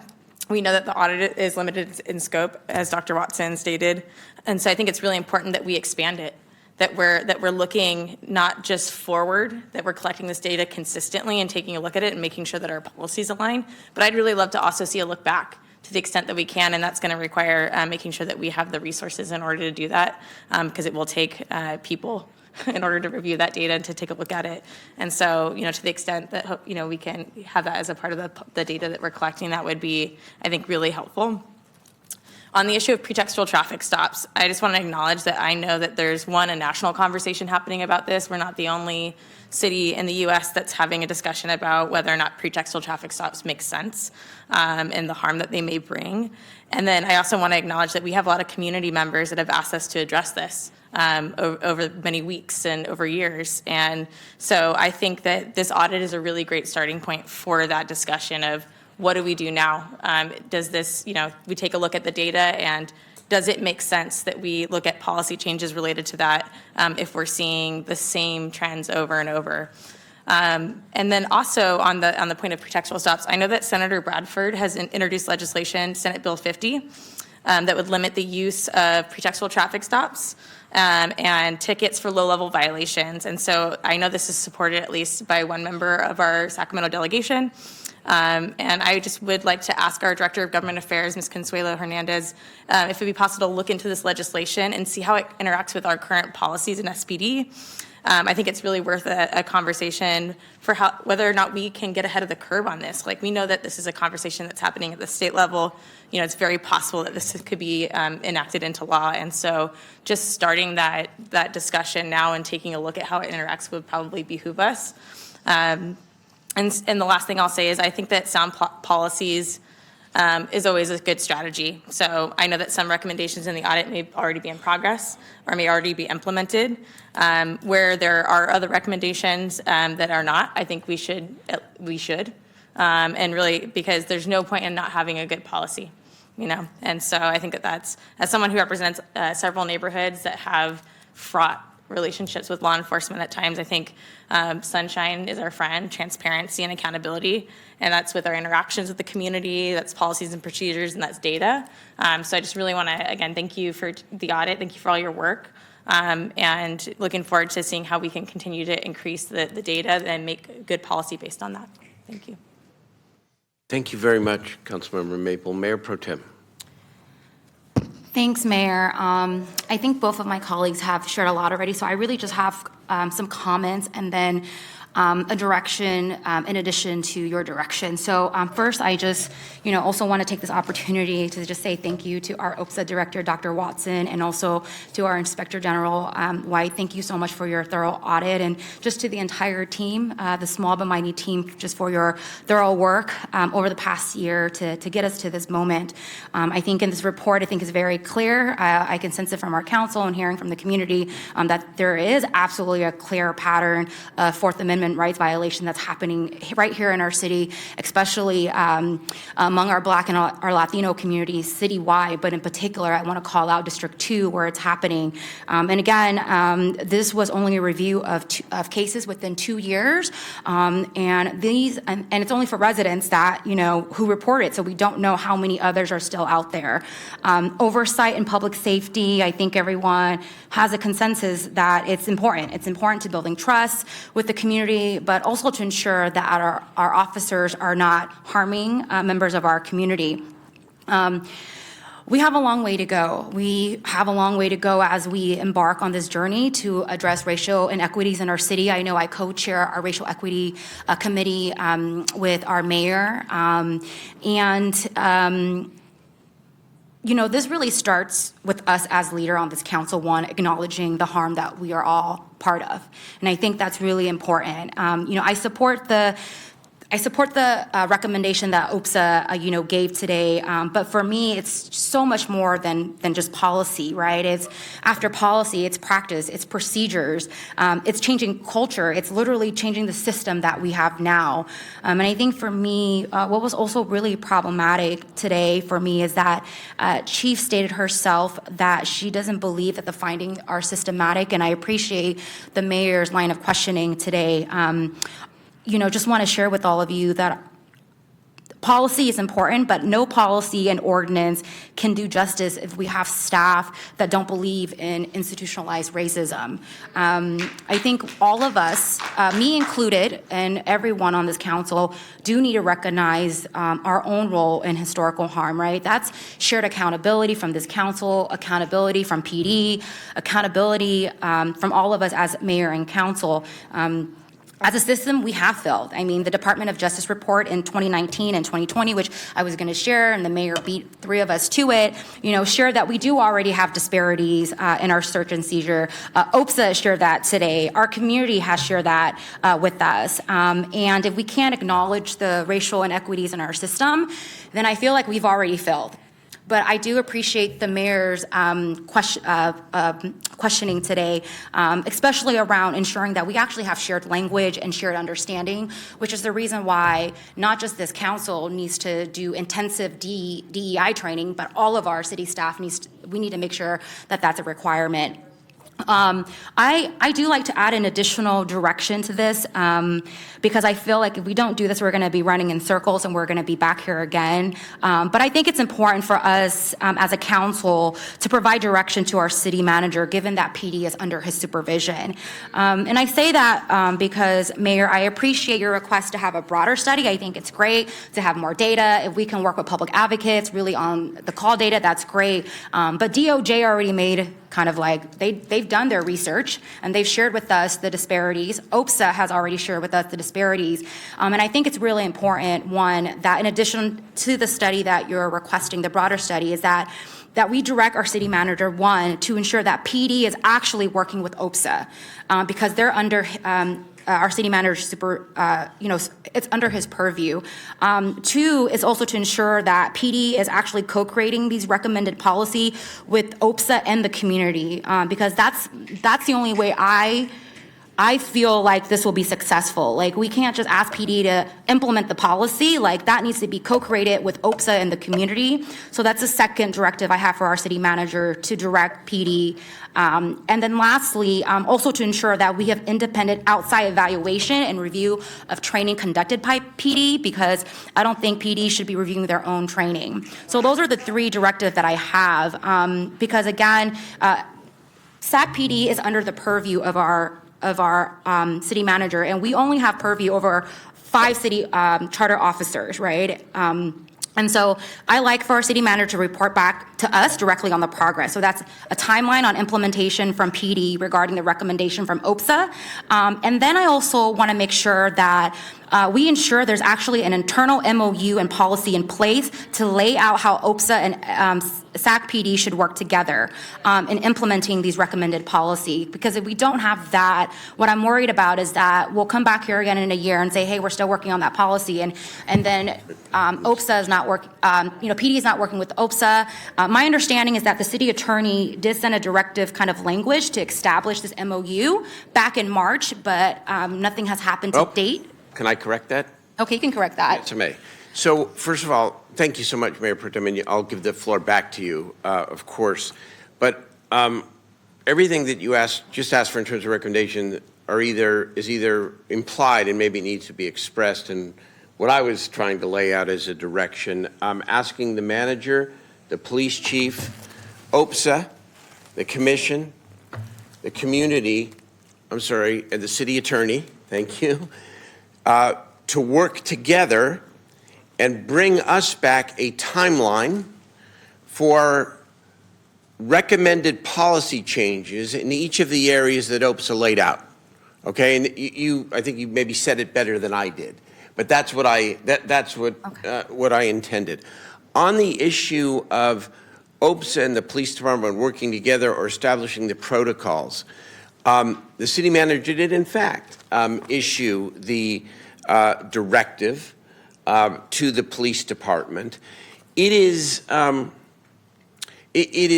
tantamount to an MOU, but it's not. It certainly could be converted into an MOU, and maybe that's something that should be talked about. But the city manager, getting input from OPSA, getting input from the city attorney, did issue the directive. So the directive is now out there that establishes the protocols for complaint procedures. So that is, can I just confirm with the city attorney, I'm told it was out. I'm told that it's out. We prepared a directive back in March, which I transferred to the city manager's office to issue to the police department because of the problems that we're having with coordinating between OPSA and the police department. The Department of Justice had recommended an MOU. OPSA had been unsuccessful to get the police department to sign the MOU, so it seemed significant for the city manager just to order the police department to cooperate with OPSA.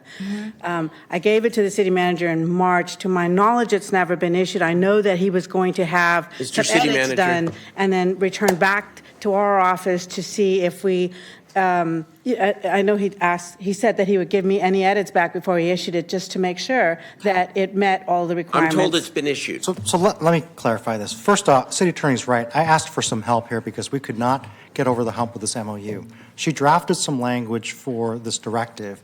I reviewed it with this police department, sat down with Dr. Watson to go through it. We made some edits based on recommendations and discussions we had in that meeting. That directive was issued over a month ago.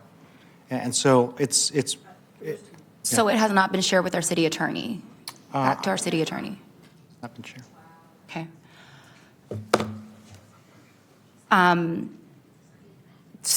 So I would like our city attorney, who is our other charter officer, to review that MOU. I would also like to see that MOU in policy as well. I think that's really important, Mayor, and I would like to make that directive. I think that's key because I think that's important for transparency. So we can make sure that happens. Thanks. Mayor, thank you for your clarity on your direction. I think that's good. I just wanted to make sure that I kind of laid out some of the, in addition to the timelines, there are just some key focus areas that I think is really important and part of the implementation. So again, that's ensuring PD is working directly with OPSA, whether that's through that MOU or that policy, ensuring that PD is co-creating those recommended policy with OPSA and the community. And again, I would also like to emphasize that we need to have an independent outside evaluation and review of training conducted by PD. So again, PD should not be reviewing their own training. And so that's the directive I like to add. Thank you. Well, maybe we could ask OPSA to take a look at that as well. That might be. If we give them additional staff in the budget. That's the point, is that we want to make sure we get additional resources. Okay, so we can bring that back with the plan. Yeah. Okay. The additional resources are going to be part of the conversation because we're going to ask you to do more. Okay? All right. Councilmember Jennings. Thank you, Mayor, and I'll try to be quick because a lot of what I... That's okay. It's okay. He started. He You're going to excuse me because I made a mistake. I passed over Councilmember Talamantes on the queue accidentally, and she came over to remind me, and then I did it again. But you know So- what? You started. You're good. So double apology. It's all yours, Councilmember Talamantes. Okay, thank Sorry. you. Thank you, Mayor, for starting this conversation. I think you highlighted a lot of the suggestions that I had too in terms of how we move forward, so thank you, Mayor. Also, thank you to everyone that called in and the African American Employee Leadership Council here from the city for your comments today. I believe that audits are necessary for all our departments to find areas that need improvements and to find deficiencies. And this applies to our police department, just as important as it is in utilities and parks and the other departments, and maybe even more so, given their immense responsibility to protect our residents and uphold the law. Transparency and accountability are crucial to building trust in our communities across Sacramento. And audits such as this should give us data and uncover information that can be used to help make informed decisions at the council level and beyond. I want to thank Dr. Watson and Dwight for your important work. Thank you for being patient and focused while we figure out the appropriate process for all the departments here at the city to work together on this. There are a few items that struck out to me. First among them is the reality of Black and brown people being pulled over for traffic stops at disappropriate rates. This is a fact, an ugly truth, and a problem. The report referred to people being stopped for minor infractions, including window tint, with these stops escalating into serious confrontations. Now, Chief Lester, I know there's a lot of work underway to improve these outcomes, so I don't know if you want to shed some light on this, but you Mayor already talked about it, so I don't know if there's anything that you would like to add to address this finding. Can I just clarify, Councilmember, are you talking about policy changes, or are you talking about some of the other things that we're doing within the department? Other things that you're doing within the department to improve this Yeah, problem. so we actually have a couple of things. One of the outcomes also we haven't really talked about from the DOJ recommendations is our constitutional policing audits. And what we do is we take a randomized sample of our arrests, and those are reviewed by the policy division outside of where they actually occurred to look specifically for policy and legal violations, constitutional violations. We do publish that audit and the findings of that. Fortunately, we don't find significant issues, but we do find issues that are addressed internally. One of the other things that's really important to me, and I think that we have missed the mark on in law enforcement, and I see a lot of law enforcement officers do this very, very well, but we don't really train to this. We train our tactics, we train all the equipment, everything that you need to know to do the job, but one of the things that I think that we could do better is just in our customer service approach when we're talking to people. Some of the complaints that we receive have to do with people not understanding why they got stopped, or they got stopped and then they were given a warning and they don't feel that the stop was legitimate in that case. Officers not necessarily explaining to people what the reasons were, and it creates a lot of confusion and trust issues. There's also, I think, a need for us as law enforcement to do a better job in just outreaching to people that we come into contact with to make sure that they are satisfied with their service. I can say that we have some incredible people within our agency that have recognized this, and they have put together a training program. We're also looking at, there's a handful, not a lot of agencies that do that, because I think that's really important on building that internal culture of respect for people. You know, being nice sure goes a long way, and really understanding where people are coming from, understanding that there, automatically maybe a distrust or a concern, when you come into contact with law enforcement, and being very, very sensitive to that. So it's one of the things that we're doing that's pretty unique, and I'm, really proud of. Some of the other things that we are just really trying to take a look at are intelligence-based policing and how we implement that.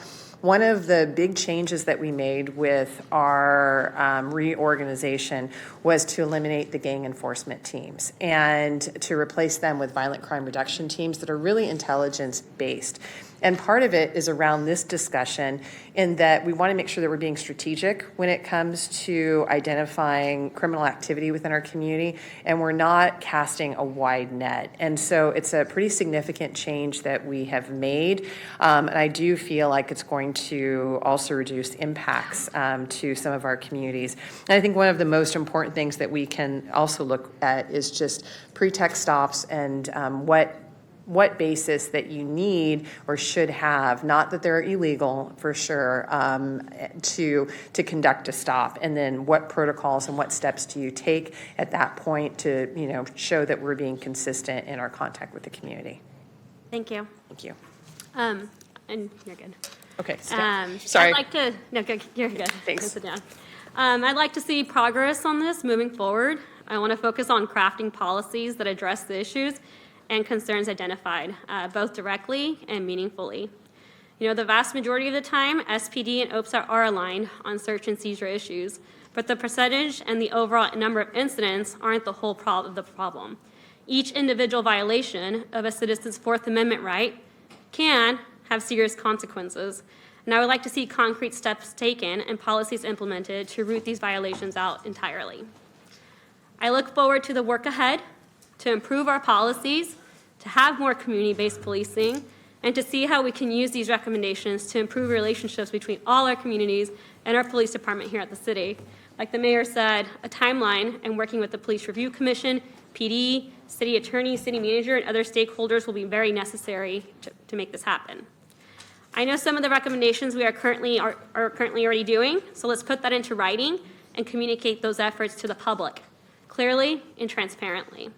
And there's always room to improve, and I see this as an opportunity to come together for our city, strengthen our relationships in the community, and be a council that always strives for meaningful progress. Thank you, Mayor. Thank you. Thank you very much, Councilmember Talamantes. Now I'll get back on the queue correctly here. It's Councilmember Jennings, then Laloe, then Kaplan, then Vice Mayor Guerra. Okay, I'll be quick. I'll take Dr. Watson first, if you will. And Dwight, if you want to come up with her, it's fine.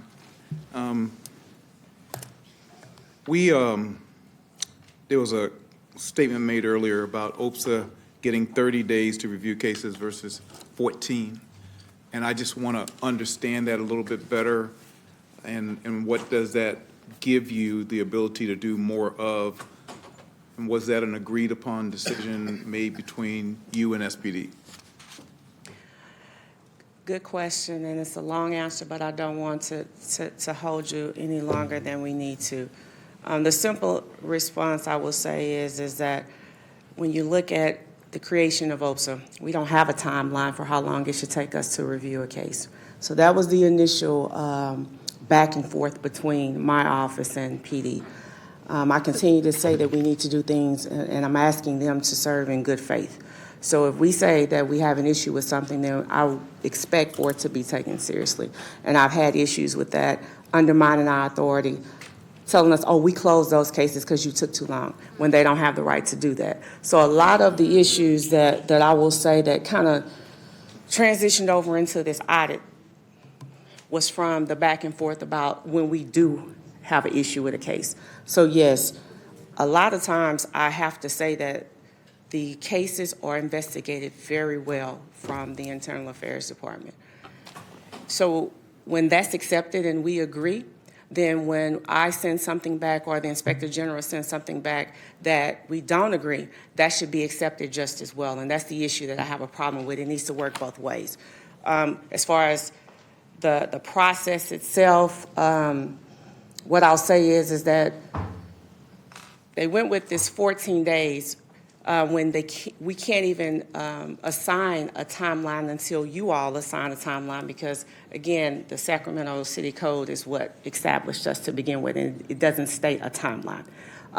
But as I told them, I've been very patient, forgiving with all of the different things that I've experienced. And one of the things that I will say that frustrates my staff is that when we, in writing, say we have a problem with something, just because you have an issue with that doesn't mean you go behind our backs and close the cases. That's happened multiple times. And in the response, it said 2. It's been way more than 2 times. But again, we're not here to go back and forth. My main thing is that I want to ensure that my office respects the police department, but I need that same respect coming back to my office. And I won't stand for anything less, and that's where the issue is coming in at, and that's why we have the problems that we have. So the current 30 days that you have, that you guys have agreed to, That's workable. if that's workable, then I'll leave that alone, and we'll see if in fact it needs to be adjusted at some time in the future. But right Depending now, on the complexity of it, it could take longer. A lot of times when there was some complaints that OPS is taking too long and we can't close the cases, well, when I go back and research, it shows that, well, we waited 2 weeks for you all to respond to what we're saying is wrong with it. So that's not on us. That's on you not being timely when responding to us. So I track everything because I don't like the back and forth. And again, that's why I have my staff do everything in writing. There's a timestamp. I don't play about documentation because I don't want them to wait on us. But at the same time, if there's a problem with something, we need to fix it because we need to do our due diligence when people find the time to want to complain and tell us that they feel like something was done wrong. okay, I got you. Second question is, in several cases, as I look at the, bless you, as I looked at the recommendations, it states to draft clear policy, which I need you to explain what that means to me. So I'm not interpreting it the way I think I should be. So tell me what clear policy means, and/or it says to create a policy. And I'm gonna come back to that after you clarify to me what clear policy means. I'll tell you what I believe it to be, and then I'll let the Inspector General tell you. But all these years of experience in policing, we like to encompass multiple things in one policy. When I say clear, I mean focus on just that, whatever that is. If that's search and seizure, we shouldn't be talking about all this other stuff because that's a fundamental thing that police officers do day in and day out, and they need to be very specific about what you can do and what you can't do. And even if some things are allowed by the state, the city can come back in as a department and say, you know what, we're going to restrict even worse, and we don't want people doing this or that. And so I have the experience of an organization where it's internationally recognized, and I was there over 17 years. But then I also have experience where I was called to be the chief of police where they were in need of major reform, and they didn't have any policies. And so the main thing that I wanted to focus on when I got there is that you need to be told what you can and cannot do, so there is no loopholes where you get out of trouble because we didn't have a policy that said you couldn't do it. And I guess what I think clear means, like Letitia was saying, you don't have a huge policy that's 80 pages. You have something that officers can go back and read, and it's actually a readable policy. So there's a separate policy on the seizure and searches of cell phones. There's also a separate policies on traffic stops and how you conduct traffic stops. A separate policy on investigatory stops that encompasses some of these things that I was mentioning specifically in the audit. Okay. So the next question is on the Fourth Amendment. I believe you said the Fourth Amendment protects people from unreasonable search and seizures by the government, or? That's it, yeah. Is it? Yes, sir. Okay, good. Does SPD currently have a current standalone policy on the Fourth Amendment? No, sir, not that I saw. Okay. They do have a manual, but not a standalone policy on the So Fourth that Amendment. kind of takes us back to what you were speaking of before. It might be bundled into another policy or something, but they don't have a standalone policy just for the Fourth Amendment. And I don't want to put words in your mouth, so correct me if I'm wrong. I want to make sure we're clear, Councilmember Jennings. They have a manual. A manual is not the same thing as a policy. So I can be sure, but I believe it's 2 years ago when I did the annual report, I said the same thing. I would like to see a standalone search and seizure policy because policies are rules and it tells you what you can and cannot do. A manual specifies different tasks and how we complete those tasks with procedures. That's good and fine, but at the same time, officers need to know when they can and cannot do something. There needs to be rules associated with search and seizure. So, and even with the manual, I said the same thing a year or two ago when I did the annual presentation to you all.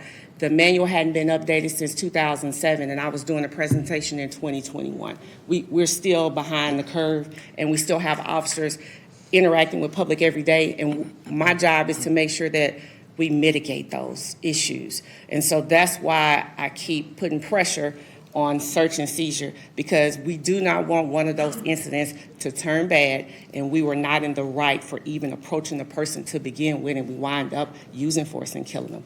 We don't need that here in this city. It's happened across the country. It has not happened here. We don't want it to happen here, and that's why I keep pushing for separate, standalone search and seizure policy. And the manual doesn't have like the legal standard needed to conduct a Terry stop or an investigatory stop or something like that. So the policy would have that information. Thank you. And Councilmember Jennings, I just want to add, we talked a lot about policies. We didn't want to make the audit so long, but policies alone will not be enough. That's our first step. Training and policy alone is not going to work either. That's just the second step. We need our supervisors in the field to be paying attention to make sure that we're applying what we taught them, the policies that we established, that they are being utilized. And see, when they are utilizing them, then we need to make sure we announce who those officers are and reinforce that they're doing exactly what we asked them to do. And then when we have officers who are not doing it, we need to make sure that we have accountability for that as well. So it takes follow through, it takes constant evaluation. Policy and training alone means nothing in policing, because when we go into a training and we learn something, it goes in one ear and out the other unless it's reinforcements. Thank you. So I just wanted to give Chief Lester an opportunity to respond to any of those questions, if you have a response to any of those.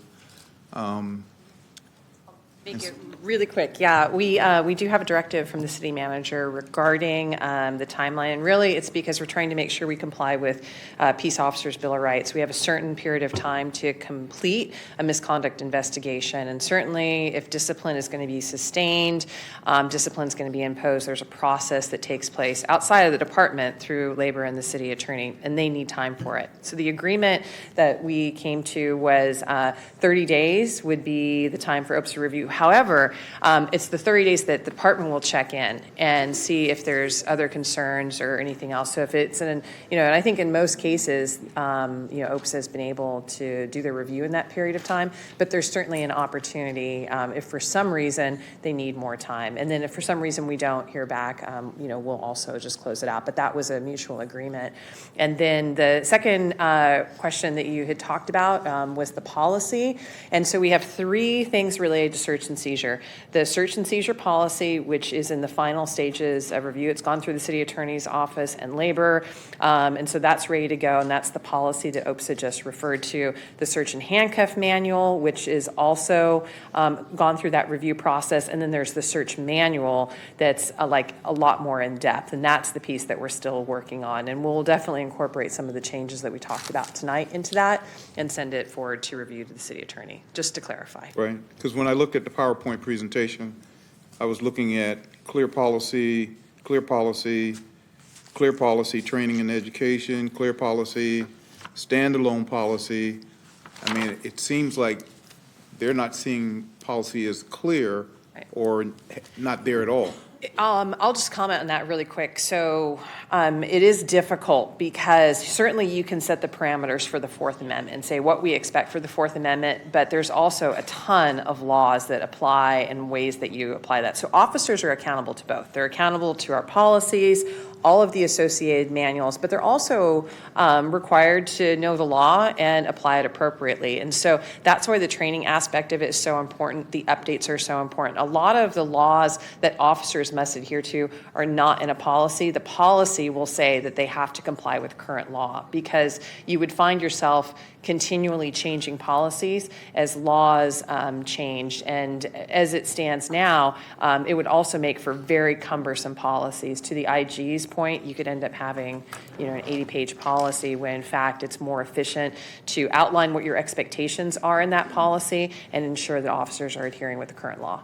Was it safe to say the police department doesn't use policies as a way of policing? Oh, we use both because that's definitely how we want to make sure, like if you look at our use of force policy, that's a very extensive policy and it came out of a number of the recommendations, but it gives guidance to officers, it sets expectations as well, talks about process, defines certain things, but you just have to understand that there's a lot of laws that also apply that are above and beyond that policy, and officers are accountable to both law and policy.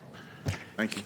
Yeah, just briefly, and I'll turn it back over. But here's the thing about the law is the minimum standard. Right. In other words, the law is the minimum Sure. when it comes to the protecting the constitutional rights of people. And so I just want to make sure, because I know that everyone's a little tired and it's really an intense conversation, but that the commitment is to work collaboratively to bring back as many specific policies on these subjects that have been outlined by that as possible. Now, the policies themselves may very well say that there must be a certain amount of discretion involved in a decision, given whatever the particular community situation or fact pattern is, and that's okay. But at least there's it's something more than just here's the general manual and here's the law as it's updated, because the law is only part of it. Yeah. The law is the minimum.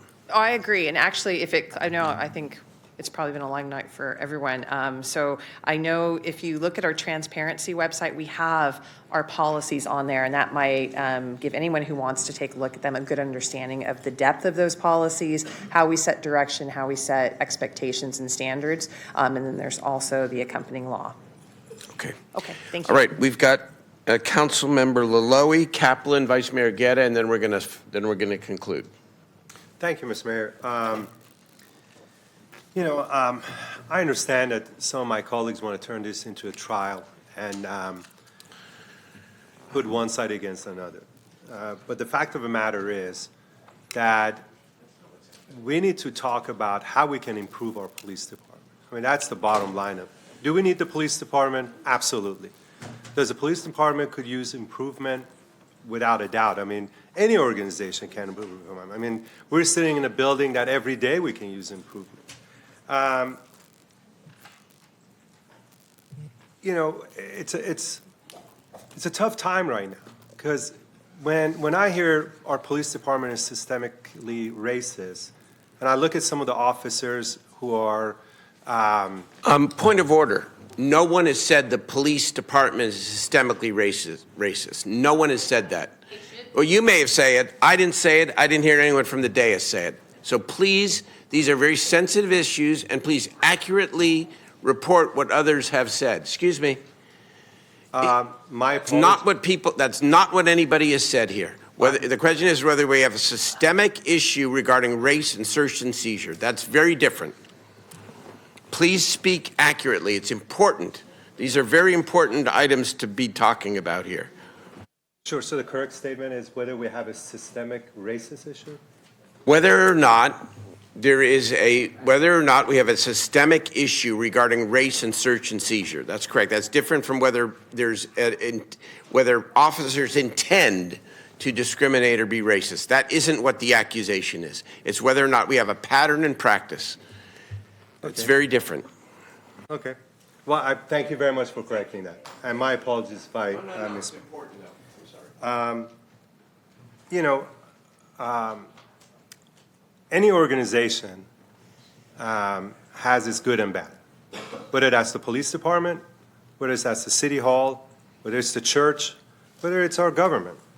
And we see that on a daily basis. The big question that I have is that within our police department, is there an issue when we bring in communities, as the mayor indicated, that does the race play a role on search and seizure?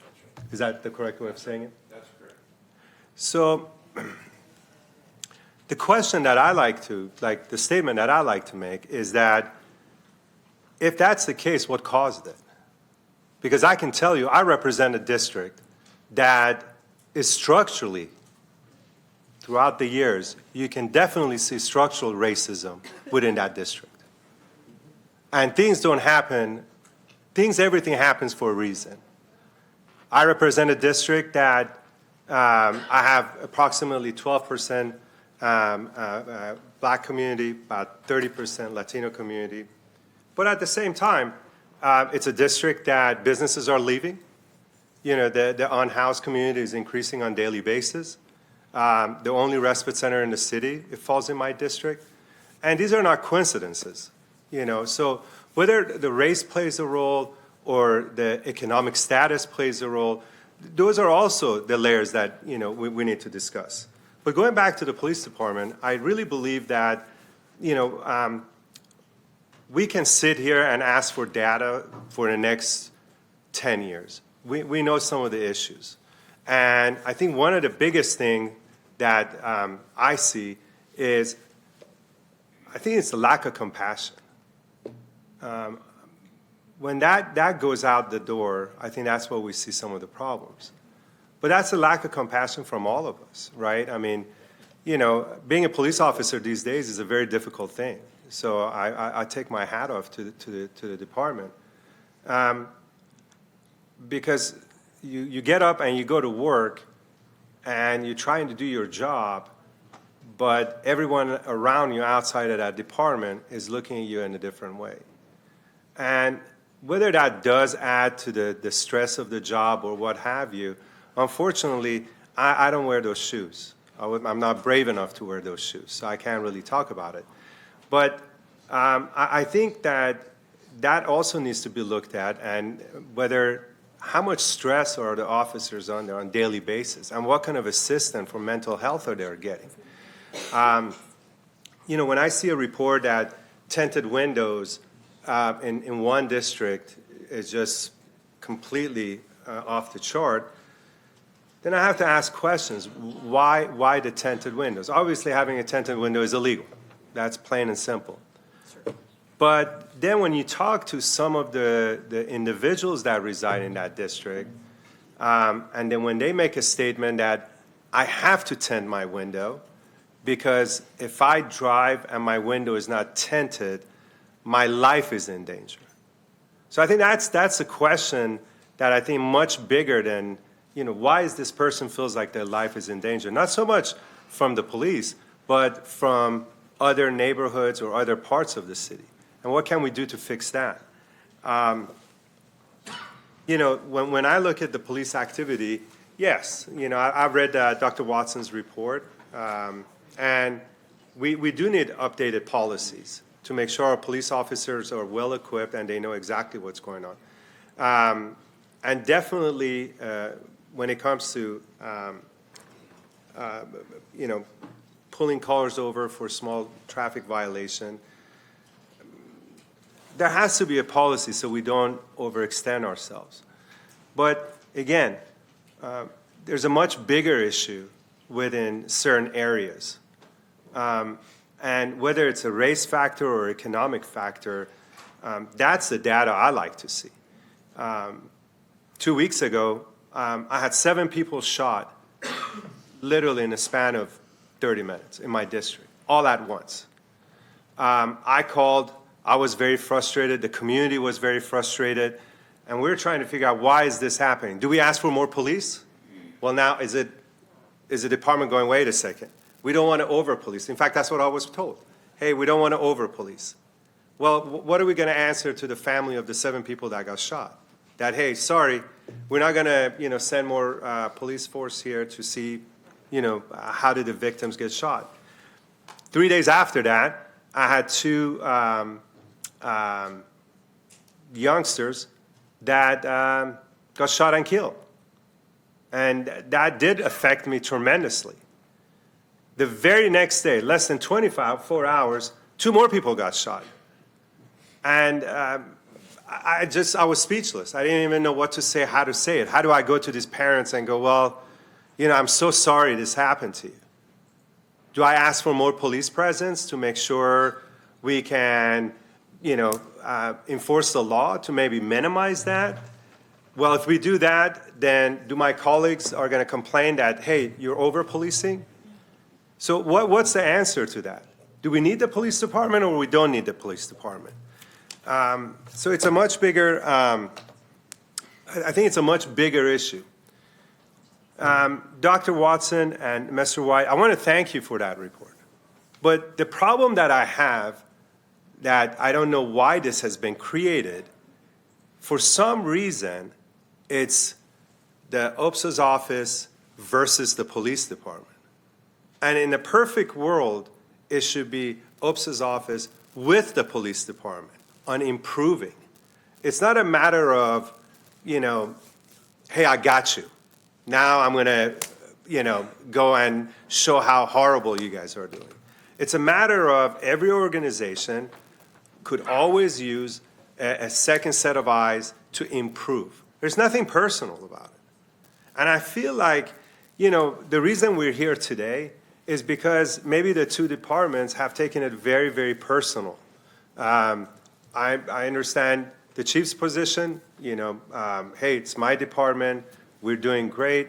OPSA, your job is to say, no, you're not doing great, here's your policies, you have to update these. But that should be a very nice and open conversation between the two offices. So it will never get this far, because ultimately, the last report that went out was sometime in March, I think. We're in June. These policies, you guys should have discussed it, and they should be implemented by now. Now we want to look at more data to see what other information we can get. Sure, we'll wait another 6 months to actually implement policies that can help our officers and also bring back the trust in our communities. And that's another concern. I represent a district that a good portion of the district, they have a mistrust with the police department. I understand it. The question is, how can we do a better job? Do we come and say, hey, police department, don't pull anyone over for tinted windows or expired registration? Well, I don't know. Maybe that's the route to go, but is that really the right way to go? I'm very frustrated because on my shift, on my time, 7 people got shot, and I lost 4 individuals, make it actually 5, all within a week. These are lives that are gone. As we sit here and try to point fingers, we really need to take a step back and see what else can we do to minimize these things. And I'm hoping that Dr. Watson, Mr. White, and Chief, that you guys can figure out what way is the best way to really audit the department and have suggestions on how to protect the police department and protect the community, whether it's with extra training, maybe reform, whatever it is. We definitely need a police department. And you can bring me 200 statistics why we don't, but we're looking at our neighboring cities and some cities in other states that they thought that they didn't really need the police department. And it's become a complete disaster. And I don't want Sacramento to follow their footsteps. So that's why when I see we use cities as an example, I kind of look and say, where are they today? How safe are those cities? And if they're not, then why are we using them as an example? I pray for the day that our police department can be an example for the other cities, that they can watch us and see what we did to make our police department more efficient, to bring them closer to communities that feel like there is no trust. And that's where, Chief, I desperately need your help and the officers that are on the ground to create or provide programs that we can close this gap between the police department and the community. And what other strategies can we use to go back to the same communities and ask them, why is it that they're not joining the force? Dr. Watson, you made a great example that you joined the force and your mom was against it. But in order for us to create this balance, something has to change. There are too many innocent lives that are just going by, and that's not cool at all. And when it comes to the police department, Chief, that video that I saw was very disturbing. I mean, it was very, very disturbing. And I think compassion is something that we should, talk to all the officers to let them know that it can go a long ways, to have an understanding of, everybody is trying to live their life. Everybody is trying to, make ends meet. And it's a stressful job, but unfortunately, the minute you put on that uniform, you're anticipating that stress and you've agreed to that stress. What can we do as a council to make sure that stress doesn't get to a level that now it's reflecting your work? So that's all I need to say. This is not I'm not looking at pointing the fingers to you, Chief, or look at you, Dr. Watson, and say you've done a great job. What needs to be done is we have your department and the police. You guys need to figure out on how you can work together where Dr. Watson and Mr. White, you can point out on things that the department can improve on, and for the chief to accept those recommendations, knowing that it can only improve the department, knowing that it can only improve the relationship between the officers and the residents. Thank you. Thank you. Thank you, Councilmember Laloe. Councilmember Kaplan. I'd like to make a motion to continue beyond 9:30. Yeah, and that's appropriate, of course. I just want to announce that the final item, the cannabis item, we will seek to continue to next week. I think to give that fair consideration, we should end the meeting relatively soon after this item. Okay? So we'll take that. I'm okay with In that. fact, you want to add to the motion? Motion to continue past 9:30 and continue the cannabis item until next council meeting. Thank you. Thank you very much. All in favor, please say aye. Aye. Opposed, abstain. Thank you so much. Okay. Thank you, Please. Mr. Mayor. This is an uncomfortable discussion, but out of uncomfort, out of the discomfort comes change, and change that we need. I mean, let's be honest. I'm a mom. I have a 10-year-old. I live in an extremely diverse neighborhood, but my child is white. She would have never been treated that way, even if my house was something that they got a mistake and were serving a warrant on. We have got to address that is the case, and that systemic racism that exists of how sometimes we treat neighborhoods differently, class differently, race differently. There have been study after study after study that we would be ignorant if we did not acknowledge have existed across the United States. Not just a Sacramento issue, but this is a national issue. And I appreciate the comments from my fellow council members, because I think where we are at is we need to sunshine the issues that we're not great at, and we need to have transparency. And that's what audits do. Audits are uncomfortable. Audits sunshine things we don't feel comfortable about. But the only way to move forward is to address how uncomfortable we are, and audits are a way to change and acknowledge what we've done in the past that may be wrong and amend our ways of how we can do better. So I know this has not been easy, Dr. Watson. I know Mr. White coming into a new city, new ways, but your experience matters. The information you guys put forward in this report matters. The information showed matters. And here's the thing why it matters. This is not just your audit. Since 2007, Sacramento has had 3 reports released that have said we have got to do things differently. This is not a one chief issue or past issue. This is a systemic of how do we change things in Sacramento. Because I appreciate, Chief Lester, your comment about customer service, because I think sometimes that gets lost, is how do we treat people? What is their first impression?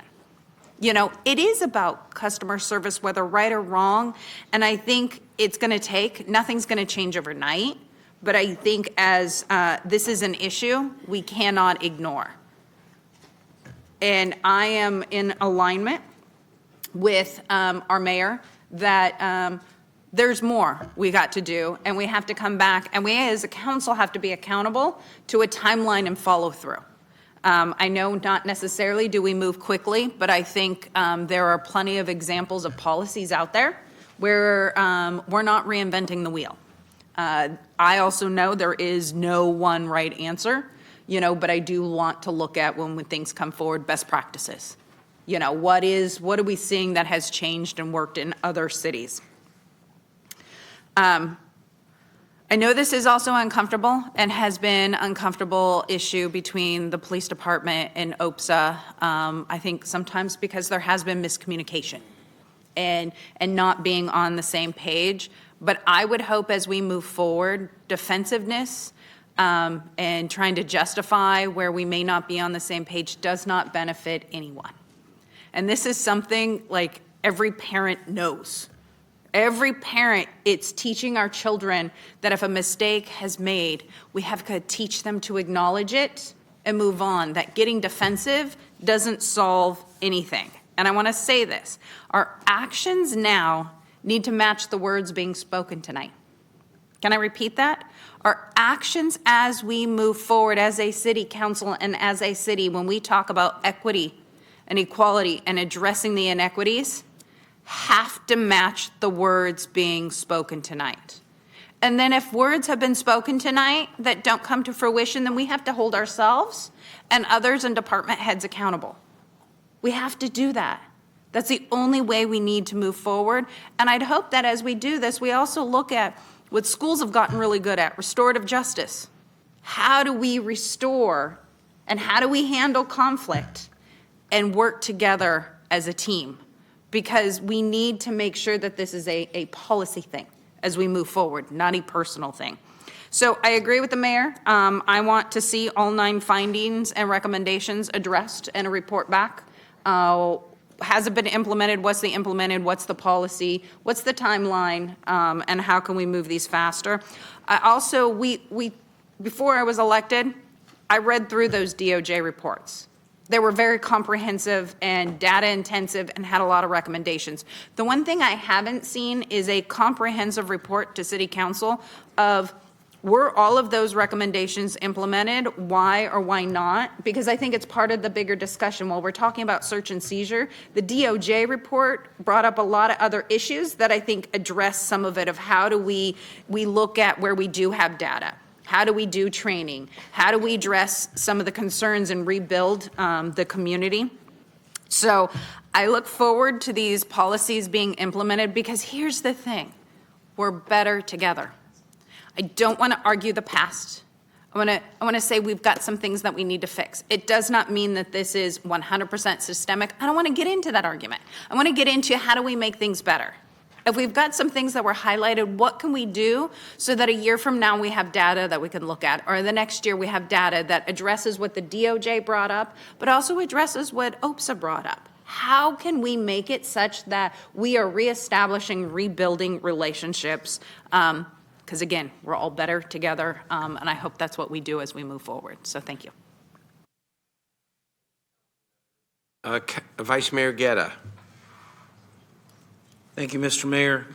First, I just want to thank Dr. Watson and your team for putting together this report and for taking the due diligence to work with us on the council to get the information that we wanted to make sure were included in it, as well in the fashion we wanted it as well. And I also want to thank the police chief and your team for making sure that we had some frank conversations about how moving this forward. And I think what was brought up earlier is that this is the first time we've had a report like this, and with significant recommendations. And also, I will say, the first time, at least in the last 3 chiefs or 4 chiefs that I've been here, first time I've heard you with earnest, a chief that said, we acknowledge that there are changes and significant policies that we can move forward. And I felt that today. And I appreciate the work that our previous chiefs have done for our city, but this is the first time that I felt that there was this level of earnest with significant criticism in this. And so, and I think it's constructive criticism. So I want to acknowledge those 2 points. And for your team there also, One, I do think, I'll just go through these quickly. I do think there needs to be a very clear policy on the Fourth Amendment. We're not talking about, are we following a state law? We're not talking about, we're following a city ordinance. We're not even talking about if we're following public law, federal statutes. We're talking about something that was written on parchment paper. You know, the Fourth Amendment. This is a constitutional right, and how we execute protecting the public and serving the public. This is one aspect of it, that we have to serve the public and not violate those constitutional rights. And we have to watch that in other forms, not just in law enforcement, but in other aspects of how government functions, making sure that we're not taking people's property or person. And, you know, it also led to the building of the 14th Amendment. So someone brought up the aspect of you know, Juneteenth, and I think it's actually quite appropriate. You know, the fact that we built on a Second Amendment on no state shall abridge the rights of citizens, but then it goes on to say all people. And as an immigrant, that is important to me, because it also talks about life, liberty, and property. And the 14th Amendment, you know, for anyone who's been an immigrant and has suffered through some of those issues where before you become a citizen, now I am a citizen, but it's when we've been able to afford those unalienable rights. And so I think the conversation today is very appropriate, that we have a clear policy. Yes, I appreciate that in your staff report here that you're updating your manual. I would like to, not today, but get an update on when that manual will be updated. And I assume that manuals will always be updated as new case law comes. You know, particularly in the area of Fourth Amendment when it comes to impoundment and other issues. That's evolving and changing, and I appreciate that. Which is also the reason I think a policy is critical, because, you know, if even you know, folks who work in public policy often are trying to keep track of case law, you know, how do we expect those that are joining the force, and many of those who are new on our force, to manage that load? Now, the policy is intended to help provide clarity so that happens. So I want to make sure, Mr. Mayor, that we look at making sure that we have clear policy. And also in this, you know, I heard the past chair or the current chair of the Citizens Police Review Commission. I'd like you to make sure you coordinate with them, and so that they know how this policy is moving forward, and that there's efforts going through that. The other thing that I would like, you know, to strongly encourage, you know, I saw this report, and it had a response from the police department, a supplemental rebuttal, and then also a report, another letter from the city attorney's office. So what I would like to avoid here is dueling reports or dueling rebuttals, and encourage our leadership here to work together through these issues so that we can move forward. There were, of all of this here, I want to highlight that, you know, was something that Dr. Watson said, that by and large, the grand majority of the time, the preponderance of the time, we agree with the police department. And in fact, even in this case, you know, when I looked at it at this particular window, again, let's focus that this report is not a blanket, painting of the entire history of the police department, but it's a 2-year window in a very select area of one particular body of law, the Fourth Amendment, search and seizure. Even there was agreement that there are 17 cases where there was concurrence, 16 if you want to be very technical about it. And we can dispute the others and litigate those, how we all feel. I have my own opinions about it. But in those 16, there is tremendous room for improvement and for the ability to, I think, through working together in these, improve that relationship between the two OPSA, the department, and our city attorney, and our Police Review Commission to move forward, where we know that there is help and guidance. I agree that we have to bring in the data here, because what I'd like to better understand, and there have been comments made about a structural problem or a systemic problem in our department, and yet we see in the way that the numbers are, and again, the way it's all how you cut the data, that maybe in this time frame it was only one area, but I also see a significantly jump, not as equal, in the south areas. So what I'd like to understand is this a management issue? Is this our leadership in a particular command? Was this a training issue, a particular group of that was happening in one area? Or is this a bigger systemic problem? We will know that by looking more than just a 2-year window of one particular body of law. I think that, to me, I think is important to understand. So in identifying that data, I want to make sure that we're in agreement in the parameters of how we get that data. So OPSA, the city attorney's office, again, I think with the department should agree upon that. So I will stop there on that issue of search and seizure.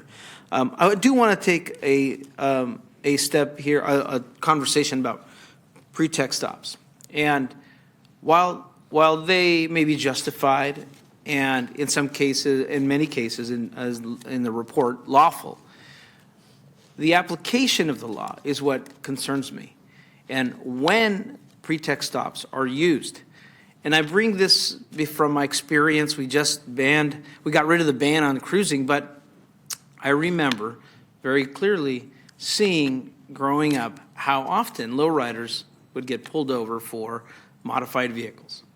But lift kits, how many times did I see a big lift truck, roaming around, and the vehicle code only restricts you to 5 inches above the frame or 14 feet on maximum on the height on the vehicle code. But did I ever see a lift kit, a truck with the big lift kit, ever get pulled over? So the question about how we apply the law, I think, could put the city in a tremendous area of risk, and not only of how we treat people. Because if it is lawful, but we're only applying it to a certain segment, I think that puts us in an area of very questionable ground. And if someone is violating the vehicle code, give them their ticket, send them on their way. For one, and I'm not saying here that we don't do traffic stops. I mean, right now we have a terrible situation with street racing, with sideshows. We have a need for making sure that we actually do enforcement on our roadways. People that don't, we've known now that people who take off, they're going to Delta Shores, taking off their license plates and then going out there and, going all over town. So are we advocating for not enforcing traffic stops? No, I think it's how we apply the law that's important here in that aspect. And I bring that because this conversation brought a lot of memories, and I'll close with this, Mr. Mayor, that I feel positive about the movement we're doing forward. As long as it's bringing in our departments, we're using our Police Review Commission, we have earnest conversations with our City Attorney's Office, which I know our City Attorney, Susanna Alcala-Wood, had to leave, but I did want to thank her for helping be I wouldn't say a broker in this, but a very good mediator, to make sure that we can have honest facts on all sides here, for her work on this. But I will say my family has a complex history with law enforcement. And since the day we got here, from the point of a 10-year-old or even even younger than, as a 4 and 5-year-old, hiding my siblings in the closet because of the fear of immigration law enforcement. That's what we did. We took the knobs off the closet door, and I would hide them in the closet because of the fear of law enforcement. Whether it's federal or local or whatnot, to us, it was law enforcement, which is why in the city of Sacramento, we passed an ordinance that we don't ask for people's immigration status now. We make sure that we're trying to build trust with law enforcement. And I also, remember in that time calling for the help for law enforcement when we needed it. My father ended up in the correctional system, both county and state. And he needed to be there because of the things he did. And at the same time, when knowing that we needed law enforcement at times and fearing law enforcement. And then even my first visit here to Sacramento, having my own Fourth Amendment rights violated by not only, the, police departments, but sheriff's department.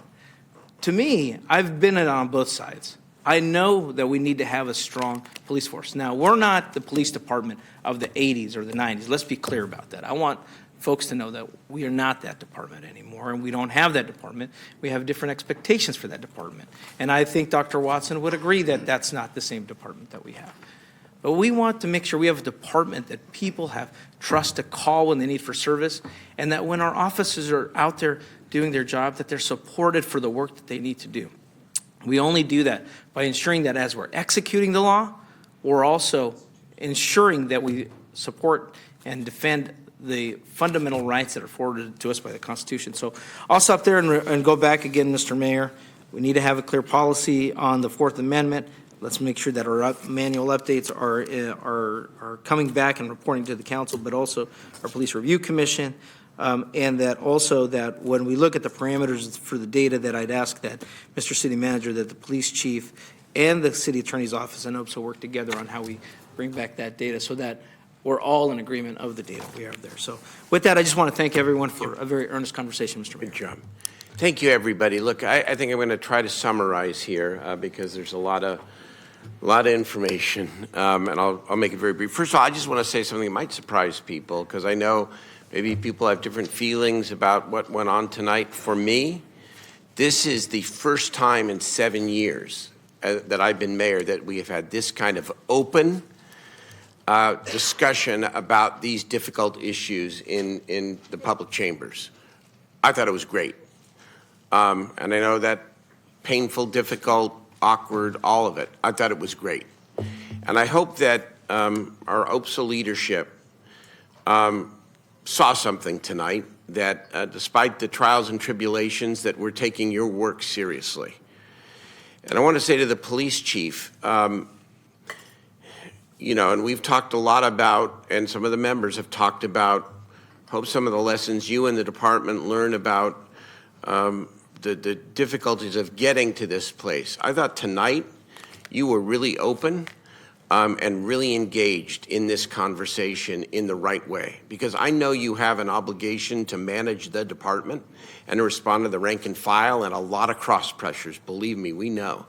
But you also talked to the community tonight through the city council, and I thought that was great, and I think we ought to build on that. We really ought to build on that. So to both of you, all of you, I think this was a really important night. I would just say it's okay to hold multiple truths. It's not either or. We can and must have effective policing in all our neighborhoods and protect the civil rights of African Americans and all people of color. We can genuinely support the police doing the dangerous job that they do and have tonight's conversation. We can celebrate a forward-thinking department, which we have, and at the same time demand even more forward thinking. We can have strong police leadership, which we have, and strong, aggressive, independent oversight, which we also have. We can strongly enforce the law and also build better bonds with our community. So what do we want to do going forward? Number one, this wasn't really discussed tonight, but I want to seek the advice of Auditor Jorge Oseguera here. Not right now. We're not talking anymore.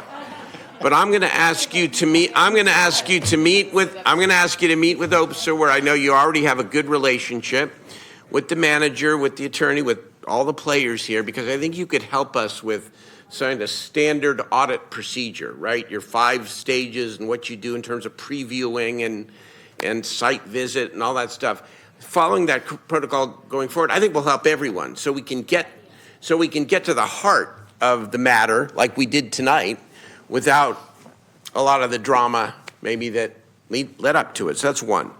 Number two, Mr. City Manager, and we've talked, I would like a report back to the council here on the 8th of August, which is a week and a half or so after we get back from the summer recess, that provides a suggested framework and timeline for council consideration of specific policies on each item. Now, they don't have to be separate policies. Some of them may be combined, whatever. We want your, we want your advice here. But for council consideration of specific policies addressing each item discussed in the audit.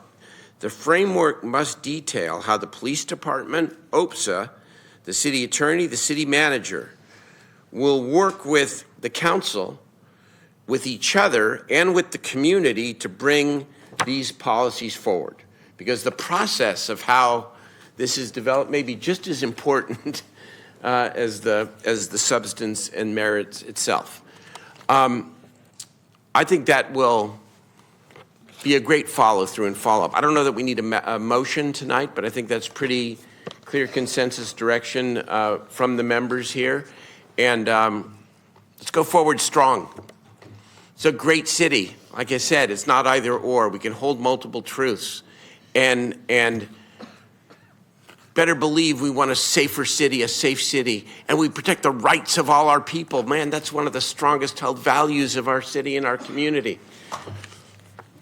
Mayor, can Let's go forward. Can I see Yes. clarity on just the direction? Yes. Because you said that it's policy that the city manager will, and maybe I heard it wrong, but that's all the policy recommendations from OPSA, is that correct? Everything contained in the recommendation Okay. ropes. I'm not saying they have to all be 10 policy. I'm saying you may combine them. I mean, I heard a lot tonight. We need a strong Fourth Amendment policy, and the search and seizure policy manual is apparently in the process of being updated, but there's no timeline for when that's coming forward.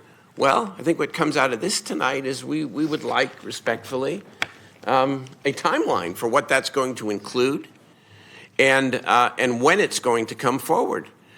And to do it in a collaborative way with, again, OPSA, the attorney, the manager, collaboration with the council, the community, and bring something forward that we can all be proud of. I just want to add real quickly, Yes, as please. part of that update on that timeline on the 8th, I also want to talk about the resource lift, which will kind of dictate the timeline too. The resource fair? Well, the resource. Oh, the resources needed. Yeah. Well, absolutely, Mr. City Manager. Thank you. And you know what? We may need to spend some bucks here. We will. We can find it. We can find it for the city's priorities, and this is a priority. So I want to give Dr. Watson the chance to close because I think you promised that to her I earlier, did, Dr. but Watson. I also just, I guess I want to say that it's the OPSA's budget. You know, she's independent of the city manager, and so I want to make sure that our direction is clear to Dr. Watson to also provide us a budget in terms of what your department needs. What you need. In terms of implementation moving forward, and we look forward to that update. I also just want to provide, because I forgot to mention this in my comments, this was intended to be a precursor to the Truth and Reconciliation discussion. So I think it would be great to include that in the update, Mayor, unless I you agree. have objections to that.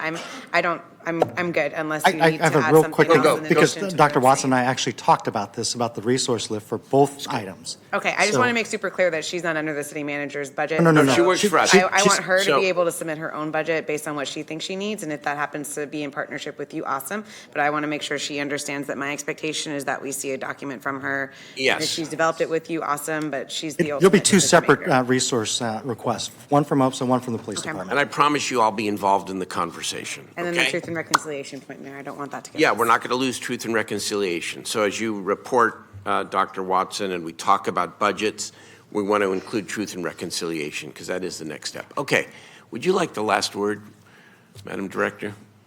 Sure. What I'll say is that you spent a lot of time trying to gather everyone together in reference to all of the conversation that we've had here tonight. I agree with what you're saying. Very important, very difficult for some, especially those who have not had to experience injustices at the hands of police.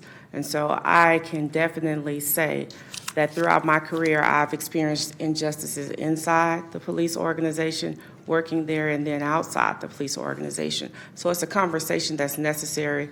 As long as we take ownership, we start bridging the gap between those issues of police-community relations. And so this is a step forward, and we have a lot of work to do as long as all of us are game for it, I feel like we will make the necessary changes that we need to make here in the city of Sacramento. Thank you so much. All right, that ends the item here tonight, and that is the agenda for this evening. We do have, I want to, I'll stay, okay. Yes, we do have public comments on items not on the agenda. Then I do have one adjourn in memory, if I might, okay. You want to do announcements, council announcements? Nope.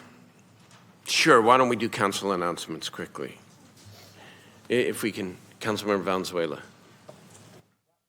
Getting unmuted. Okay. Sorry, people are trying to unmute me while I'm trying to mute me. So a fun thing to end the day, we are hosting a dry disco brunch in partnership with local community stakeholders at the Culture Club on Sunday at 10 a.m. I hope folks will come through. It should be just a fun time to dance and be casual and have fun. It's a free event at the Culture Club on Sunday at 10 a.m. And then the Southside Park Neighborhood Association is also hosting a free community picnic at 11 a.m. also on Sunday at the play area at Southside Park. And I hope folks will come out. We have sponsored a bounce house and a few other fun goodies, so I hope folks will come enjoy that. Thank you very much. Rick Jennings, please.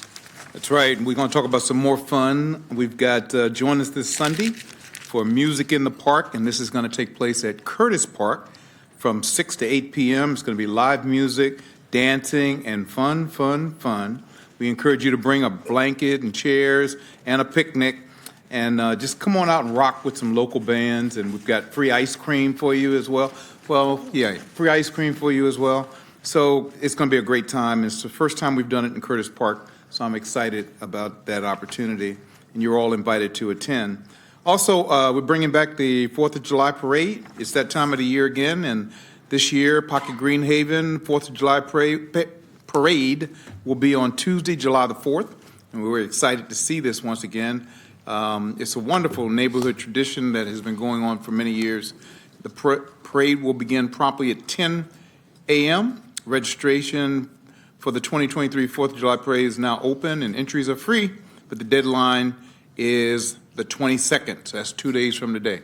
Get your deadline in. And then finally, Jazz in July concerts.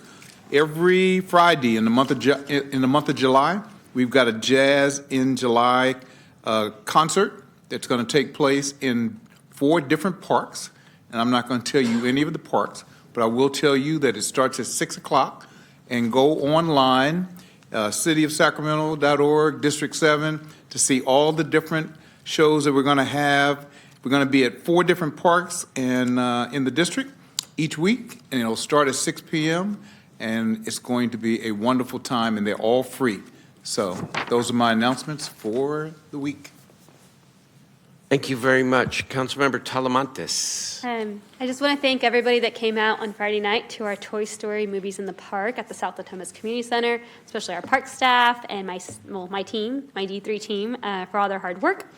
And then on this Saturday, June 24th at 10 a.m., we're meeting at our newest future Pocket Park at the intersection of Thelma and Hawk, and come help us design the park. So we invite the community to come out. Thank you very much. Mayor Pro Tem?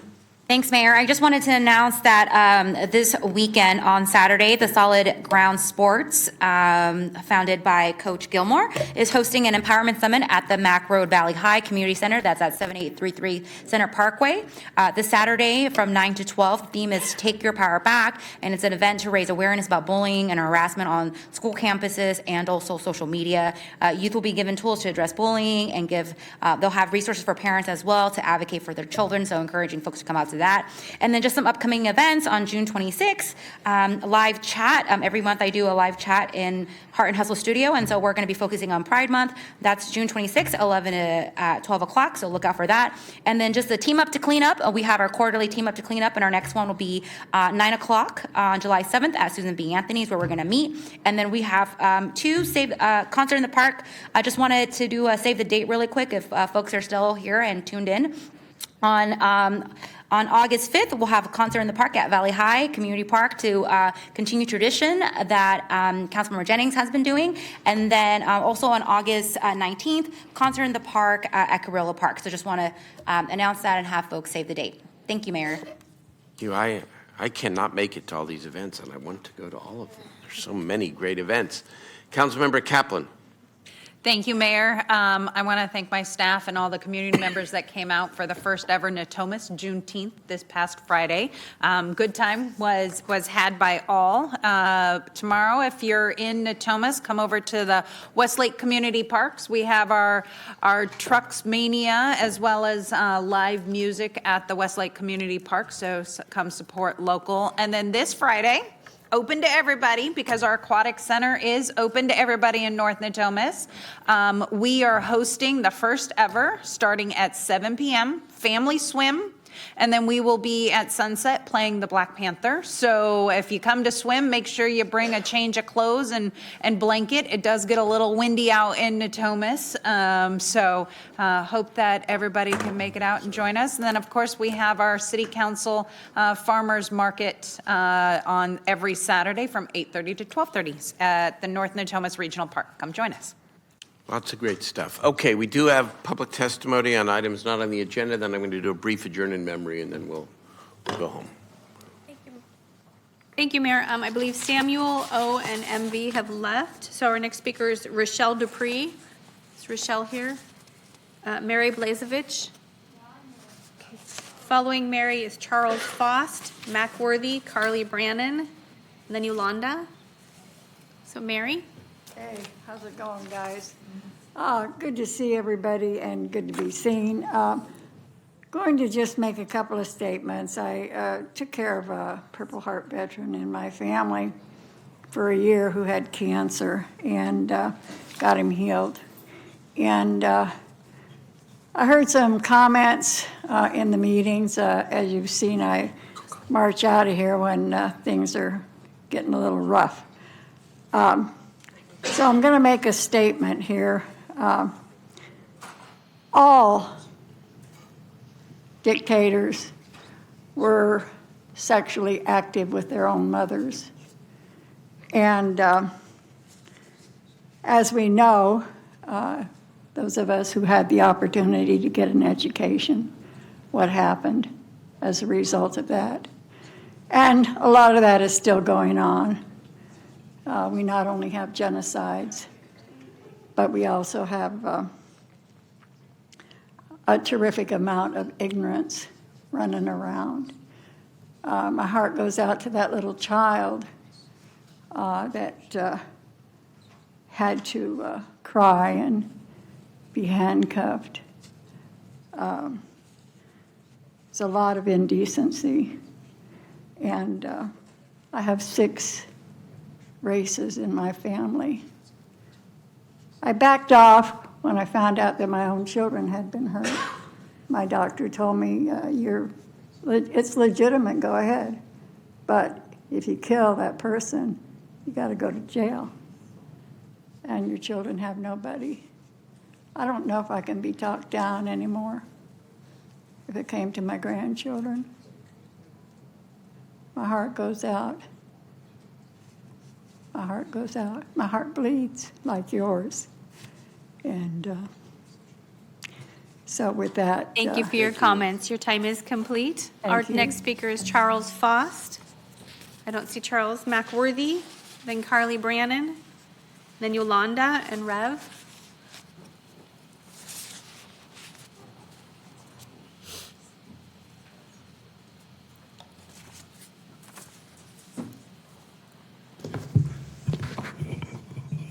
We heard many things here tonight. A whole house government cannot change this city. That's what we call using black folks. That's how you use black folks. You accuse white folks of playing the racism. That's what you're doing here. Now, people here could have filled those jobs. Now, as much as I come here, and many people know me, people call me, who was the woman? I don't know a damn thing about it. You got to come to Chicago. Do you have your license here? To the attorney? If you don't have a license here, something wrong here. You can't change nothing by dictating to the police department. You got to understand we're going to have a police department. Those 3 cheerleaders in here, Mayor, the 3 cheerleaders that live here, Mayor, The 3 cheerleaders that live here, that's the homosexual world. You never put them out for raising hell, have you? What the heck? When are you going to have an audit on here a violation of people's constitutional rights? Wake up, people. You got to have the audit here. How many times you have violated? My violation have been here. I'm just waiting until we get it together. And you say the same thing over there on the oath. When this woman here is supposed to be talking to the neighborhood, who was she talking to? Everybody was the non-profit organization that called in. They ain't nothing no damn neighborhood. That's your way of getting votes. That's what that is out there. That's what I want to audit on. Who were the people that she interviewed? Del Paso Heights. We want to talk about Del Paso Heights. I was over there Thursday night. That's a disgrace, people.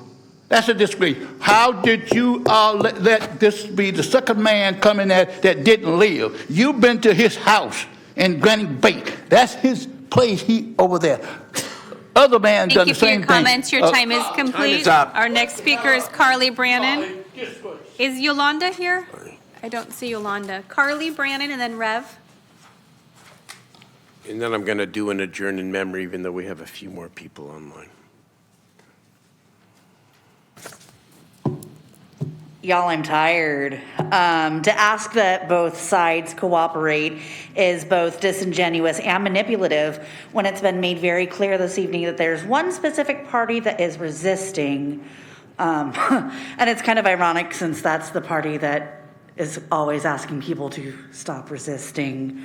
To ask for more studies is also manipulative and a delay tactic. Chief Liar shared that there was a study in 2008 with these same findings. Daryl pointed out multiple other previous studies by the DOJ with the same findings. We, the people who come to these meetings, have told you these same things. So stop the delays. Actually take action on this. It is time now. We do not need more studies. Just take fucking action.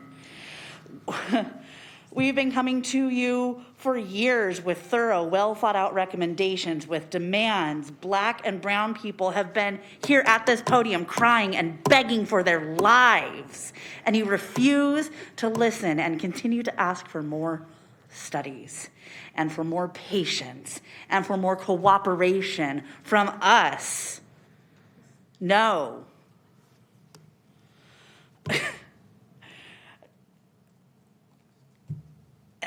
You know what? That's all I got to say to you guys. Just fucking do something. And do something right. Thank you for your comments. Rev is our next speaker.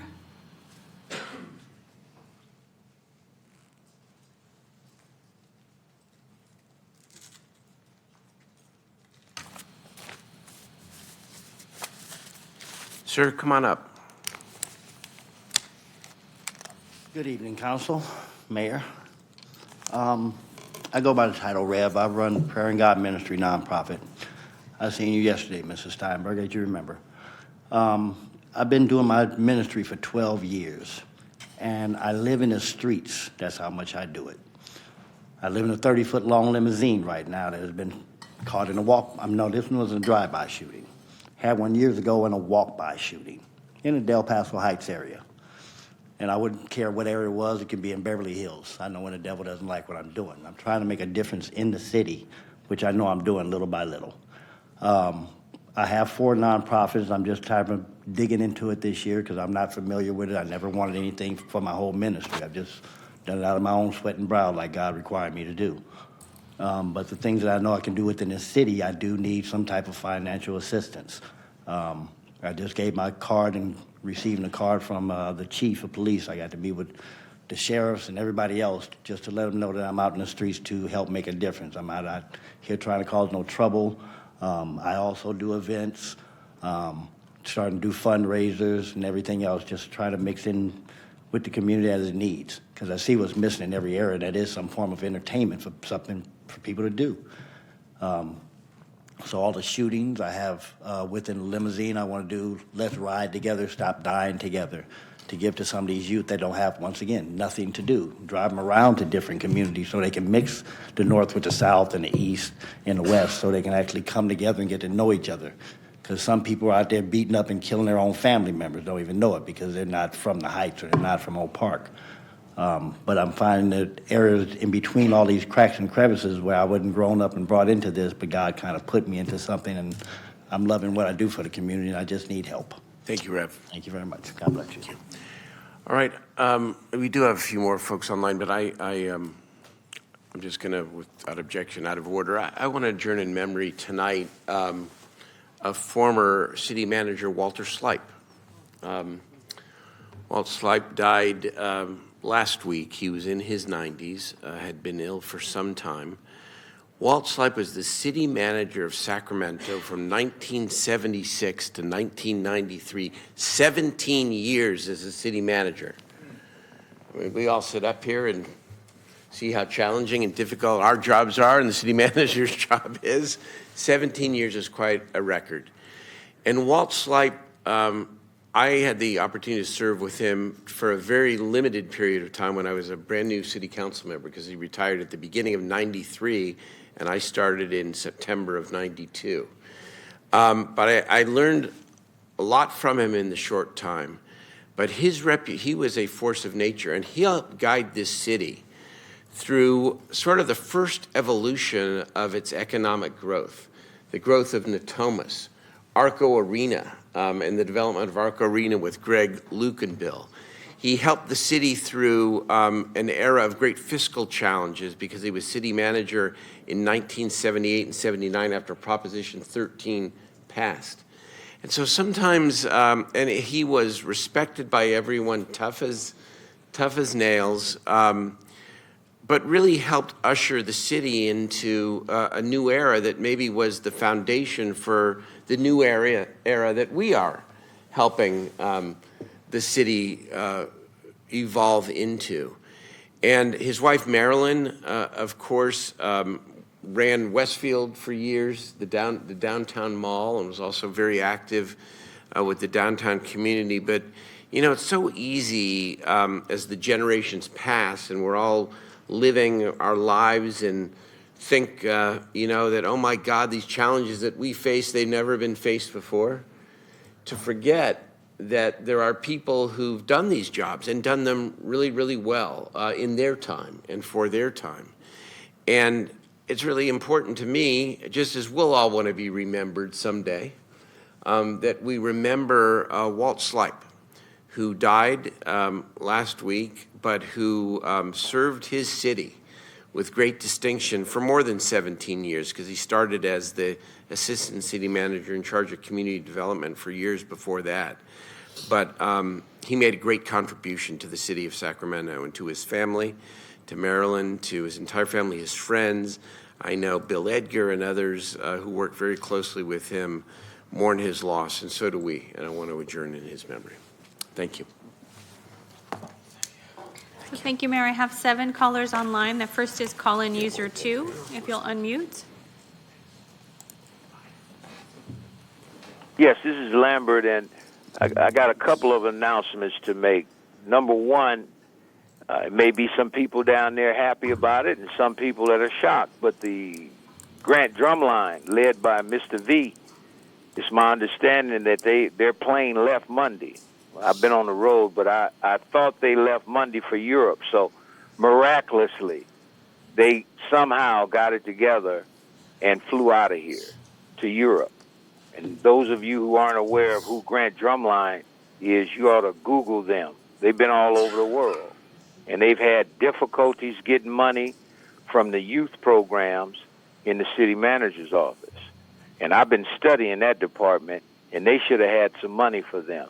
But I've noticed that whenever it pertains to, other than Del Paso Heights had some tragedies, that's all we hear about Del Paso Heights. But I'm a native, and I know a lot of good things about Del Paso Heights, but one of the things that the young people can't do is swim in their own pool. See, when you have things like that, that's considered cruel and unusual punishment to me. And I'm going to tell you something else. There's going to be a major scandal next week. And to me, if it's true, I think not only should the mayor and city council use 2/3 vote to terminate Howard Chan immediately, but they should terminate some of his assistants and some of them racist staff members that the AAELC is exposing. Shout out to the AAELC. That's the bravest group of people I've seen in City Hall. And that's a group of women. So shout out to the AAELC, and God bless the Grant Drumline's trip to Europe. Thank you. Thank you for your comments. Next speaker is Dylan Hoy Bianchi. Hi, can you hear me? We can. Hi, yeah, I'd raised my hand to comment on the earlier police item. For whatever reason, wasn't called on, so I guess I will comment on it now. I think that it's very clear to people who've watched this meeting and been watching these meetings for a while, seen other meetings before, that Police Chief Kathy Lester and as well as really most of the department, I imagine, are not engaging with attempts at oversight in good faith. All of what they do is just bullshit answers because they aren't willing to give answers. They don't have the data that is needed, and they don't come back and present the data that's asked for in a timely manner.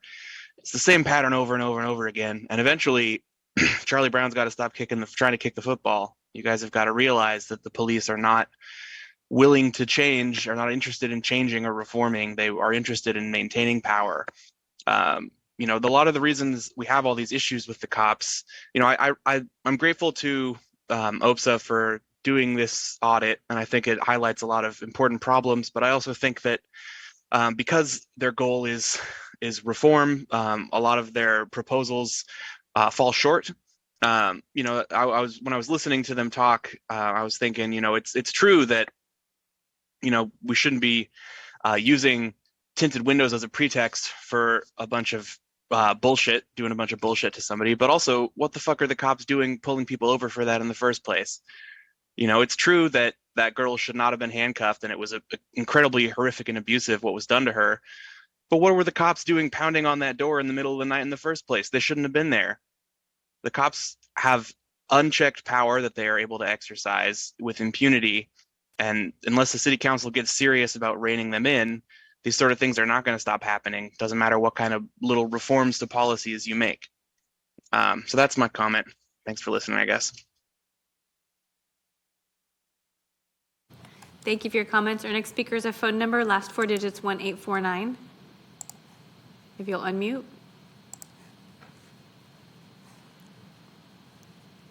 I'll go to the next person. Mike. Can you hear me? We can. Please proceed. Phone number Why are one. we hearing the race filing complaints against police, but we aren't hearing the race of those accused, arrested, and convicted of rape, violent crimes, and murders and other crimes? You can look all over Google and you won't find the race of those committing violent crimes, murders, and rapes in Democrat states and cities in America. Disgusting dishonesty. This is deliberate deceit, and it happens in Democrat cities across America. You destabilize the cities by ignoring race stats on criminals, but you emphasize race statistics in complaints or wrongdoing allegations against police. So you emphasize police wrongdoing by the race of victims, but you hide the race of criminals harming innocent people. Extremely wicked. A good book is War on Cops by Heather McDonald. There were 770,000 interactions with police in public in the last 2 years. So if you have less than 60 issues that are disputed or agreed upon wrongdoing, you are doing very well. Another point is the Sacramento Mayor's City Council and City Council has violated the First Amendment rights of myself and others on at least 10 occasions in the last 2 months. How can you oversee a police force when you are violating the most basic civil right, the First Amendment of citizens' right in City Hall? You actually had an Antifa thug violently attack my friends and I on camera May 23rd at the City Council meeting, and you did nothing about it. Councilwoman Kaplan ended a meeting because, quote, she didn't feel safe. So her feelings caused her to violate the First Amendment rights of dozens of members of the community. I think it's great you want to be sure the police are doing their job. Now why don't you spend more time on the thousands of innocent crime victims in Sacramento, victims of murder, rape, theft, violent crime, robbery, and more. Sacramento, California, and America have serious crime problems, and there are two root factors. 90% of your criminals in jail have these two factors in common: fatherless and functional illiteracy. Thank you. Have a good night. Our next speaker is Mike Snell. Hi, yes, can you hear me? Yes, we can. Okay, yes. So we're still approaching everything with an enforcement approach instead of how can we collaborate, and that's the key. I've heard a lot of people touch on that, which is important. Like for instance, with the discussion with the sideshows, the approach is still enforcement. What are we doing to collaborate with either the county or whoever, where we can find and identify locations where this can be an admission that pays tax to the city, to the county, and everybody's happy without trying to tax people, or I'm sorry, repossess their vehicles, and just something that it's clearly a culture thing that with people. So okay, let's provide facilities to do that. So instead of just focusing on cracking down, so we need to approach things as how we work together instead of enforce first. Capitalism guarantees what we're seeing right now with the amount of homeless people. So if you walk out of City Hall, capitalism guarantees that, and it's so gross how many pompous people just look down upon them as if they're not privileged to be in their position to not be in that tent. You're just happen to be born in the wrong family or whatever, and that could have been you easily. And people just you can't disregard that. So we have to approach for a sustainable future. We have to approach that. Okay, how are we looking out for those citizens that will be part of the have-not community? And that's not demonizing them or criminalizing them. How are we investing in facilities? Education is not even catching up to the current demand in the workforce for higher paying jobs, livable wages, which is STEM related. So how are we investing in STEM development for youth programs over expanding jobs for the police department? Sustainability and equitable sustainability, it starts with education and resources, not enforcement. Thank you. Thank you for your comments. I have three more speakers, and next is Uncle Ted. Yeah, I just want to address the fact that you guys keep harping about the fact that the Fourth Amendment is being violated while trampling on the First Amendment consistently in City Hall. Mayor Steinberg has ignored the fact that he is consistently violating the Brown Act and the First Amendment by not allowing people to speak or have their turn. Why is it that we will not address the issues of the violations that are constantly occurring within our communities? Let's look at Sacramento's crime rates compared to that of Roseville and Folsom and El Dorado and their surrounding cities, where we still have police enforcement. There's no rampant homelessness or drugs or violence or gang shootings. What about the homeless issue here? Let's just continue to look at that. Sanctuary cities and these drug problems are just adding to the homelessness. Cops are also 18 times more likely to be killed by a black man than a cop is to kill a black or brown. Let's also address the fact that we do not have these same issues in white areas. Murder rates, rape, violent crime, they're all committed in brown and black areas, predominantly exponential growth. It's disgusting. Let's also talk about the fact that the DOJ has consistently reiterated these statistics. You guys want to mention the DOJ and say that all they do is harp on how the Fourth Amendment is violated and you have to change the rules. That same DOJ says that 13% of our population is committing 61% of all violent crime. We cannot ignore these statistics while using others. It's ridiculous. Steinberg and his tribe mates have this ability to just ignore the blatant truths. It's funny to me. The FBI and the DOJ are run by the same people that are running our Sacramento City Council. Lisa Kaplan wants to talk about how she has white privilege while still going on the screen and talking about how she's a Jew. You need to address these issues. You're a blatant liar. You city council members trample on people's rights. George Floyd was not murdered. He died of a fentanyl overdose. Understand it, accept it, and eat it. Deal with it. Shut it down. Next speaker is Keon Bliss, and then our final speaker will be Scotty. Yeah, I've been waiting for just a few hours, but I'm calling in from across the country while there are a few cowardly white supremacists that are calling in from Solano County. They're just talking shit out of their ass.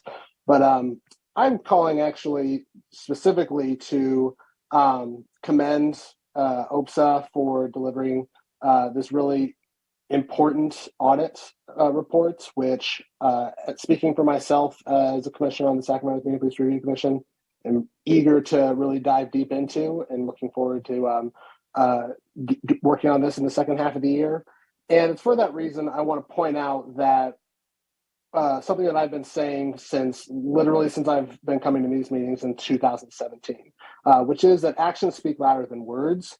And so far, I've heard great words tonight, but nothing that is actually binding an action that requires the city manager to do anything that you just told him to do. And I know this based upon a letter that where we have recently sent to you all and approved as a commission, where we remind you that last year, March 2022, we had received direction from City Council, a unanimous direction that Sacramento Police Department was to attend our meetings as required, as we had recommended in our 2020 recommendations. However, since May 2022, there has not been a single SPD liaison that has been present at our meetings. And we were subsequently informed months after the fact that the city manager's office had actually countermanded your direction, and that it would instead be a member of the city manager's office attending our meetings from now on. The bare minimum that could be done right now is to even just begin to have this real conversation, if you are serious about having us work together with the police department, is to have them attend. Our final speaker is Scotty.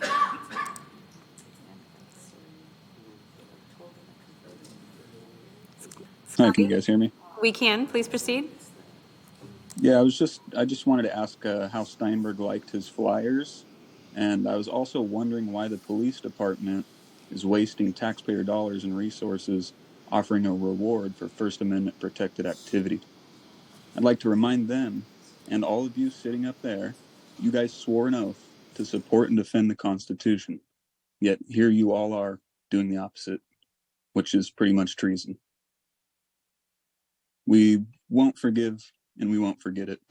We have recorded video of last meeting where you clearly see council members motioning for their golem Keon Bliss to disrupt the meeting and yell over speakers as council members cheered on and give him thumbs up to continue the chimp out so they can have an excuse to shut down the meeting.